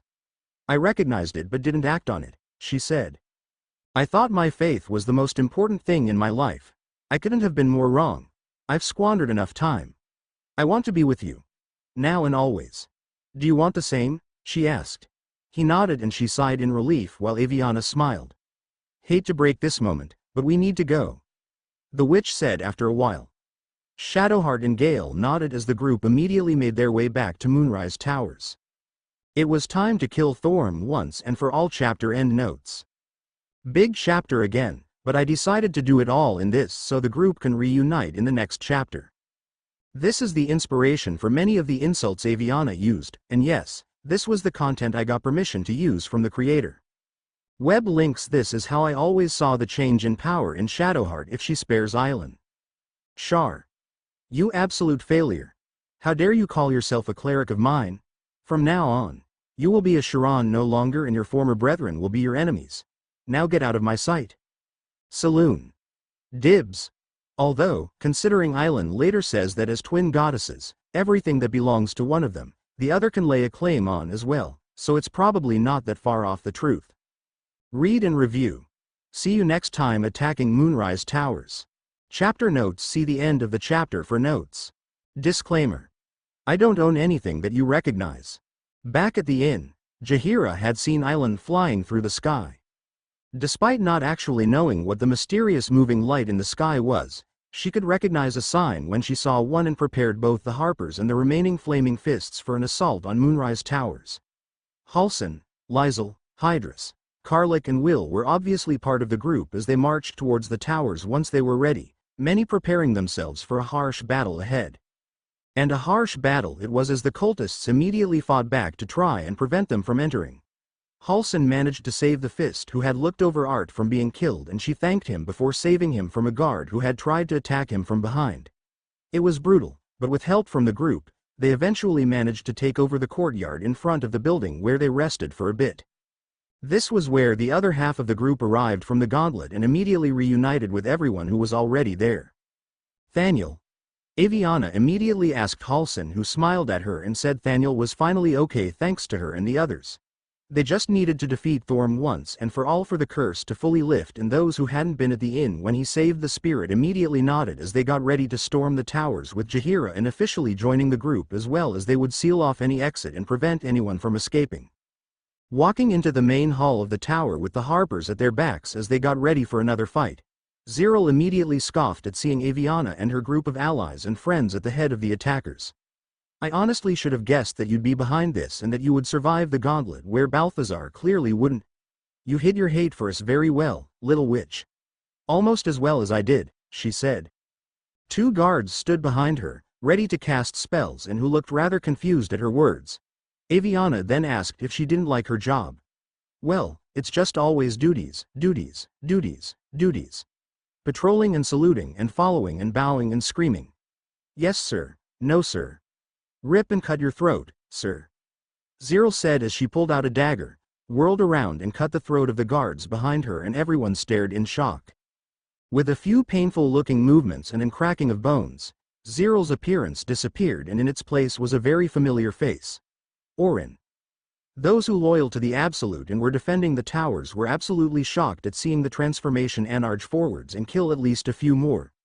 Your ballspawn, I take it? Jaheira asked Avyanna and she nodded, Shadowheart commenting on being finally able to see what Orin truly looked like.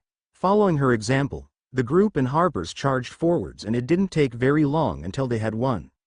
Avyanna immediately pulled Orin into a tight hug once she was done fighting, and her daughter quickly hugged her back. Never do something so reckless again, please, she pleaded, and Orin immediately promised as Gale joined the hug as well. After a few seconds, Avyanna held both her daughter and honorary nephew tightly as she kissed them both on their forehead, before pulling back and asking Orin what she knew. Quite a bit. Thorm told me a lot of things while thinking I was Zyril. You guys did come just in time, as I don't think I would have lasted much longer without someone realizing I don't have a tadpole. Orin replied, Jaheira coming closer to listen. The heart of the Absolute is an elder brain that is controlled by Thorm, some guy named Invir Gortash, and a third person I only heard whispers about, but I can guess what they are, she continued. Karlik paled at hearing the name of her old boss, saying he was the one who sold her out to Zariel. Seeing her daughter continuously balling her hands to fists and then relaxing them again back and forth, something she only did when nervous, Avyanna grabbed one of her hands to try and calm her down. Orin took a deep breath. I found correspondence between Thorm and Gortash. Thorm worships the god Myrkul and Gortash worships Bane. I wouldn't be surprised if this third person is a follower of Baal, or even a Baal spawn like me, only then with his influence still in their blood, she muttered. Everyone shared a look at this as they finally realized the truth of the situation. This whole cult of the Absolute business was just a ploy by the Dead Three and their followers to try and take over the world. How do they control an elder brain? Lizel asked, and Orin admitted that it was the only part of the plan that she hadn't been able to find out, as she knew asking too many questions was dangerous, and the others conceded. They then climbed the stairs towards the top of the building and found that Orin had already taken care of the guards in front of the door that led to Thorm. So, what happened to the real Zyril? Asterion asked, and Orin quickly explained that after making herself look like a guard, she'd carefully given Zyril poisoned wine and had slit her throat once the symptoms started working so she wouldn't be able to call for help. A little illusion magic later after transforming herself into Zyril, and everyone thought the dead body had belonged to a changeling trying to murder her and had been thrown into the lake behind the building, much to the amusement and pride of the others. It was one thing to willingly place yourself in the lion's den, it was a while other thing to actually put you near the top of the chain without anyone noticing. Have you found Zevlor while we were gone? Avyanna asked quietly, and Orin looked down as she shook her head, her mother immediately rubbing her back as they arrived at the roof. Thorm was absolutely furious with them as they approached him, demanding to know what they had done to him. He tried to use the tadpole to make them obey him and kneel, only for the prism to quickly block his influence. The prism. You had it all along. He realized, before noticing Orin as she was still in her true appearance. Well, if it isn't the little runaway. Your god has been looking for you, he said, and she growled. Baal is not my god, nor will he ever be if I have anything to say about it. I don't belong to him anymore and haven't since I was 3 years old. He will not influence me for as long as I live. I have an actually good life now and I will fight to keep it, and there is nothing you can do about it. She hissed, much to the pride of her mother, honorary brother, friends, and even Jaheira, as she was glad to have another Baal spawn on the side of good. Island then landed in front of him, sword at the ready, and Thorm's focus immediately went to her instead as she and the group attacked him and his remaining followers, but when it seemed that they had won and Island flew up to deliver the finishing blow, the man shouted something about how his daughter had to be returned to him. This gave the Aasimar pause and distracted her, Thorm using this to summon a giant tentacle that knocked her out of the sky, before teleporting both her and Thorm deeper inside something that was apparently underneath the towers. Shit. We were so close. Avyanna cursed in frustration as they took care of the remaining skeletons and hurried to the opening the tentacle left behind. Jaheira then asked if she could officially join the group as she wanted to finish this once and for all. Sure. It would honestly be nice to have someone helping me keep these crazy bastards in check. Avyanna immediately replied as she looked at most of the others. Almost everyone immediately gave her unamused look at hearing this, and she stuck out her tongue to them as she didn't regret what she had said whatsoever. Jaheira seemed like a wise person, and it really would be nice to have someone to keep an eye on everyone. Only Halsin, Hydrus, and Jaheira were amused as the latter could see how close everyone was to each other, and it reminded her of when she was younger. It was clear that despite there likely being arguments and fight as there always was with such a large group, they had become as thick as thieves together over the course of the journey, and she hoped that none of them ever took it for granted. Half of the group did briefly go back downstairs to stock up on enough supplies for everyone to use, and especially potions, before they went back upstairs, and the group all looked over the edge into the fleshly climb to whatever was underneath Moonrise Towers. Last chance to back out, everyone. No one will blame you, Avyanna muttered. She had the feeling that whatever was coming, it would be very hard and difficult, but everyone immediately refused to leave without thinking. They all agreed they had to do this together, and they wanted to get to the bottom of this both literally and figuratively. Smiling at hearing this and grabbing her daughter's hand, Avyanna took a deep breath and made the first leap down, with the others immediately following after her. Climbing down further than the deepest cellar of the building, they eventually found themselves in what seemed to be a mindflayer colony, somehow built underneath the tower. The DV told them to be cautious and mentioned how the power of the Absolute was even stronger now, realizing that it likely was an elder brain like Orin had said. Let's go find that son of a bitch, Avyanna muttered as they walked deeper into the colony. They had to finish Thorm once and for all. Chapter end notes. Read and review. See you next time. A colony and a reunion. Chapter notes. See the end of the chapter for notes. Disclaimer. I don't own anything, but you recognize the colony was disgusting. It was like they were walking in brain tissue all the time, intellect devours walking around as well. Orin stayed very near her mother after changing into her usual disguise to make sure they didn't gather any more attention than they already did. Halsin and Jaheira, who had only seen her transform once before and even then their minds had been on other things, were slightly disturbed to hear her bones cracking as she changed. Knowing that they had to save one of Zariel's servants as Mizora had ordered Will, they first explored as much as possible and eventually found a room that was filled with pods not unlike those most of the group had been in once on the ship, the DV saying this was where those who were infected were turned. Some contained people who had already turned into mindflayers and others were not yet transformed. Devices underneath the pods gave them insights to the thoughts of the people. Orin curiously touched Anejo was inside the pod and saw flashes of Elturel falling into Avernus and how the people had first bonded together to try and get out, before kicking the tieflings out once the city was back to where it was. She felt like something broke inside of her. A paladin's faith shattered and an oath broken. She finally looked at who was inside and immediately backed up in shock. It was Zevlor, completely out of it, but alive and not yet turned into a mindflayer.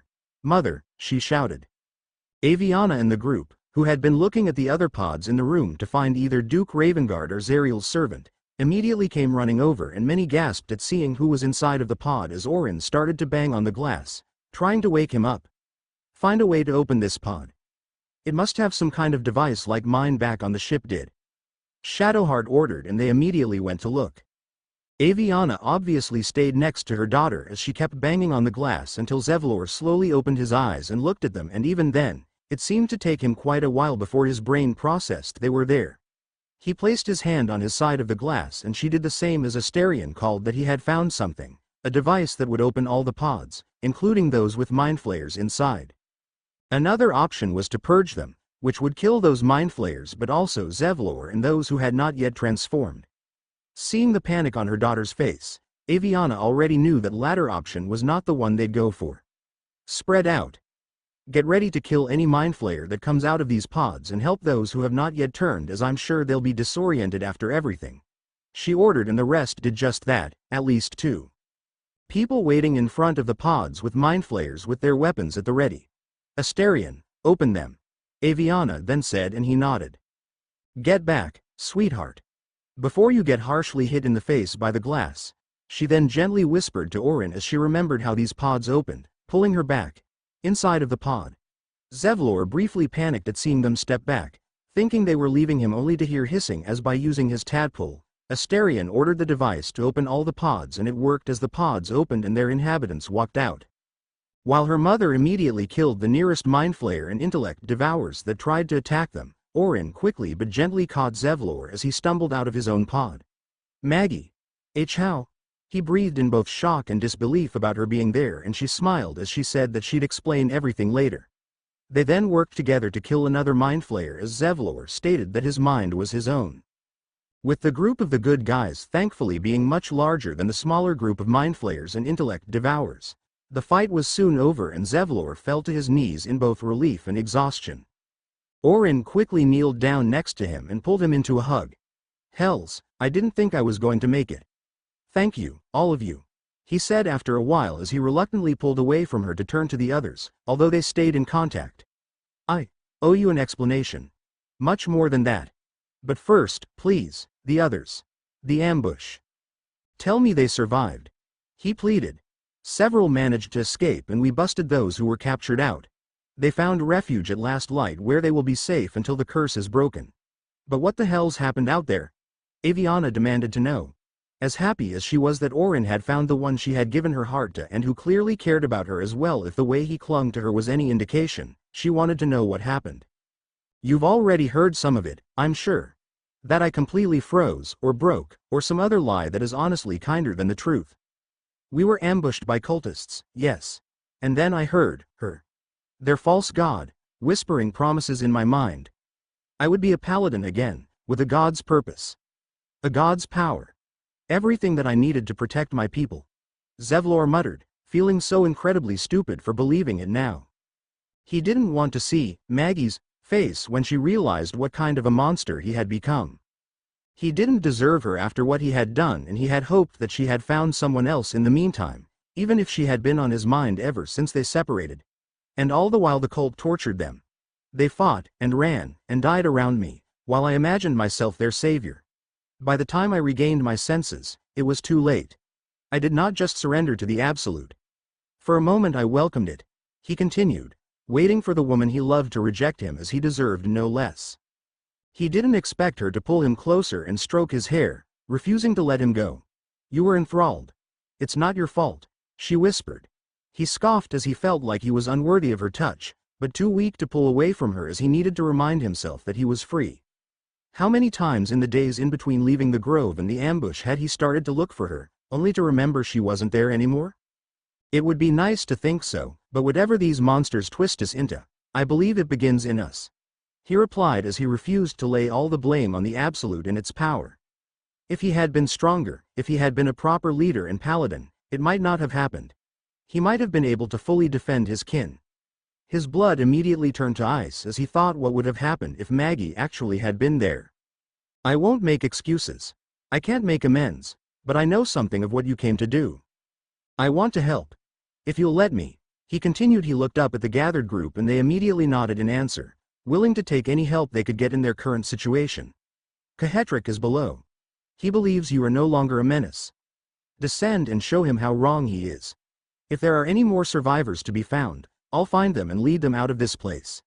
He stated, and Orin looked at her mother, the question in her eyes clear, and Avyanna nodded in answer. I'll help you and the others get out of here safely. This place is a whole entire maze anyway. The changeling then told him. Zevlor immediately tried to protest as he felt he didn't deserve her help and that she had more important things to do, but she wasn't having it. You're looking dead on your feet, love, and there might be other enemies inside this place. I'm not leaving you alone again, she said, and he reluctantly conceded. Halsin decided to go with them and the other survivors as well to help while the others started to continue on, Avyanna hugging her daughter tightly before they left and the both of them desperately asking the other to be extremely careful until they were reunited once more before they separated again, and Avyanna led most of the group deeper into the colony, glad that at least Halsin would help look after her daughter. They eventually found Zariel's captured agent, Mizora herself, and freed her despite the very tempting urge to just leave her there or kill her, as that would doom Will. They did persuade her to give Will a reward for the trouble he had to go through to get her, and she had agreed to break Will's contract with her when she had first contacted them to ask for help, only to pull out some of the fine print of the contract and say that she'd only release him in 6 months' time, much to Will's understandable frustration before she disappeared, and Karlik patted Will on the back. Eventually going deeper after coming across some kind of laboratory and having to fight zombies and the same winged creatures who had attacked the inn, they found some kind of dock that looked over at least half a dozen mindflayer ships waiting to leave, and Avyanna gulped as it was clear that the invasion was about to start. Using a moving platform to go even deeper, they felt their tadpoles starting to squirm even more. Once the platform had landed closed door, they all shared looks as they realized this was going to be a turning point in their adventure. Either they found a cure or they would at least find out more about the plan. Avyanna instinctively reached out for Orin's hand, forgetting that she wasn't there, and grabbed Asterian's hand instead, but both realized they didn't really mind it. Everyone ready? She asked, and they nodded. Taking a deep breath, they walked into the deepest parts of the colony. Chapter endnotes. Read and review. See you next time. The Chosen of Miracle chapter notes. See the end of the chapter for notes. Disclaimer. I don't own anything that you recognize. Walking in, they soon saw Thorm, and he wasn't alone. A man and a white dragonborn were with him, the latter guarding a man who had to be Duke Ravengard. You said it was under control, the other man said as he turned to Ketherick, the group slowly sneaking closer to hear what they were talking about, and Shadowheart silently pointed out the Bound Night song to the side. Avyanna widened her eyes as the voice sounded rather familiar, but she couldn't place where she had heard it just yet. Thorm then stated it wasn't the man, who turned out to be the infamous Gortash who had sold Karlik to Zariel, he answered to. Oh, the general voice. Is this where we salute? Gortash asked sarcastically, and now that she heard his voice more, Avyanna bit back a groan. I swear to all the gods that if reincarnation actually exists here and they chose to send back Lucius Bloody Malfoy of all people, I'm gonna be sick, she thought. The Dragonborn then spoke up, his deep voice finally revealing his gender, as Avyanna hadn't been sure before, as it was rather hard to see at times. Come now, love. We all know how loyal Ketheric is to the gods he serves. Oh, wait. He already betrayed too. You better not think about doing the same to us. My blade hand can be so slippery, and now that the Night Song is out of her cage," he said, playing with a dagger as he made his threat more than clear. Avyanna honestly wouldn't be surprised if he actually was a ballspawn like Orin predicted. Thorm protested that he had played his part in whatever plan they had made. "You've built an army for our masters, true enough, but what of the Astral Prism? A rogue true soul flaunting it under your nose, and you ran from them like the pathetic runaway ran from Ball, and you didn't even notice said runaway infiltrating your ranks." Gortash scoffed, and most of the group, but especially Gale and Avyanna, suppressed their growls. There was no way that he wasn't talking about Orin with this, and she was anything but pathetic. Hydrus and Will had to hold Karlik back as she wanted to charge at Gortash for both what he had done to her and for the insult against Orin. Thorm said that he was certain the group had followed him and would deliver the prism into his hands, and to be fair, they had done exactly that, as they all shared looks with each other. The three argued for a while longer, Gortash mockingly making a comment to Thorm about how they never should have dug his daughter up, those who had been in the mausoleum realizing that this might just confirm their suspicion that Isabel was Thorm's daughter. Thorm tried to attack Gortash but was stopped by the Dragonborn holding a knife against his throat. They were then witness to the Absolute finally appearing, and like Orin had said, it really was an elder brain, but with some kind of crown on top of it, binding it to the Chosen.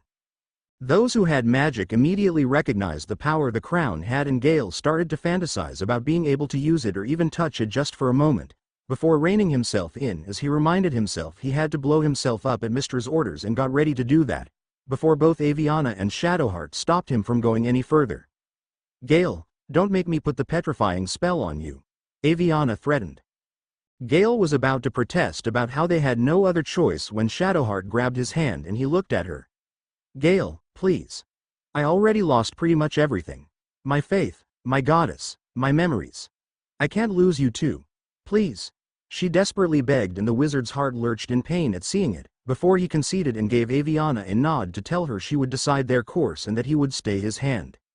They watched as Ravengard got a tadpole as well, much to Will's understandable horror, before the Dragonborn and Gortash disappeared with him and the Elder Brain as they started the army's march for Baldur's Gate.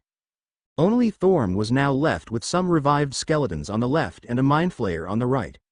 No one had spotted them yet, and Avyanna used this opportunity to give orders. "Asterion, Shadowheart. Drink an invisibility potion and go help the Night Song. The rest of us will distract Thorm and his soldiers," she stated. The two she mentioned nodded as they soon disappeared, and they heard their footsteps sneaking away. Getting out of their hiding spot, the rest walked forwards, and Thorm smirked at seeing them. "There you are, as predicted," he stated, before he went on to explain how Myrkul had raised his daughter back from the dead, and in return, the man had to serve as his chosen in this plot, and Thorm had happily devoted himself to his new god. "How exactly is that working out for ya? Isabel absolutely hates your guts, helps keeping your enemies safe with help from the goddess you first turned your back on, simply because you couldn't deal with the pain of losing people you care about, and you tried to kidnap her." Avyanna snarked, and inside her bindings, Island stilled at hearing this. Could it be true? Was Isabel truly alive again? She then felt a hand on her shoulder and jerked. "Night Song, it's me. Shadowheart. We're here to get you out of your bindings, but you need to be very quiet so Thorm doesn't notice anything yet." She heard the former Sharon whisper and quickly relaxed as she nodded and let out a very quiet, "Understood." Two pairs of hands then started to fiddle with her bindings. "Get ready to deal with that mindflayer, Asterion, as it will probably be the first to notice something is wrong."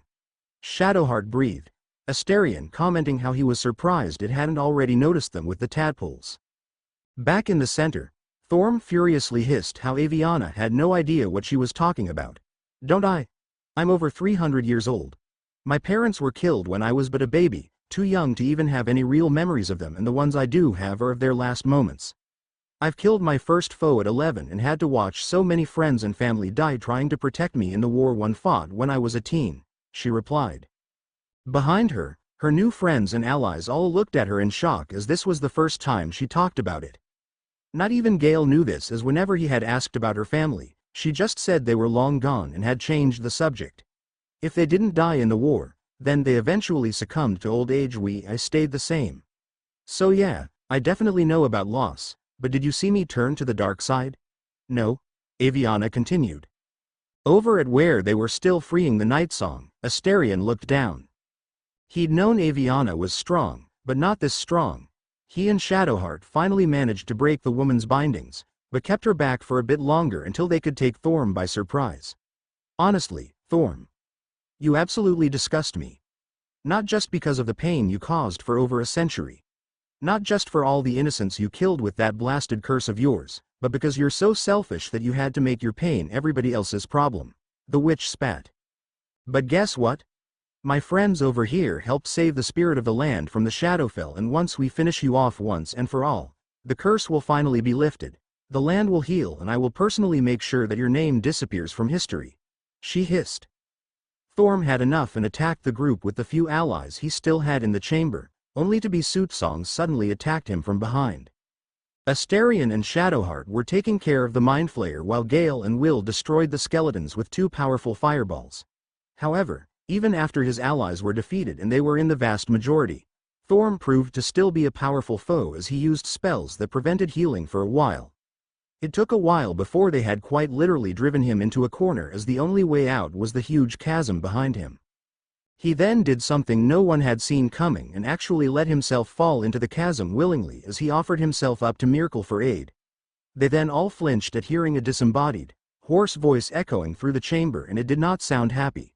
You dare end one who belongs to me? I am the smile of the worm-cleansed skull. I am the regrets of those who remain and the restlessness of those who are gone. I am the haunt of mausoleums, the god of graves and age, of dust and dusk. The voice boomed as the chasm lit up with light. They jumped back as a huge, skeletal hand appeared out of the chasm and a terrifying being followed it. I am Myrkul, Lord of Bones, and you have slain my chosen, but it is no matter. For I am death and I am not the end. I am a beginning. The thing that was apparently an avatar of a freaking god continued as it summoned a huge scythe and made it clear that they would have to fight him next. Try as she might to deny it later, Avyanna let out just the tiniest whimper of fear, as she had never been so glad that her daughter wasn't anywhere near. If they thought that Catherric had been a tough fight, it was honestly and absolutely nothing compared to this, as Myrkul could use his scythe to attack several of them at the same time, and his necromantic magic created an area where it was impossible to heal, and if they tried to pull back, he would attack them. Asterion could barely tackle Avyanna out of the way of one such attack, and Shadowheart saw this, before she glared at Myrkul. After getting the blood of Lathander, they hadn't used it much, as they didn't want to be attacked more than necessary, and having such a legendary weapon in sight was practically asking potential robbers to attack them.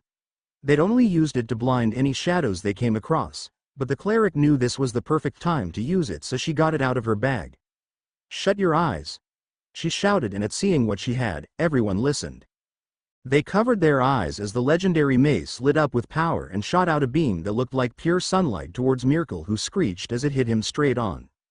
Unfortunately, this attack could only be used once a day, but it had been enough, as it helped them defeat the Avatar, as the Night Song made a lot of damage as well with her radiant power until it finally was defeated and dissolved into dust, leaving a half-dead Thorm behind. The man tried to deny that he was dying, but there was nothing he could do as he finally keeled over, never to come back. The Night Song was ecstatic as she flew up. The villain is dead, she shouted as she landed on Thorm's body and started stomping his head in, releasing over a century of fury. The wretch, together, we have crushed him, brain and body, she stayed as everyone backed up at seeing her rage, before she calmed down and swore her allegiance to Avyanna in the fights to come, and the witch inspected what remained of Thorm's body. Getting the stone Thorm had used, the DV appeared and explained how Orin had been right. This absolute business was a plot of the Dead Three, which meant finding a cure would be more difficult, and they needed to get the stones of the other 2 chosen. They promised to keep protecting them, before opening a portal and disappearing. After getting everything they could, they went through the portal and left the colony behind for good. However, the scene they arrived in wasn't peaceful either. Chapter endnotes read and review. See you next time. Reunions and talks chapter notes. See the end of the chapter for notes. Disclaimer. I don't own anything that you recognize. Orin kept sneaking glances at Zevlor. She and Halsin had eventually managed to get him and the other prisoners out by casting the fly spell and guiding them back the way the group had first come from, and had quickly made their way down to the main floor, where several Harpers immediately took most of the former prisoners over to heal them. But when one Harper tried to reach out to Zevlor to check him over, he heavily flinched and clung onto Orin. "I'll take care of him. Thank you," Orin whispered to the Harper, and the man nodded, seeing that the tiefling was clearly traumatized and needed a familiar face to keep himself sane. "Let's get you seated." Orin then whispered to Zevlor, and he nodded as she and Halsin gently led him to an empty bench. Zevlor immediately sagged against her once they sat down, with Halsin making sure she didn't have to carry all his weight. Orin hummed her mother's old lullaby as she carted her fingers through his messy hair, kissing his face and temple every now and again as he took deep breaths to keep himself from breaking down. "You should find someone else. I don't deserve you anymore, if I ever did in the first place," he muttered, and she tightened her grip on him in answer as she stubbornly replied that she was not leaving him anytime soon. They were so focused on each other that they didn't notice the new arrivals until an egg flew through the air and hit Zevlor straight in the face. "What is he doing here?" an angry voice asked, and they looked up to see several of the tiefling refugees standing in the doorway, the curse having weakened enough for them to get through without trouble, and the egg having come from Mole, as she and the other tiefling kids seemed ready to throw more things at their former leader. Orin quickly gave Zevlor to Halsin, who turned them both so the former was mostly shielded. "Give me that," Orin immediately hissed in anger as she magically pulled all the things from their hands. Leah loudly demanded to know what Zevlor was doing there too, as he had betrayed them to the Absolute. "He's here because he's just as much of a victim as all of you were. It was all the fault of the Absolute, which is a god's damned empowered elder brain, by the way, so I'd like to see you do any better if you were in his shoes," Orin shot back.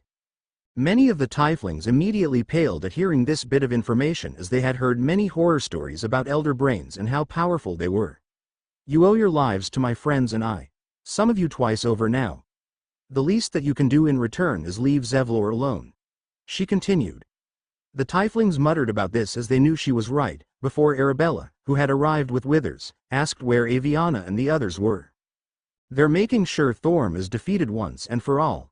I'm sure they'll be back soon," Orin explained. The tieflings then spread out to wait for the curse to fully break, and Orin returned to Zevlor and Halsin, who were waiting for her, and especially Zevlor seemed about to break down as Halsin gave him a towel to wipe his face. "You shouldn't have done that. I deserve their anger and hate. If I had been stronger," he began, before she interrupted him. Yes, he had made a mistake, but it was not like he had much choice. She kneeled down in front of him and put her hands on his shoulders to make him focus on her. "You likely still would have succumbed. You are strong, Zevlor. So very strong, but against the might of an elder brain, there's practically nothing that anybody can do without protection like my friends have. And this isn't a normal elder brain either, as something about it both strengthens its power and binds it to the chosen," she stated. "She's right, Zevlor. I wouldn't be surprised if it sensed that you were their leader and knew that without you, they would be easy pickings, so to speak." Halsin agreed, and Zevlor looked at him for a second, before looking back down and taking a deep breath as he stated that he wanted to see Wher. They both nodded, and Halsin went to lead them both, as he was the only one who had been here. Before they left, Mole walked up and apologized for throwing the egg, as she knew Orin was right about the others and especially her owing their lives to them. Halsin led them to where the ambush had happened, some Harpers already having promised to give the fallen tieflings a proper burial once the curse was fully broken. The moment that the bodies were in sight, Zevlor moaned in pain and almost collapsed to the ground, as Orin and Halsin could barely catch him. They managed to support him for the last few feet and gently put him down on his knees once they were there. He immediately collapsed even further as he slowly bent over until his forehead just touched the ground, his whole entire body starting to shake with loud and heaving sobs as he begged the forgiveness of those he had failed to protect. Orin quickly kneeled down next to him and put a hand on his back, but didn't do anything else, as tears started to stream down as well at seeing several familiar faces from Asherok to Dex. She did miss some faces like Elegies, but she had already heard from Alfira and Lacrissa that some had already succumbed to the curse before the ambush and some had been killed after being taken to Moonrise. It was horrible to think that less than 2 months before, she had been laughing and joking with these people and had listened to their hopes and dreams about when they would finally reach the city of Baldur's Gate, only for less than half to actually survive the journey. She lowered her head with Halsin doing the same as they mourned those who had lost their lives. It took at least an hour before they stood up again and made their way back to Moonrise Towers, Halsin especially having to support the both of them as they were absolutely exhausted after an incredibly long and stressful period. Once they had finally reached the building again, he quickly put them down on the nearest bench and Thaniel suddenly appeared next to him. "The anchor has been destroyed," he stated. "What does that mean exactly?" Orin asked in confusion, and with a very happy chuckle, Halsin explained that it meant that Avyanna and the others had done the impact and had killed Thorm once and for all, making everyone who heard it sigh in relief. He then also introduced Thaniel to her. "Well, nice to finally meet you, Thaniel. You know, Halsin didn't shut up about you," she said, and he smiled as Halsin blushed. Orin, Thaniel and even Zevlor chuckled at this for a bit before Orin went back to the tiefling she loved. Still, it was a very chaotic scene with tieflings, harpers, fists, one druid, a changeling and a skeleton all together in one room as a portal opened and the group came out of it together with a woman with wings. Orin immediately stood up and hurried over to her mother, who quickly opened her arms and caught her. "It's all right, sweetheart. It's over," the older witch whispered as she stroked her daughter's hair before they heard someone calling Island's name from the doorway. It turned out to be none other than Isabel, and after a joyful reunion where Island lifted her up and spun her around, it also turned out the two women were actually lovers who had been separated by death and imprisonment for over a century. Isabel also confirmed she was Thorm's daughter, brought back from the dead by Myrkul, but having fled once she realized what kind of monster her father had become after she died. Avyanna had absolutely no idea how exactly she would have dealt with that revelation if she had been in Isabel's shoes, but that honestly didn't matter now as she properly introduced Orin to them, saying that she helped them get information on the enemy. "A noble effort indeed, but there's something about you that's different. I just can't put my finger on it," Island commented as she looked the other woman up and down for a bit. It's probably my former heritage that you are sensing. I was a Ball spawn until my mother over here saved me when I was 3 years old and removed Ball's influence from my very blood. I honestly want to have as much to do with that bastard as I do with this cult, and considering I'm pretty sure they're related, it makes me want to avoid it even more," Orin explained with a very tired sigh, and both Island and Isabel flinched slightly when they heard she was a Ball spawn, before the Aasimar really looked her over and saw that she was telling the truth. "Very well. I will take you on your word, as you have already proven your morals by providing your allies with important information on our enemies, and I can see the truth shining in your eyes. It is good to see you choose your own path in this world," she stated with a decisive nod, and with that, Isabel relaxed as well as she trusted both Island's and Jaheira's judgment on things, and if neither had attacked Orin, then she was all right. In the background, Shadowheart shifted a bit uneasily and Island quickly noticed this. "Don't worry, little half-elf. I have not yet forgotten my promise. Once we have rested a bit, I will tell you everything that I know about your past," she swore, and Shadowheart relaxed as she nodded before walking away. "Now, you must leave us. We must take succor in each other's bodies and words," the Aasimar then told Avyanna and Orin. The fact that they were just told by a daughter of an actual goddess to leave her and her lover alone so they could have sex, followed by Isabel's quiet and embarrassed Island, made Avyanna chuckle slightly. "Dame Island, I think you and I are going to get along splendidly," she stated, and Island smiled. They then heard some chaos upstairs and the tiefling kids came running down with an undead dog at their heels. "Squire?"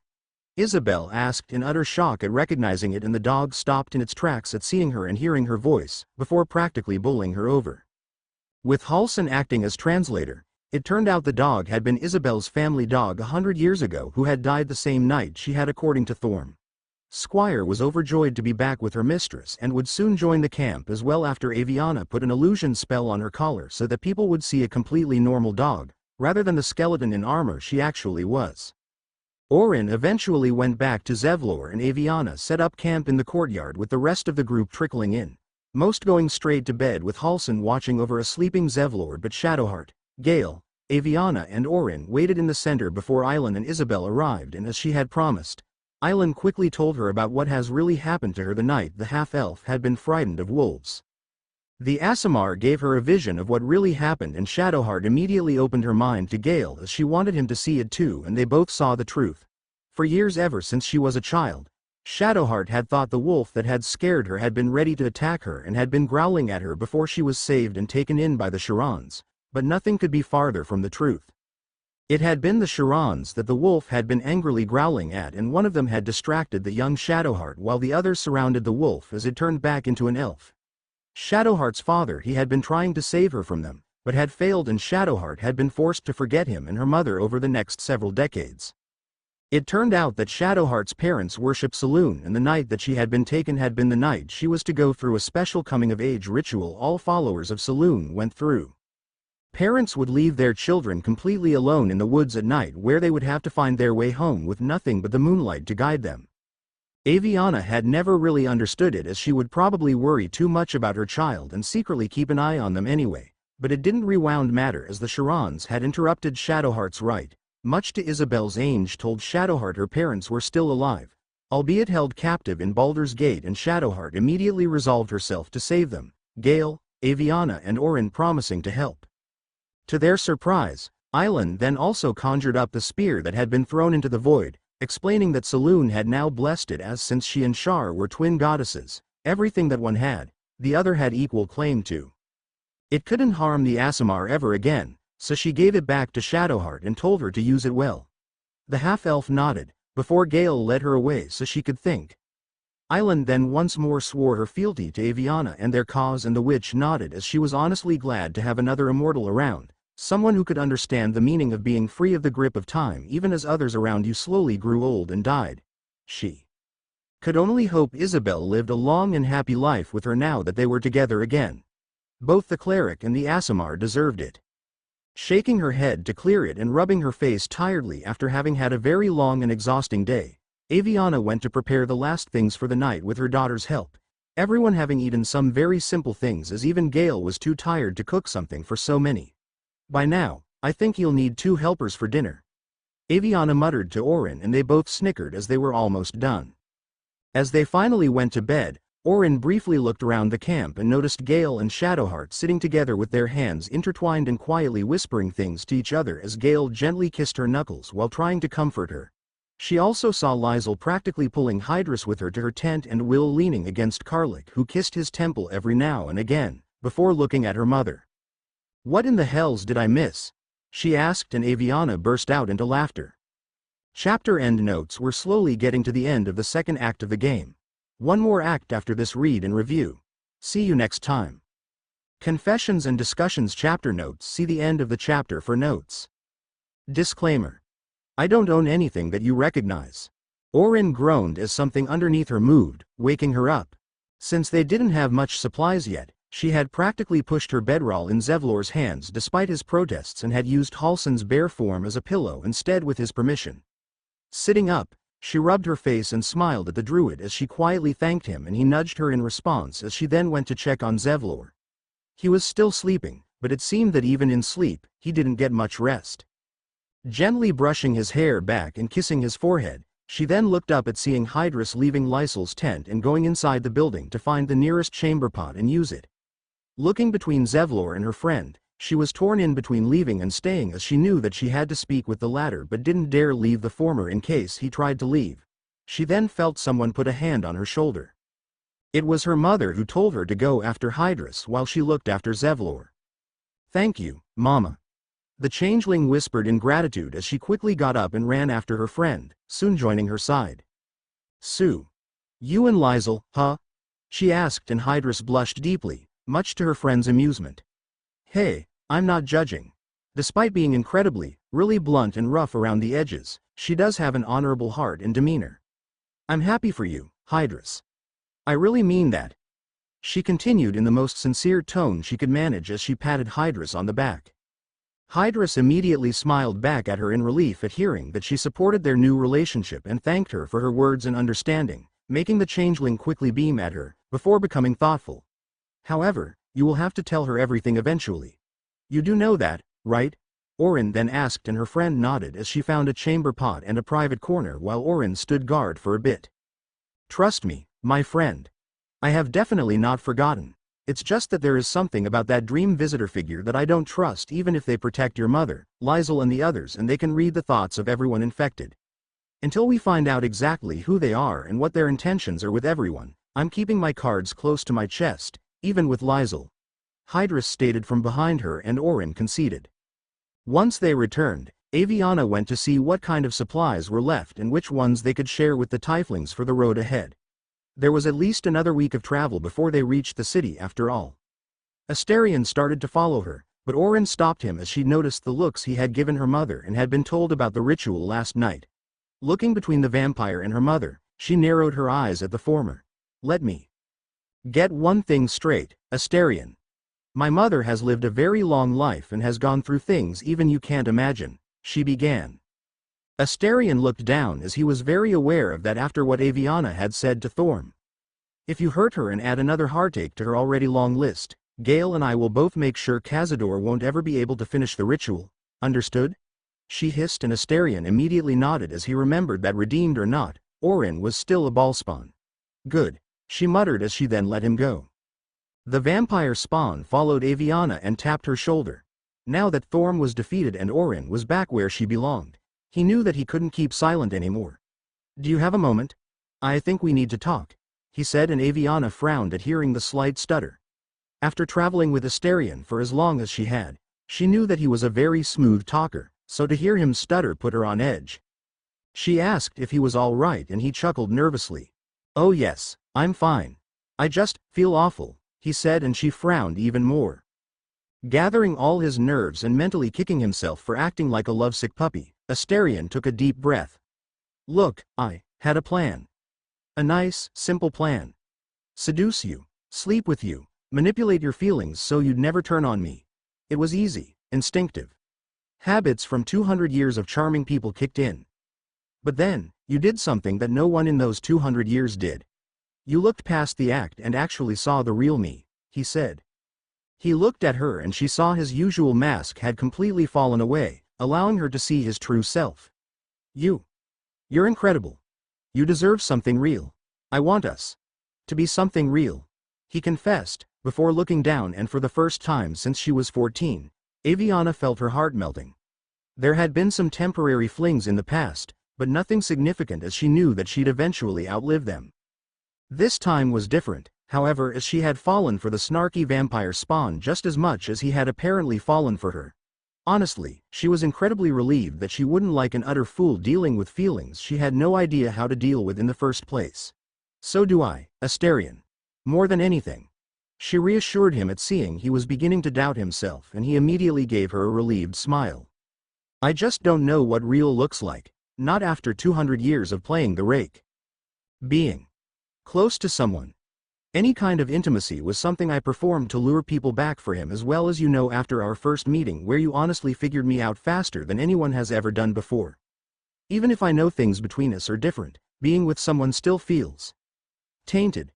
Still brings up those feelings of disgust and loathing. I don't know how else to be with someone. No matter how much I'd like to. He then told her, and she smiled at him. Well, nice thing about being immortal is that we have all the time in the world to figure it out. Avyanna chuckled. Avyanna then walked closer and cupped his face. You can take as long as you need to become comfortable with me, and I'll support you every step of the way, she promised. He smiled at her in gratitude, before she walked even closer and gave him a careful hug at sensing that he needed one. Astarion was stiff at first before he slowly returned the gesture, hugging someone for the first time in over 2 centuries, closing his eyes at feeling the first genuinely kind touch in just as long too. Neither of them noticed a certain wizard and changeling peeking around the corner and smiling at the sight. You did threaten him, right? Gale asked in a whisper, and she nodded, before they quickly pulled back in case they were seen. Gale returned to Shadowheart and apologized once more for making her fear losing him back at the colony before he began to talk about the crown that the brain had been wearing, for lack of better term. It was infused with powerful magic that seemed to originate from the long-destroyed magical empire Netheril, but Gale could not be sure exactly if he was right until he had done some research, and thankfully, Avyanna's old place of work, Sorceress Sundries, was a place filled with magical texts, and he was sure that they could find answers there, and Shadowheart promised to help. Once Avyanna and Astarion returned with supplies, they discussed what to do next. The DV stated that they needed to find more allies in the battle to come and to look for said allies in Baldur's Gate. Arabella would leave on her own as well once they reached the city, but Avyanna did return a locket that the girl's mother had given her in gratitude for saving her back at the grove, it now having several protection spells covering it. Withers had already stated that Arabella would have to walk her path alone from now on, but that didn't mean she wasn't going to let the girl go completely without help. She was only about 7 for God's sake. The tieflings were already leaving as they were speaking, and Zevlor had planned to leave on his own as well, as he didn't want to be a burden to anyone, but Orin herself had quickly put a stop to that plan. I already thought I'd lost you forever once before when we arrived here and we heard you were gone. I don't want to go through that again. I can't go through that again. Please, she pleaded with him as she grabbed his hand and he looked at her. He knew that he had already hurt her enough, which was part of the reason he wanted to leave on his own. He'd only be a burden to her and the others, but he wouldn't lie and say his heart didn't twist at seeing the pleading look in her eyes as she begged him not to go, Avyanna mentioning they had more than enough supplies to feed him too. His kin didn't need him anymore, even if several had already come over to apologize before they left, as they had Karis and even Avyanna's group to help them. If he was really honest with himself, then he would say that the thought of having to leave Orin once more filled him with pain he'd rarely felt before. Looking at her once more and seeing her still pleading eyes, he leaned against her, conceding with her request. She immediately smiled and hugged him, body sagging in relief at the fact she wouldn't have to say goodbye to him again. It was when they started to pack up camp to get ready to leave that they noticed their surroundings were growing lighter. As they turned, they saw sunlight peeking through the clouds and nature slowly overtaking Thorm's old monuments. They all immediately smiled and cheered as they knew what it meant. After over 100 years, the shadow curse had finally been broken. Chapter end notes: the next chapter will be about the journey to the city. Keep in mind that it will be mostly made up as we don't actually see that leg of the journey. Read and review. See you next time traveling to the city. Chapter notes: see the end of the chapter for notes. Disclaimer. I don't own anything that you recognize, Asterion, darling? Asterion hummed to show that he was listening to Avyanna, a feeling of warmth blooming in his chest at the fact that he actually had a partner who loved him for who he was now. They had been traveling for a few days now, officially leaving the formerly cursed lands and abandoned town of Rhythwin behind them for good and heading towards Baldur's Gate, and they hoped to reach the city before it was too late. They had ransacked the former toll house for money they could divide in between them and the refugees and had come across a horrifying discovery. It started with a note next to a big, metal safe, telling them someone had locked themselves in when the curse first enveloped the region, the writer asking whoever read this to get them out once the shadows were gone, but to get them out quickly as they only had 3 candles. With it having been over 100 years since then, they all knew what they'd find inside, and sure enough, the moment they opened the door, they were immediately hit with the foul stench of death and saw a skeleton sitting in the empty safe with 3 candle stubs next to it. Avyanna couldn't even imagine what that person must have gone through when they realized no help was coming and they had doomed themselves to a slow death of starvation all alone in the dark. Every time I think I've seen the worst of this curse, I'm proven wrong, she muttered to Asterion, who quickly agreed. Shadowheart had briefly gone back to the masonry where the last of the Selenite resistance had been and where some of the shadow vestiges were still floating in the air, as Thaniel's magic hadn't reached this place yet. Touching one of them, she got flashes of a house filled with warmth and children's laughter that had been in this person's life before the shadows came and they turned into a literal shade of themselves. Karlik had told her and the others that one of the shadows who'd attacked them while they had been busy protecting Halsin's portal when he went to rescue Thaniel had been about to become a mother before the curse hit, the tiefling not knowing if she had actually managed to have her baby before she was turned, as that was a whole different level of horror to imagine she and her unborn baby had been turned. Apparently, the woman had refused to name her baby after her mother-in-law Muldred, who had been one of the shadows Avyanna and her group had come across. It really showed how this place had been a completely ordinary town with people living normal, happy lives before one man's selfishness and inability to move past his grief had destroyed all of it. Looking at the room and the vestiges, Shadowheart took a deep breath. He's gone now. I hope you can all find your rest, she said as Thaniel's magic slowly filled the room as well, the vestiges disappearing and the half-elf left. Once they were completely ready for the trip ahead of them and Isabel had said a final goodbye to Moonrise Towers, as that had been her home for so long until her death and her father's reaction to it had ruined it forever for her, Island obviously helping her beloved, they slowly started to leave the formerly cursed lands behind them for good, their bonds having grown stronger than ever and in more ways than one in some cases. There had been a slight hiccup on this journey when some Githyanki loyal to Vlokith tried to attack them and get the prism back as they left the town, but they had been in the vast minority, with the group now having grown by 4 and had been quickly defeated by the very unamused travelers, so treated this attack as a minor annoyance at best, looting the bodies once they were done and walking on like it was nothing. Hydrus did briefly put a hand on Lysol's shoulder once they were gone, and while the Githyanki gave her a small but grateful smile, she felt like she didn't need support. Yes, her own people were now hunting her and had declared her an enemy of her queen, but she would immediately fight back with every fiber of her being, and she now had much better allies who would never turn their backs on her Andner, something that she would never have imagined only a month ago. She briefly squeezed the sorcerer's hand before letting go and walking on again. They had just set up camp for the night ahead, and Avyanna had briefly ducked into Asterian's tent to get a book he had borrowed from her back again, and that's when her voice called out. He poked his head into the tent as well and saw her looking around. "Is this all you really have?" she asked at seeing how incredibly bare it was. The others all had books or fabrics to decorate their tent with, but not him. He simply had a wooden board with a ratty blanket lying on top of it, an empty bloodbank jar lying on the ground, and a mirror that he couldn't use anyway because of what he was propped up against the bed. She didn't even see a single set of spare clothes lying around. Asterian immediately looked down in embarrassment. "A slave doesn't really have much," he muttered, staring down at the ground to avoid her pitying look. Avyanna saw this and sighed in reply as she said that if he had needed anything in the past few weeks that they had traveled together, he could just have asked her or Gale to conjure something up for him and they would have done it, especially her with their history. "I really don't need you to babysit me," he automatically snapped back at her, and she immediately sighed once again. She knew that this was him just pushing her boundaries to see if she would give up on him and leave, and she had to keep calm before she did or said something that she would regret. "It's really not babysitting you, Asterian. It's me simply offering you the chance to have some basic things like an actual bedroll or something along those lines, like some new clothes. I think the only one who has even less than you right about now is Zevlor, and that's only because he literally refused to take almost everything until Orin practically forced him to take a bedroll at the very least," she said, and it was true.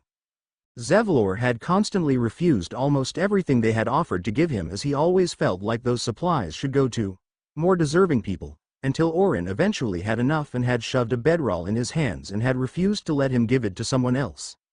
The two of them now shared a tent, with Halsin usually sleeping beside their tent in his bare form. Even Islan and Isabel had taken some things. Asterian still refused to look at her, and she slowly walked to him. Gently putting her finger underneath his chin, she made him look up at her after he flinched at the unexpected touch. It was very clear that Avyanna had a lot of work ahead of her to make him feel safe again after 200 years of abuse. "You deserve to have so much more than you have now, my darling, and I just want to help you," she whispered as he slowly grabbed her hand. He gave her a tiny smile as he quietly asked her if she really could conjure up some clothing. "Of course, I can. You deserve it," she said. She quickly snapped her fingers and conjured up some comfortable clothes for when they were camping and a new bed, briefly leaving the tent to give him privacy while he changed. They thankfully fit, and he thanked her. She smiled and tapped the tip of his nose, much to his surprise. "What? You clearly flinch when my whole hand comes near your face, so I thought this might work," she explained, and he chuckled in answer. Orin, Zevlor and Halsin were looking at the stars that had appeared in the sky, trying to find any kinds of shapes in it, while Halsin also told the other two what he knew about said stars. "Mother once told me that her godfather was named after a star, but when I asked her where she was, she said that he was gone. It wasn't until years later that I realized that until me and Gale, Mother didn't have any family," Orin said. "I know what that feels like. I lost my entire family many years ago as well. Your mother is very lucky to have you and your honorary brother now," Halsin commented as he had seen Orin and Gale were way closer than friends, and Orin smiled at him as she was currently leaning against Zevlor, enjoying the warmth her partner's skin had thanks to his infernal lineage.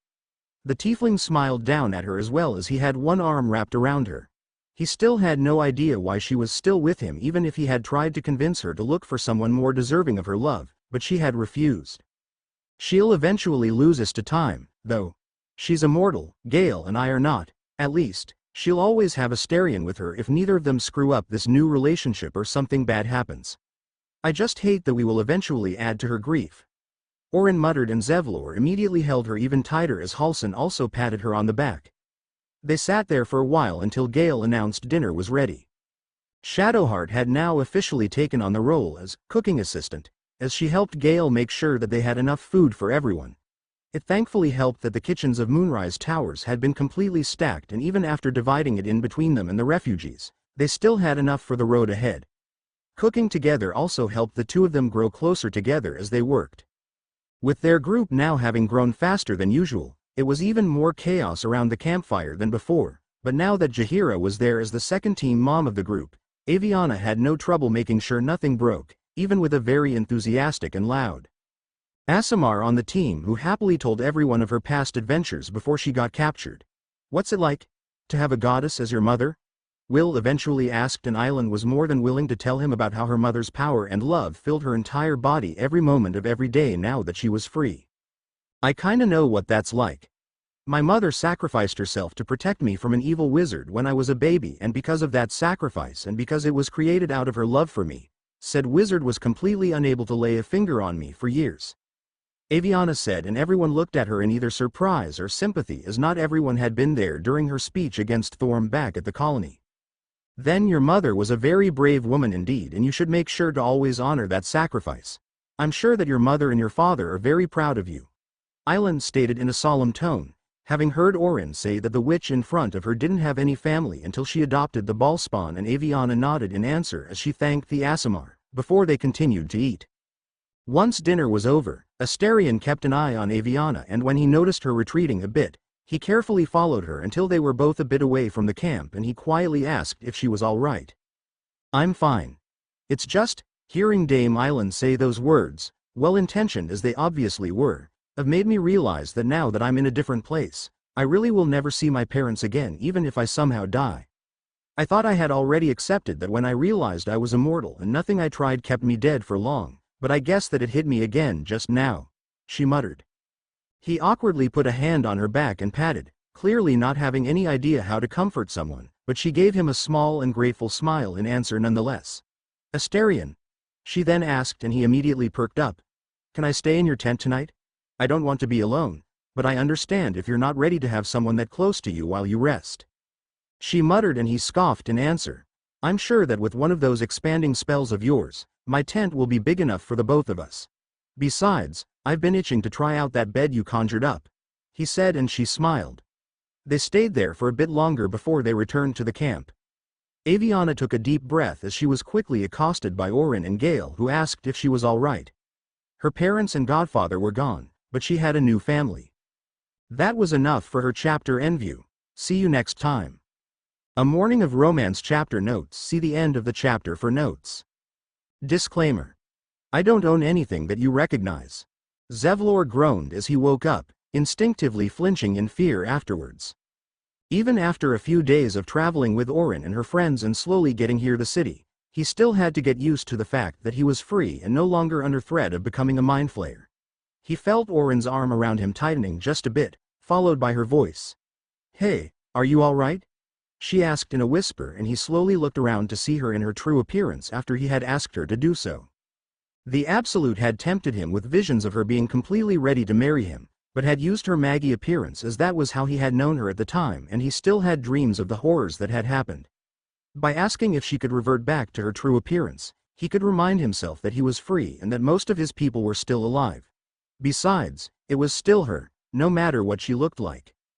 "I'm all right, or at least as much as I currently can be," he replied honestly, and she immediately hummed in understanding as she snuggled even closer to him and buried her face in his shoulder. She had actually had a nightmare herself about being too late to save him from the pods and having to kill him as a mindflayer, as much as it broke her heart, so to feel him there with her, safe and sound, made her feel a lot better. Closing her eyes, she smiled as she felt him grab and squeeze her hand, nuzzling his neck in response, and both hearing and feeling him chuckle at the touch. She grinned up at him, before relaxing and simply enjoying this moment. Soon enough, they'd have to pack up their now magically enlarged tents, since many of their allies were now in romantic relationships with each other, so they'd have enough space and privacy to enjoy some alone time. They were thankfully smart enough to not have sex where everyone could hear them, but something peculiar had happened the day before. Both Shadowheart and Gale had woken up with the blissed-out look that Astarion had immediately recognized as the look of people who just had amazing sex, but Orin had kept watch through part of the night and hadn't seen them sneak off. It didn't take long for her to figure out what had happened. Astral projection sex? Really? She immediately teased her honorary brother, laughing when his face became as red as a tomato. Avyanna had gently scolded her for teasing Gale about this, and she had simply made a face in return before laughing. With how much Gale loved his books, she had once teased him about how he would probably marry his library if he could. Therefore, she was honestly ecstatic that he actually had found someone to share his life with like she had done with Zevlor. She just hoped they'd be able to save Shadowheart's parents. From what she heard about what the half-elf could remember about her upbringing, she deserved to have some God's damned happiness. Breakfast is nearly ready. Both her and Zevlor heard Shadowheart announce from outside, and that was the sign to get up and ready for the day ahead. From Halsin's calculations, they'd reach Baldur's Gate in about 2 days, and everyone took very deep breaths as they prepared for what they'd find there. Not just Gortash and the other Ballspawn, but several goals of many different members of their group as well.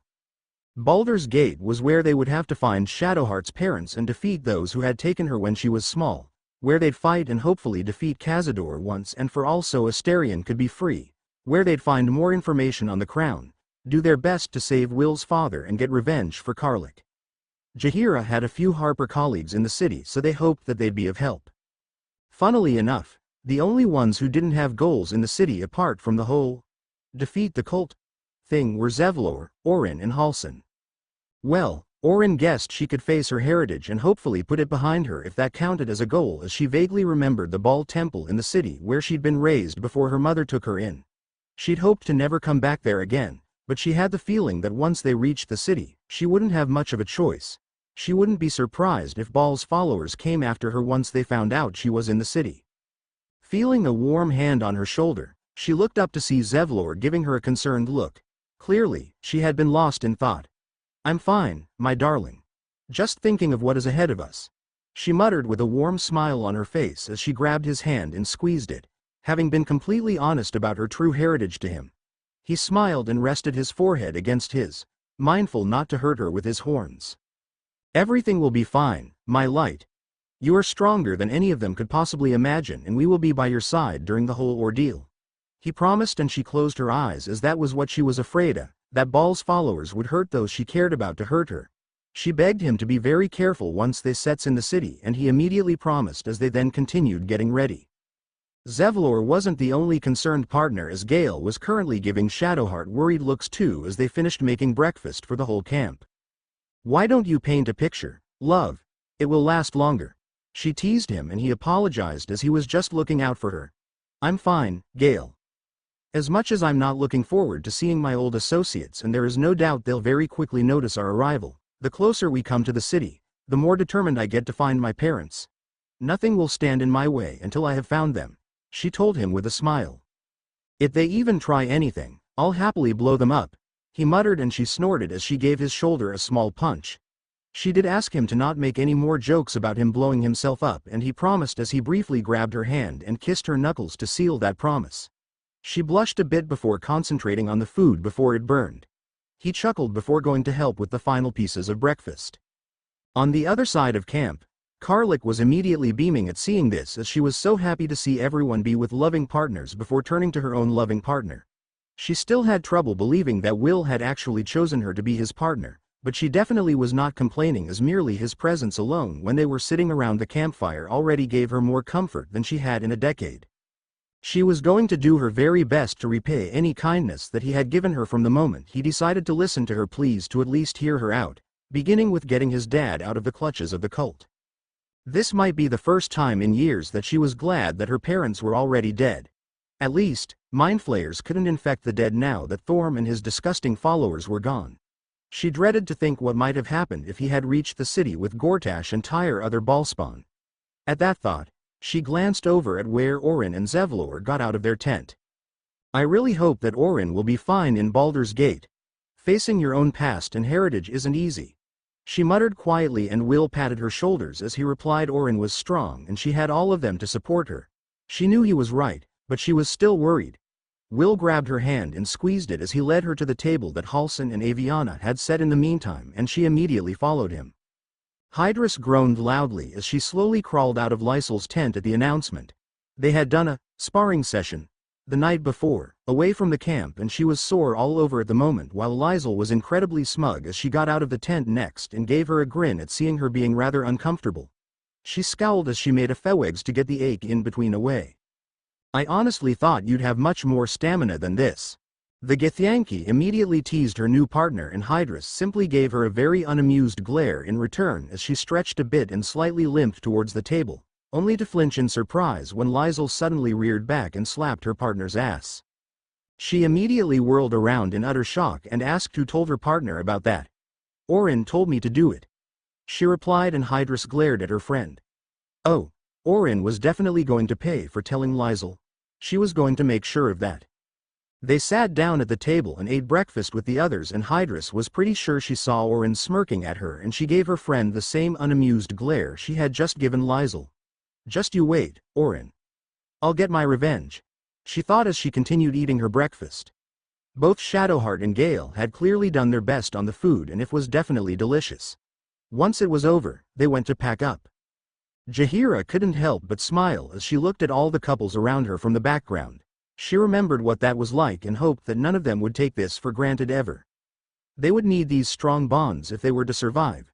She had lost her husband years ago, and she still held onto the precious memories he had given her. Still, for now, she would just enjoy all these moments. They would need them.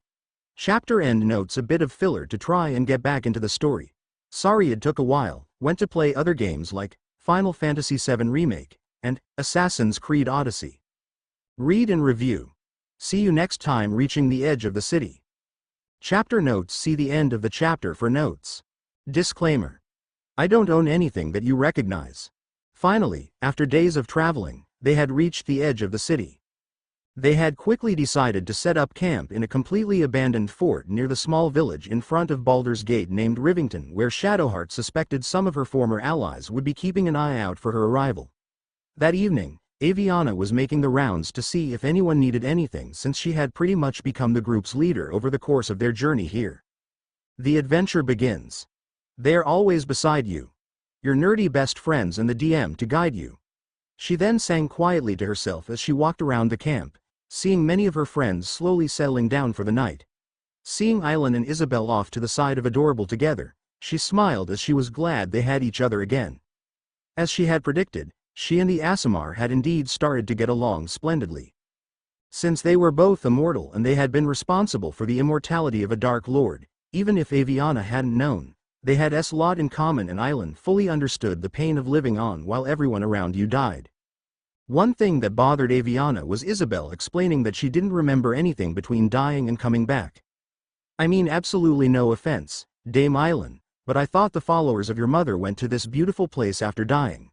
She quietly muttered once Isabel had walked away to down as she was still feeling weak. Absolutely no offense taken, my friend, as you are completely right. My mother's followers to a beautiful silver city where they will live in peace forever. My guess is that the vile magic Thorm and his disgusting lackey Balthazar used to bring her back took her memories of that peace. Island immediately replied with a growl at remembering what her beloved had been through, before she went to see if Isabel needed anything.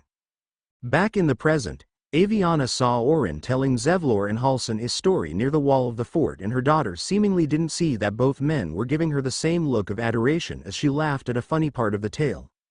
Avyanna had already gone to the druid at seeing him growing a crush on her daughter, and knowing this could very well be an issue that neither Orin and especially Zevlor needed at the moment. Thankfully, she had nothing to worry about, as Halsin was fully aware and respectful of Orin's and Zevlor's relationships and wasn't even thinking in the slightest about coming in between them. He also told her that monogamous relationships weren't for him and that he believed love should flow as easily as water in a river. Oh. A polyamorous druid. Interesting, Avyanna thought before she asked if he hoped he'd get to share in her daughter's relationship with Zevlor, and he admitted that in an ideal situation, he might have already asked, but he knew Zevlor would not take it well. For now, he was more than willing to support them from the side and help whenever they needed it, and Avyanna had nodded in acceptance at that, before walking away. quickly shaking her head with a smile at the sight. Now Avyanna was honestly glad that whatever happened in the future, her daughter would be well taken care of if they survived. She then walked over to Asterion and asked if he was okay. He let out a deep sigh. The gate is close. As is Cazador. Cazador and his rite of profane ascension. An imperious soiree attended by devils and spawn alike. A grand ceremony to honor one exalted vampiric master and elevate him to an unfathomable station. To place him in a position of such esteem the world will yearn to kneel and offer their necks, he said as she sat down next to him, briefly lifting his voice to mock his master during the exalted bit. However, Avyanna had sensed there was something else in his voice even though he tried to hide it that sounded a lot like envy. Hey, talk to me. What's going on in that head of yours? Or do I need to use the tadpole? She teased him as she gave his side a nudge and he gave her a look. He then suggested that after they defeated Cazador, he could take his former master's place and ascend in his stead, and while Avyanna didn't say anything, fear immediately filled her whole entire body at the thought of Asterion becoming a full vampire, let alone one of such power. Back when she had done her research on vampires to see if she could defeat Cazador and free Asterion, she'd learned that while a vampire spawn still had a bit of their souls from when they were alive, the moment they turned into a full vampire, that piece of soul died and they would become a twisted shell of their former self. Any love they had for someone becoming toxic and dangerous where it was warm and genuine. The thought of Asterion becoming like that and the possibility of her eventually having to put him down immediately terrified her. She tried to hide the fear she was feeling from her face, but completely forgot their tadpoles were connected and Asterion could read her whole thought process with her. Do you really think I'd become such a monster? He asked quietly, and she stiffened up before giving him a guilty look. She looked down at the ground and took a deep breath as she knew she had to explain. The numbers aren't exactly looking in our favor. You once told me how rare it is for a vampire to fully turn their spawn because of the competition, but every research I could find told me the same thing. The moment a vampire is completely turned, they will lose all bits of humanity they once had, and therefore, any feelings of friendship and love they had will be twisted into something dark. Not to mention that this is a ritual offered by an archdevil. Nothing good can come of that, she said. She then looked back at him once more and grabbed his hand. I understand that you want freedom and never feel like a slave again, and I will help you against Cazador no matter what, but is that really worth losing this? She asked, and he didn't know the answer to that, so he instead looked down as well. Avyanna then carefully rested her forehead against his temple. She just wanted him to know he'd have her. Silence fell for a few minutes. She then carefully asked if she could kiss him, not wanting to kiss him without consent. There's no, he replied, and she gently cupped his face before kissing him, and he immediately kissed her back, one hand on her back and the other tangled in her hair. Breaking apart for air on Avyanna's part, they gave each other smiles before Asterion pulled her closer. I'll think about it, he muttered. She nodded before Shadowheart carefully approached them and asked if she could borrow Avyanna for a few minutes, and Asterion agreed with a chuckle as he let his partner go and Avyanna followed the half-elf to her tent. Everyone looked up when a few minutes later, light shone through the fabric before it disappeared again. When Shadowheart walked out again, her appearance had slightly changed. Her black hair was now as white as snow, and her bangs, which had previously been straight, were now longer and styled like a crescent moon to frame her face, indicating her changed allegiance. She nervously went to Gale and asked what he thought of the new look, and he immediately replied that he absolutely loved it. She let out a small sigh of relief at seeing he meant it at the star-struck look in his eyes and gave him a kiss in response, with Orin smiling in the background. She was really happy that her honorary brother had found love, as she had feared he'd die with just Terra at his side, even if he had to get used to it. One moment that had made the shape-changer laugh like crazy had happened a few days ago when Gale had walked over to Shadowheart with the intent to kiss her, and the cleric had already started to anticipate one, only for him to kiss her cheek. The former Chiron had not been amused and had pulled him closer for a real kiss. It was clear that her little book nerd of a brother had not been expecting that whatsoever. Everyone else immediately approved of the new look as well and told the half-elf this, much to her relief. Everyone eventually settled down, with Orin kissing Zevlor goodnight before she and Avyanna went to take first watch for the night. Do you think we're finally reaching the end? The shape-changer asked, and Avyanna admitted that it did feel that way. They got one of the stones. Several of their friends all had someone to confront in the city, from Karlach to Asterion, and they had to stop the invasion before it was too late in the whole city, and later the world turned into mindflayers. Do you think they will try to find us? Orin then asked, no doubt in either her or her mother's mind who she meant with that. The followers of Baal. Avyanna tightened her jaw in anger and promised she would keep her daughter safe. She was about to say something else when she suddenly got a searing headache and heard the voice of the elder brain in her head. Crying out in pain, she clutched her head and curled into herself. Mama! Orin immediately shouted in panic. All across camp, she heard those who had been infected crying out in the same pain as she tried to help her mother, while those few who weren't. Her, Hydrus, Island, Isabel, Halsin and Jaheira tried to help the others. The astral prism suddenly flew out of Shadowheart's tent and burst open, creating a portal of which 3 Githyanki appeared, immediately taking on fighting stances at seeing them. They were under attack.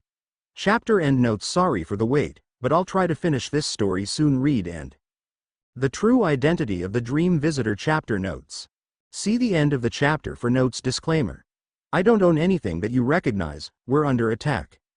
With that shout, Orin shot of a fireball at the Githyanki, killing off 2 of them while those with a tadpole heard the DV calling for help. We need to get to the portal. Now. Those who can use dimension doors, take someone with you. Avyanna ordered despite the pain in her head, slowly getting up and starting to run with her daughter's help. Those without a tadpole ran, flew towards the invaders as well with their weapons drawn. We'll guard the portal. You all get inside, Dame Island stated as she and the others took care of the remaining Githyanki. Those with a tadpole didn't need to be told twice as they either ran or used magic to get near the portal and ran in while Isabel, Island, Jaheira, Halsin, Zevlor and Orin made sure they weren't followed. Once they were inside, their headaches cleared and they could think again, making them sigh in relief. Fighting some other Githyanki as they quickly jumped from floating rock to floating rock as they made their way to some skull structure that Avyanna had already seen quite a few Tifa in her dreams. Whenever the DV wanted to talk, they wondered what exactly was going on. Inside out the skew, they saw another group of Githyanki fighting several intellect devourers and harshly banging on some kind of sphere holding yet another Githyanki inside, glowing red chains holding them in place. They all widened their eyes at seeing who else was fighting the Gith. A mindflayer. One of the Gith actually managed to catch the mindflayer by surprise and harshly kicked it back, right in front of the group. Before you do anything, I am your ally. We are in danger. It said, and Lizel immediately and understandably demanded to know what exactly was going on. The Githyanki is the source of our protection against the Absolute. I must subdue him or everything we have worked towards is lost, it explained.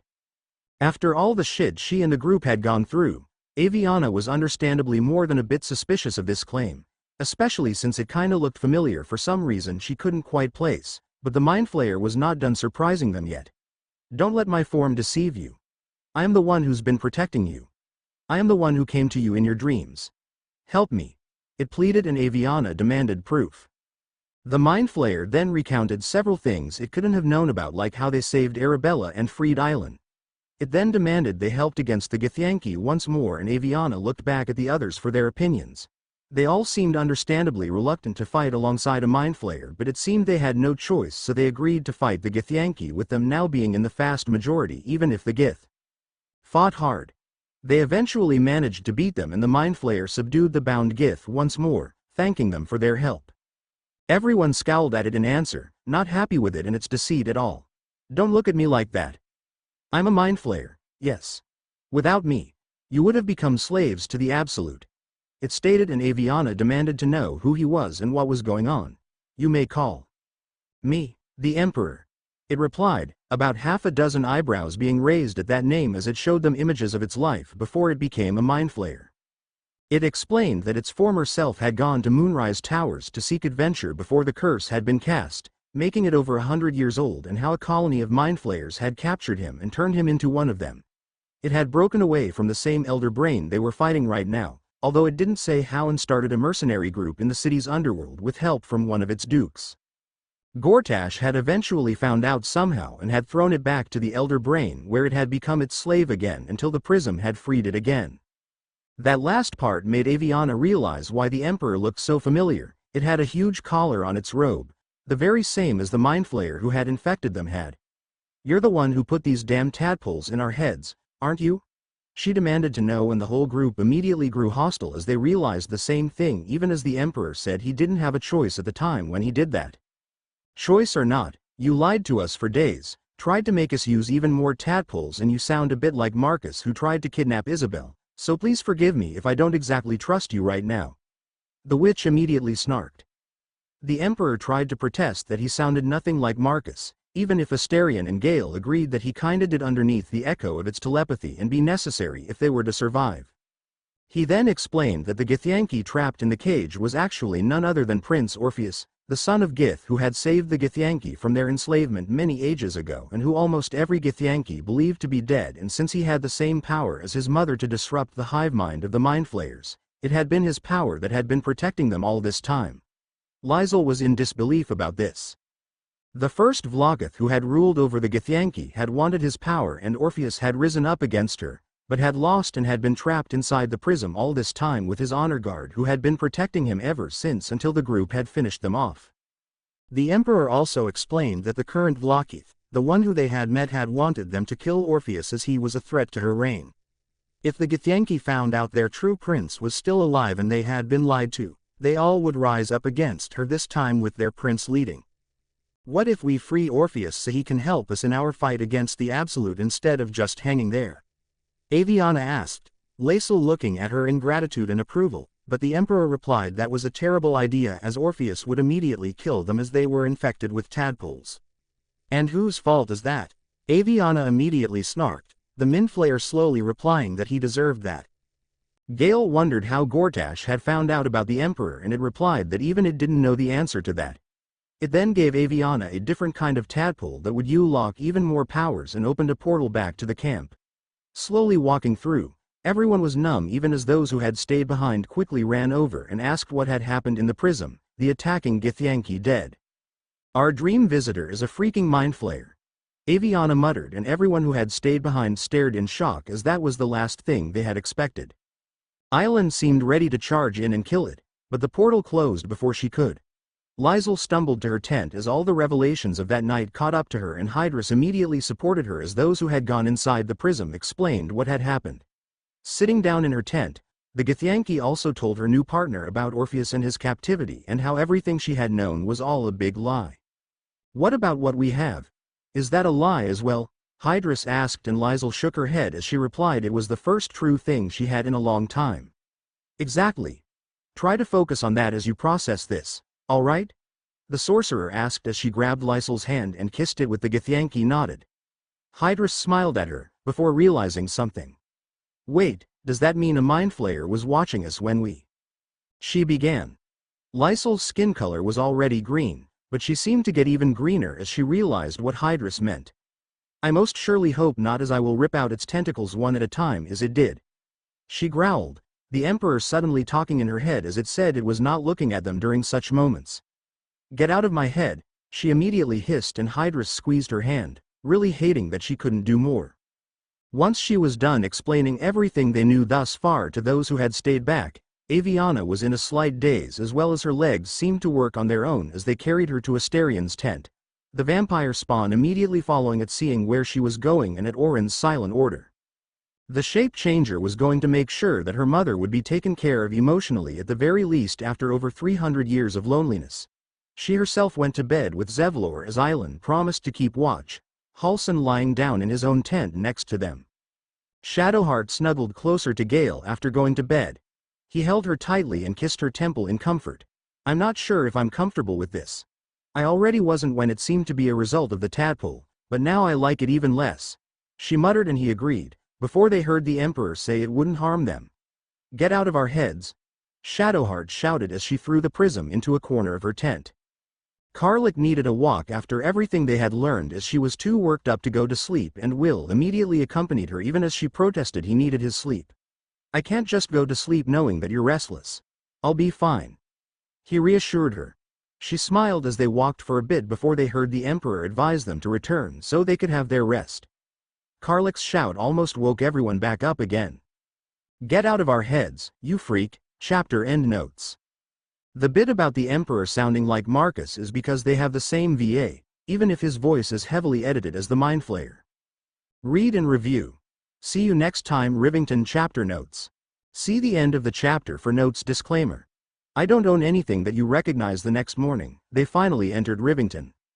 They heard the Emperor state that they had to find Gortash and the Ballspawn and try to get their netherstones as well.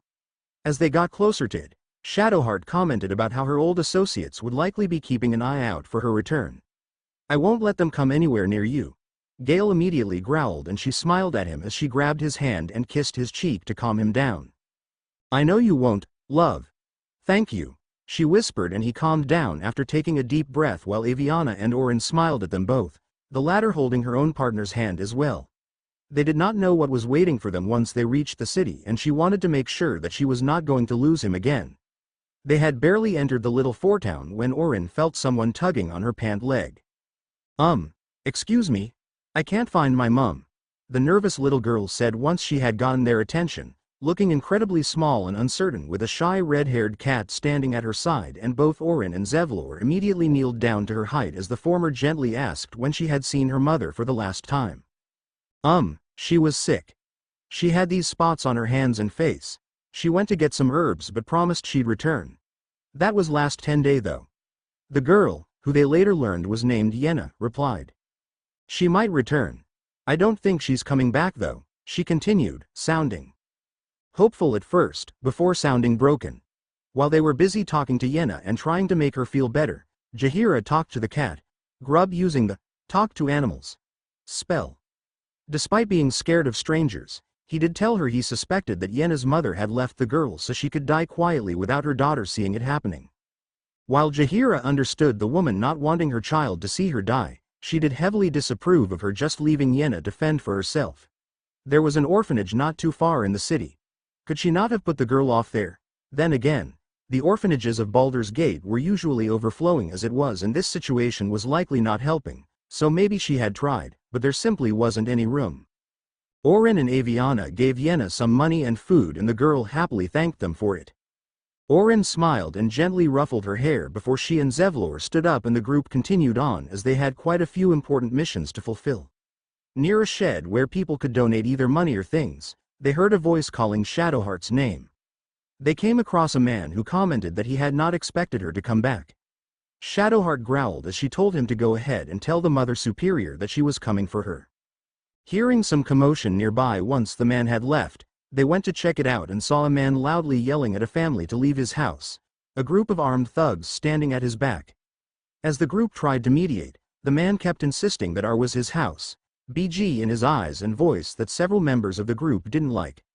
Karlik eventually had enough and stepped forwards, towering over the man. You seem rich enough to afford a new house while these people have absolutely nothing and need it far more than you. Either you leave them alone or I'll make you fly without a spell.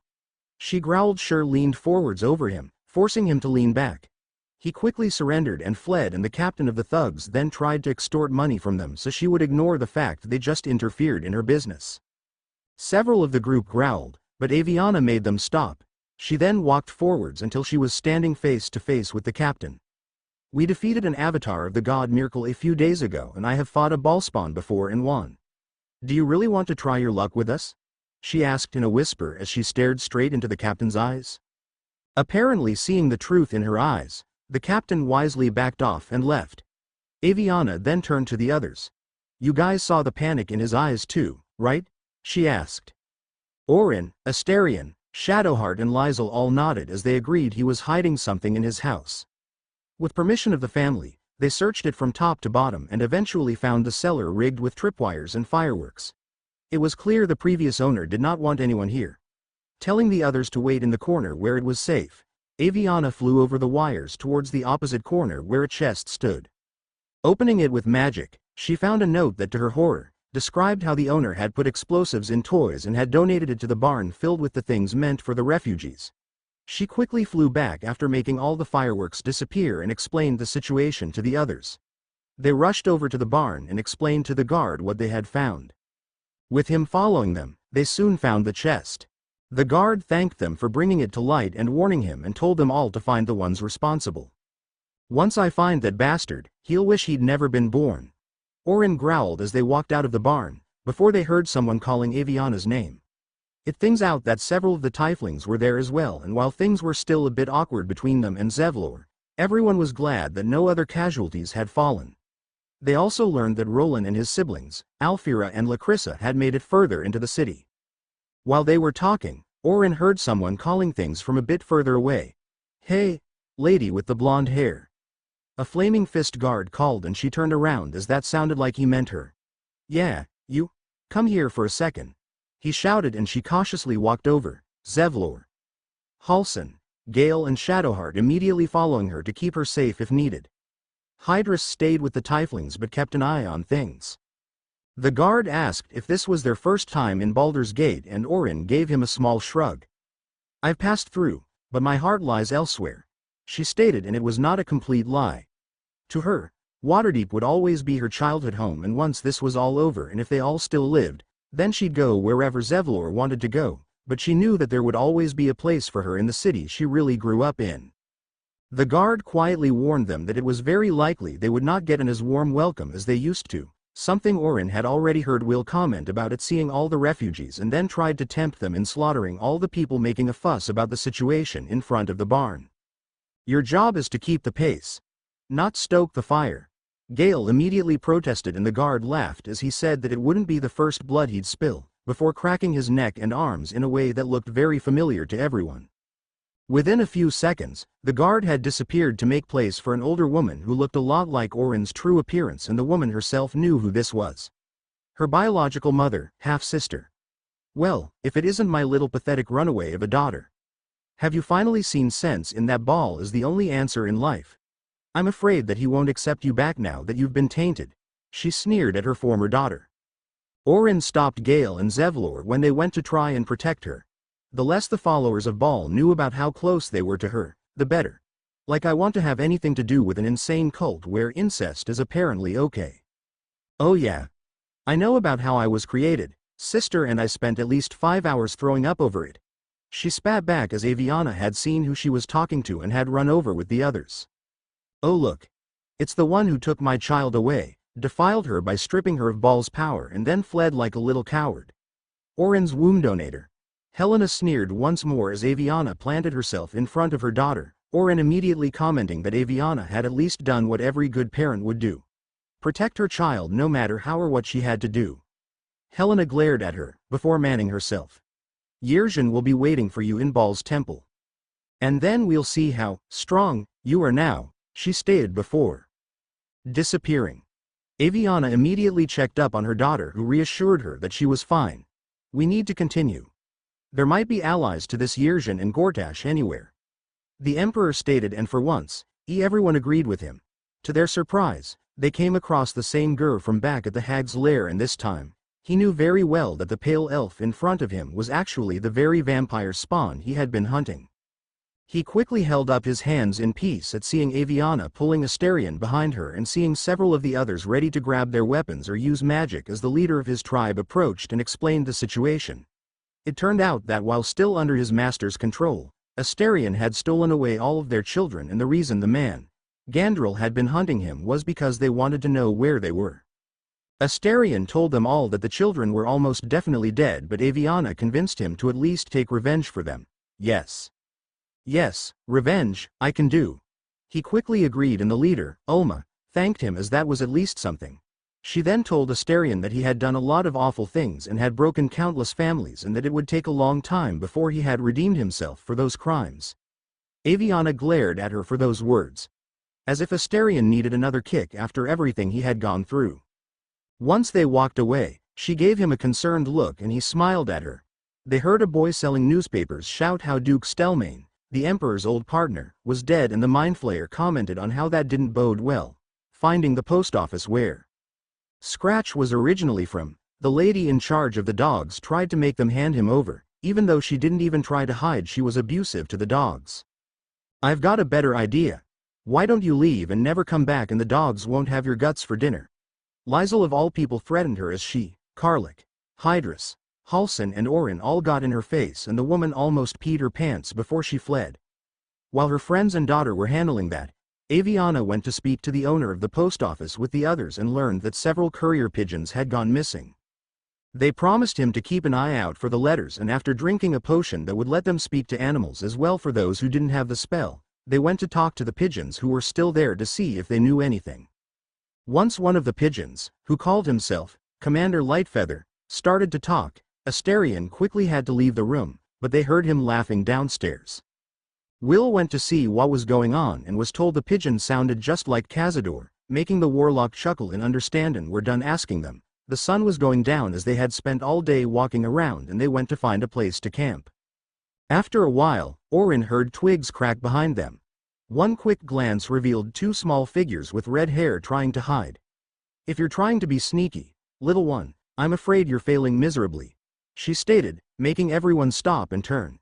A sheepish hyena revealed herself with grub. "You were nice to me before and I don't think Mum's coming back. Can I stay with you?" she asked. Everyone looked at Avyanna and she remembered how lonely she'd been at that age. This girl only had her cat and nowhere to stay, so her decision was quickly made. She stated they'd need another bed, the meaning clear that Yenna was allowed to come. "Yes." Yenna cheered as she grabbed Orin's hand and followed them. Their camp now had 2 new inhabitants. Chapter end notes. Read and review: A Nighttime Visit, A Murder and a Circus. Chapter notes: see the end of the chapter for notes. Disclaimer. I don't own anything that you recognize. Unfortunately, the night was not very peaceful. The sun had barely set and they had barely set up camp in the garden of a completely destroyed and abandoned house. Careful investigation showing it had actually been destroyed by huge badgers when an unfortunately familiar illusion appeared in their midst. Vloketh. Yenna, who had been happily playing with Scratch right around the place where the image appeared, immediately screamed in fear and ran away. This alerted the camp of the usurper queen's arrival as she ran towards Zevlor with Scratch at her side. "It's okay. It's okay. You're safe," he whispered as he lifted her up in his arms before he even realized what he was doing. He and Orin kept themselves to the background with the girl as the others all went to confront Vloketh. "You know, I'm getting really tired of people showing up in my camp unannounced," Avyanna growled. Vloketh simply ignored her in favor of Lizel, who spat out a curse at her. "You are Sherlock, and yet you still speak my name?" Vloketh demanded to know of her, Hydrus immediately piping up that since she was not the Gith's true ruler, Lizel could call her whatever she wanted. "Be quiet, you vile abomination. You will not speak against your betters," the Lich Queen shouted, and if those in the camp didn't hate her already, they definitely did now, as especially Lizel growled at her former ruler, calling her partner an abomination. She said nothing that wasn't the truth. "I've seen Orpheus with my own eyes. I've spoken to Jaestil Kitharak Voss. You lied to us. Enslaved us," she hissed, feeling Hydrus put a supportive hand on her back as Avyanna and Shadowheart took their places at her side. Despite the animosity between her and the half-elf over the prism, they'd come to trust each other over the course of the journey, and nothing showed that more than that action. Vloketh screamed about how Voss was a liar. Being so loud, Yenna flinched and tightened her grip around Zevlor's neck, and Avyanna wouldn't be surprised if they heard her all the way back in Rivington or even further than that. She then ordered Lizel to listen as she said that Orpheus would destroy everything the Githyanki had built, but no one really believed her about it as she probably saw the prince as a threat to her power. Vloketh then gave Lizel one more opportunity to redeem herself by entering the prism again and slaying Orpheus once and for all. If Lizel kneeled for her now and fulfilled this duty, Vloketh promised she'd name her her own chosen. In response, Lizel felt Hydrus ball her hand into a fist in clear anger and used the tadpoles to connect to Avyanna, showing her that she was not going to fall for Vloketh's lies any longer, and compared to the Gith who used Top-Taker Queen's word as law, the witch honestly couldn't be prouder of her friend. "Stay true to your beliefs, Lizel. Vloketh has lied about Orpheus once before. Who is to say she is not lying again just to get her way? And besides, considering she just called Hydrus an abomination, you'd likely be separated forever if you listened to her," she told her friend, remembering what Voss said about Vloketh devouring any powerful Githyanki who could pose a threat to her. At the thought of never seeing Hydrus again, Lizel snapped. "I gave you my faith and you called me traitor. I gave you my life and you sent your knights to hunt me. I have seen too much and you have given me too little. Finally, I can see. Orpheus will live and I will hear his creed. This is my word," she stated with an Avyanna and Hydrus weren't the only ones smiling in pride at her now. Lizel definitely had changed from the blunt, harsh and unfriendly Githyanki she once was in the beginning. Vlokith was definitely not pleased with her answer. Your word is nothing. You are nothing. The Kitharak will bring you. I will tear your flesh from your bones and devour your skull's marrow as you beg for death. I will consume you. I will unmake you. She raged at them, Hydrus grabbing Lysel's arm and pulling her back to stand in front of her instead, giving the Lich Queen the most ferocious glare she could manage as cold smoke started to come from her mouth with every breath. Vlokith then disappeared and the camp quieted down. You don't suppose she can use wish magic and just, Shadowheart commented as she then silently drew a finger over her throat at remembering there was a child among them. Lysel replied that Vlokith might have been able to do it back in the temple where she was surrounded by followers and had Githyanki inventions, but for now, they were safe. With that little thing done, everyone went to bed. Yenna refused to let go of Zevlor, so he carried her to his and Orin's tent, glad they'd already changed into their sleeping clothes. Shoving the bedrolls together to make a semi-bed, they settled down with Zevlor stroking Yenna's hair until she fell asleep. She's not even a bit scared of me. He breathed as if this was a completely abnormal thing for him, and after Elturel, it likely was. Orin smiled at him, before they fell asleep. In the meantime, Hydrus looked after Lysel, who was a bit shaky at realizing that she'd stood up against Vlokith, something she never would have thought of even a month ago. She then steeled herself in typical Lysel fashion as she declared her loyalty to Orpheus instead and vowed to free him. And we will, but not while we're so tired we can barely rest, Hydrus said, and she agreed. Once Lysel was resting, Hydrus kept awake for a while as Lysel's words about Vlokith's lies rang in her head. I hope she can forgive my lies, she thought, before closing her eyes. The next day after Withers stated that since they didn't have to move anymore, they could keep the camp open until they'd moved into the city proper, they decided to split up. Avyanna, Orin, Asterion, Gale, Shadowheart, Zevlor and Halsin would look for the missing lairs while Will, Karlik, Jaheira, Hydrus and Lysel went to find a way into the city. Yenna stayed behind in the camp with Isabel and Islan, who promised to look after her. The pigeon who had sounded so much like Cazador had said that most pigeons went missing around the building on the opposite side of the street, which was Holy Temple for those who did not have much. Unfortunately, it seemed they were having a situation as well as their priest had been murdered, and the detective on the case, a literal flying elephant or holophant named Inspector Valeria, couldn't be bothered to solve the crime. She had just pointed at a random refugee who had also been killed and decided the case was closed, not listening to one of the nuns trying to protest and flying away. Despite learning her name and because of both her ability to fly and her refusal to listen to reason, Avyanna would henceforth call the being Dumbo. They promised to keep an eye out for anything the inspector had missed, but weren't sure if they would be able to find anything. Asking the cook and nun looking after the bodies, they'd been murdered in the cellar. They also learned that he had been paralyzed first, so he had been awake when he was killed, but unable to scream.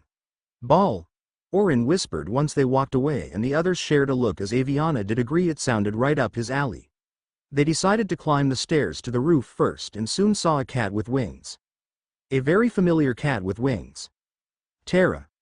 Both Gale and Orin shouted together and Tara looked up, before flying over. Mrs. Potter, Ms. Potter, Mr. Decarios, heavens. Fancy seeing you all here, she stated, both surprised and overjoyed to see them all again. She and Morena had been so worried when Gale suddenly disappeared with only a short apology note, and both Orin and Avyanna stopped writing them letters, so to see them again made her feel much better. Orin then petted her head as she and Gale were both happy to see her again too. Gale then introduced her to Shadowheart and Orin did the same with Zevlor. It is so nice to see you have finally found your mates. Mrs. Decarios and I were worried you'd never give us grandchildren or great-nieces or nephews.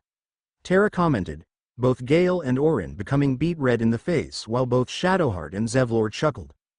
The Tressum then noticed Asterion and how close he was standing to Avyanna. Am I wrong to presume he is your mate, Mrs. Potter? She asked. Despite not being married, Tara always called her Mrs. Potter. This was mostly for Tara to make it clear who she was talking to when both Orin and Avyanna were in the same room.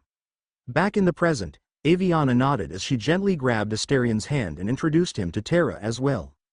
You all better take good care of the three of them, you hear me? Otherwise, you will be very quick to find out how sharp my claws are. The Tressum then quickly threatened their partners. They all straightened up and promised. Realizing that Tara was the one eating the pigeons, Gale asked her to stop it and she agreed, as she even brought them the letters the pigeons had carried. Orin then directed her to their camp, telling her to tell Island she was a friend. Tara then flew off and the group climbed down again. She really did sound like Ethel. Halsin commented, having been quiet the whole time, and everyone agreed. Orin, Halsin and Zevlor went to bring the letters back to a very grateful owner, while Asterion, Avyanna, Shadowheart and Gale went to investigate the cellar where the priest had been murdered. They soon found a hidden door and a group of shape-shifters busy rearranging bodies in the caves behind it. Fighting and killing them, they found a dagger coated in both blood and a paralytic poison. Showing it to the nun, she was ecstatic to know she was right and told them to find Inspector Valeria, Dumbo, in a brothel named Sheris Caress. Reuniting with the entire group not too long after, those who had tried to go further into the city had bad news, as the entrance was heavily guarded by some of the Flaming Fist and a Steel Watcher, one of Gortash's inventions, and since they were currently the man's enemies, they had not dared to risk it. Karlik then saw there was a circus nearby and begged to be allowed to go, as she hadn't been to one in 10 years. Since it was early and they were stuck anyway, they decided to go for a bit, and after convincing the guard they meant no harm, they were allowed in. They split up after agreeing to meet in 2 hours. Asterion and Avyanna walked through the circus with their arms loosely wrapped around each other when they came across a dryad named Zethino. She immediately noticed the devotion deep inside Avyanna and asked if she was in love. Trying to keep herself from turning red in the face too much, as she still had trouble believing she had found immortal love, she confirmed it with Asterion smiling next to her at hearing it. You are wise to admit it. When it comes to love, vulnerability is armor. Truth, a sword, and trust, a shield. I pray you wield all three, Stura. Zethino stated before asking her to bring the one she loved forwards. At seeing her looking at him, asking if he would join, Asterion readily agreed and grabbed her hand for just a second, squeezing it gently before letting it go. Closing their eyes at Zethino's instruction and opening them again at hearing a waterfall, they saw they were on opposite sides of a small river, a fallen oak tree serving as a bridge. The dryad then went to see how well they knew each other. She asked Avyanna when Asterion was at his happiest, wanting to see if she truly knew her lover. When he's elbow deep in gore, she immediately answered without even thinking about it. She covered her mouth in surprise even as Asterion chuckled and happily agreed with the answer. Realizing that he was happy with the answer, she felt the urge to take a few steps onto the trunk and did so. The next question was what he desired more than anything, and she quickly replied it was freedom. A slightly less happy Asterion told her she was correct, but asked if they had to tell everyone about their business. Sorry, love, she replied with a small wince on her face as she took another few steps forwards, knowing how much he wanted to keep things private. There was only just a couple of feet left between her and Asterion, and she honestly dreaded what the next question was going to be, and she was right to fear it, as it was about what he feared the most, and she took a deep breath as she knew the answer, but he definitely was not going to like it, and she apologized to him with her eyes. To forever feel like a slave to someone, she answered. Really? I mean, yes, but really? You'd tell any stranger who just walks up and asks? A now irritated Asterion asked her, and she looked down at her feet as Zethino told him the most difficult things needed to be said and that he was one step closer to conquering his fears, before telling him to go to his partner. He took a deep breath and walked onto the trunk as well, gently putting his hands on her shoulders, and she looked up. Well, you were right about me every single time. I almost wish you hadn't been at times, but you do know me. I'm sorry for snapping at you. You were only answering the questions that were asked of you with your usual honesty, and I may not have liked the answers, but that isn't your fault. He told her in a quiet voice as he cupped her face and caressed her cheek with his thumb at seeing his outburst had upset her. She immediately leaned into his touch and closed her eyes in relief at seeing he was not angry anymore, as that would be a terrible start to their relationship. He gave her a small smile at seeing it as he gently pulled her into his arms, this time instead of the other way around. I press my finger to your bond and find a shield that is impenetrable. It is beautiful. Your love is one few have. Cherish it. Zethino said after a while, a smile on her face, and they both turned to look at her, before sharing a look and smile as they knew they'd definitely cherish it. Being brought back, Zethino actually thanked them for making her believe in love again, before they heard screams a bit further ahead and went to see what was going on. They found most of the others fighting a group of shape-shifters and later learned that one had disguised themselves as the clown of the circus and had lured them into a trap. With them and other members of the circus joining the fight, it was soon over.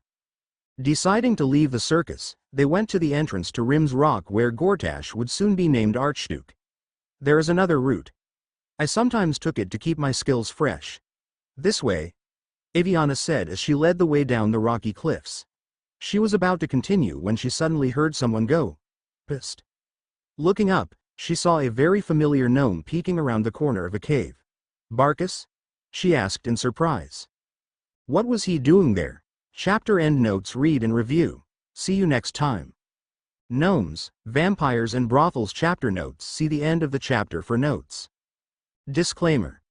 I don't own anything that you recognize. Turned out that Barkus hated. His old friend Wolbrin had created a huge bomb that he had made to blow up the factory where Gortash was currently making his steel watchers. Huge robots that were patrolling the streets. That wasn't the problem that had made Barkus so concerned. The problem was that he wanted to blow up the innocent Gondians as well, simply for making the watchers. The fact that they might be forced didn't concern him a bit. Avyanna accepted the rune powder bomb, but quietly promised Barkus that she would first talk to the Gondians before even thinking of using it, much to his relief. Getting out of the cave the gnomes were in, Avyanna led the way by carefully jumping onto the platform that held the checkpoint. Everyone followed her with Will commenting that once the situation was over, he'd talk to his father about this path just in case.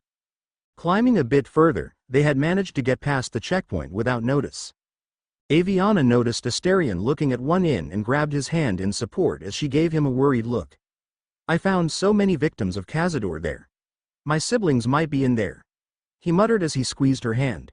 They and the others went inside and Orin and Avyanna went upstairs until they came across two people with glowing red eyes, talking about a black mass and their master. It did not take a genius to figure out what they were and Orin went to get the others.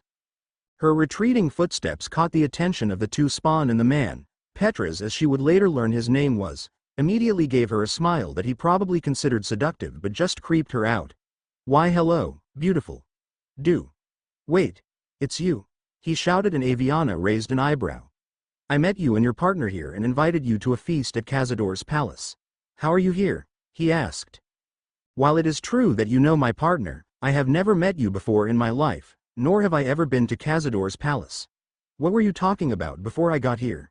Avyanna asked as she used her magic to make them answer and Petras talked about how Cazador had promised to give his spawn the same privileges he'd get from the rite of profane ascension and they apparently believed him about it. "Cazador promised you your freedom? And you believed him? Huh? You were never burdened with intelligence, Petras, but your load seems especially light the days." Asterion sneered at Petras, having entered with the rest while they were talking as the other vampire, Deliria Doll as he called her asked him why he'd come back after he got out. Realizing this was personal, Avyanna kept her mouth shut for now as Petras thought Asterion had heard about the ritual and the power it would supposedly give them, coming back with his tail between his legs while hoping all would be forgiven. Avyanna didn't even realize she was growling as she knew that willingly returning to Cazador's side was the last thing Asterion wanted until Orin put a hand on her back and Asterion gave her a quick smile. "It's all right, my friend. I've got this." He reassured her as he grabbed Petras and held him in the sun. He immediately started to burn. "Where is he hiding?" he growled through gritted teeth, but Petras was unable to answer. "Asterion, stop, please." Avyanna pleaded with him at seeing Petras was almost gone as this was not the man she'd gotten to know over the course of their journey. The closer they came to the city and after they finally entered it, the more determined her soulmate became to finish Cazador off once and for all, no matter who he had to hurt for any information it seemed. Asterion looked at her, before pulling Petras out of the sun. "You owe your wretched life to my friend. Now tell me what I need to know," he demanded, aware of Avyanna giving him a confused look but ignoring it. There was no way he was going to reveal she was his partner in front of people who could and almost definitely would report it back to Cazador.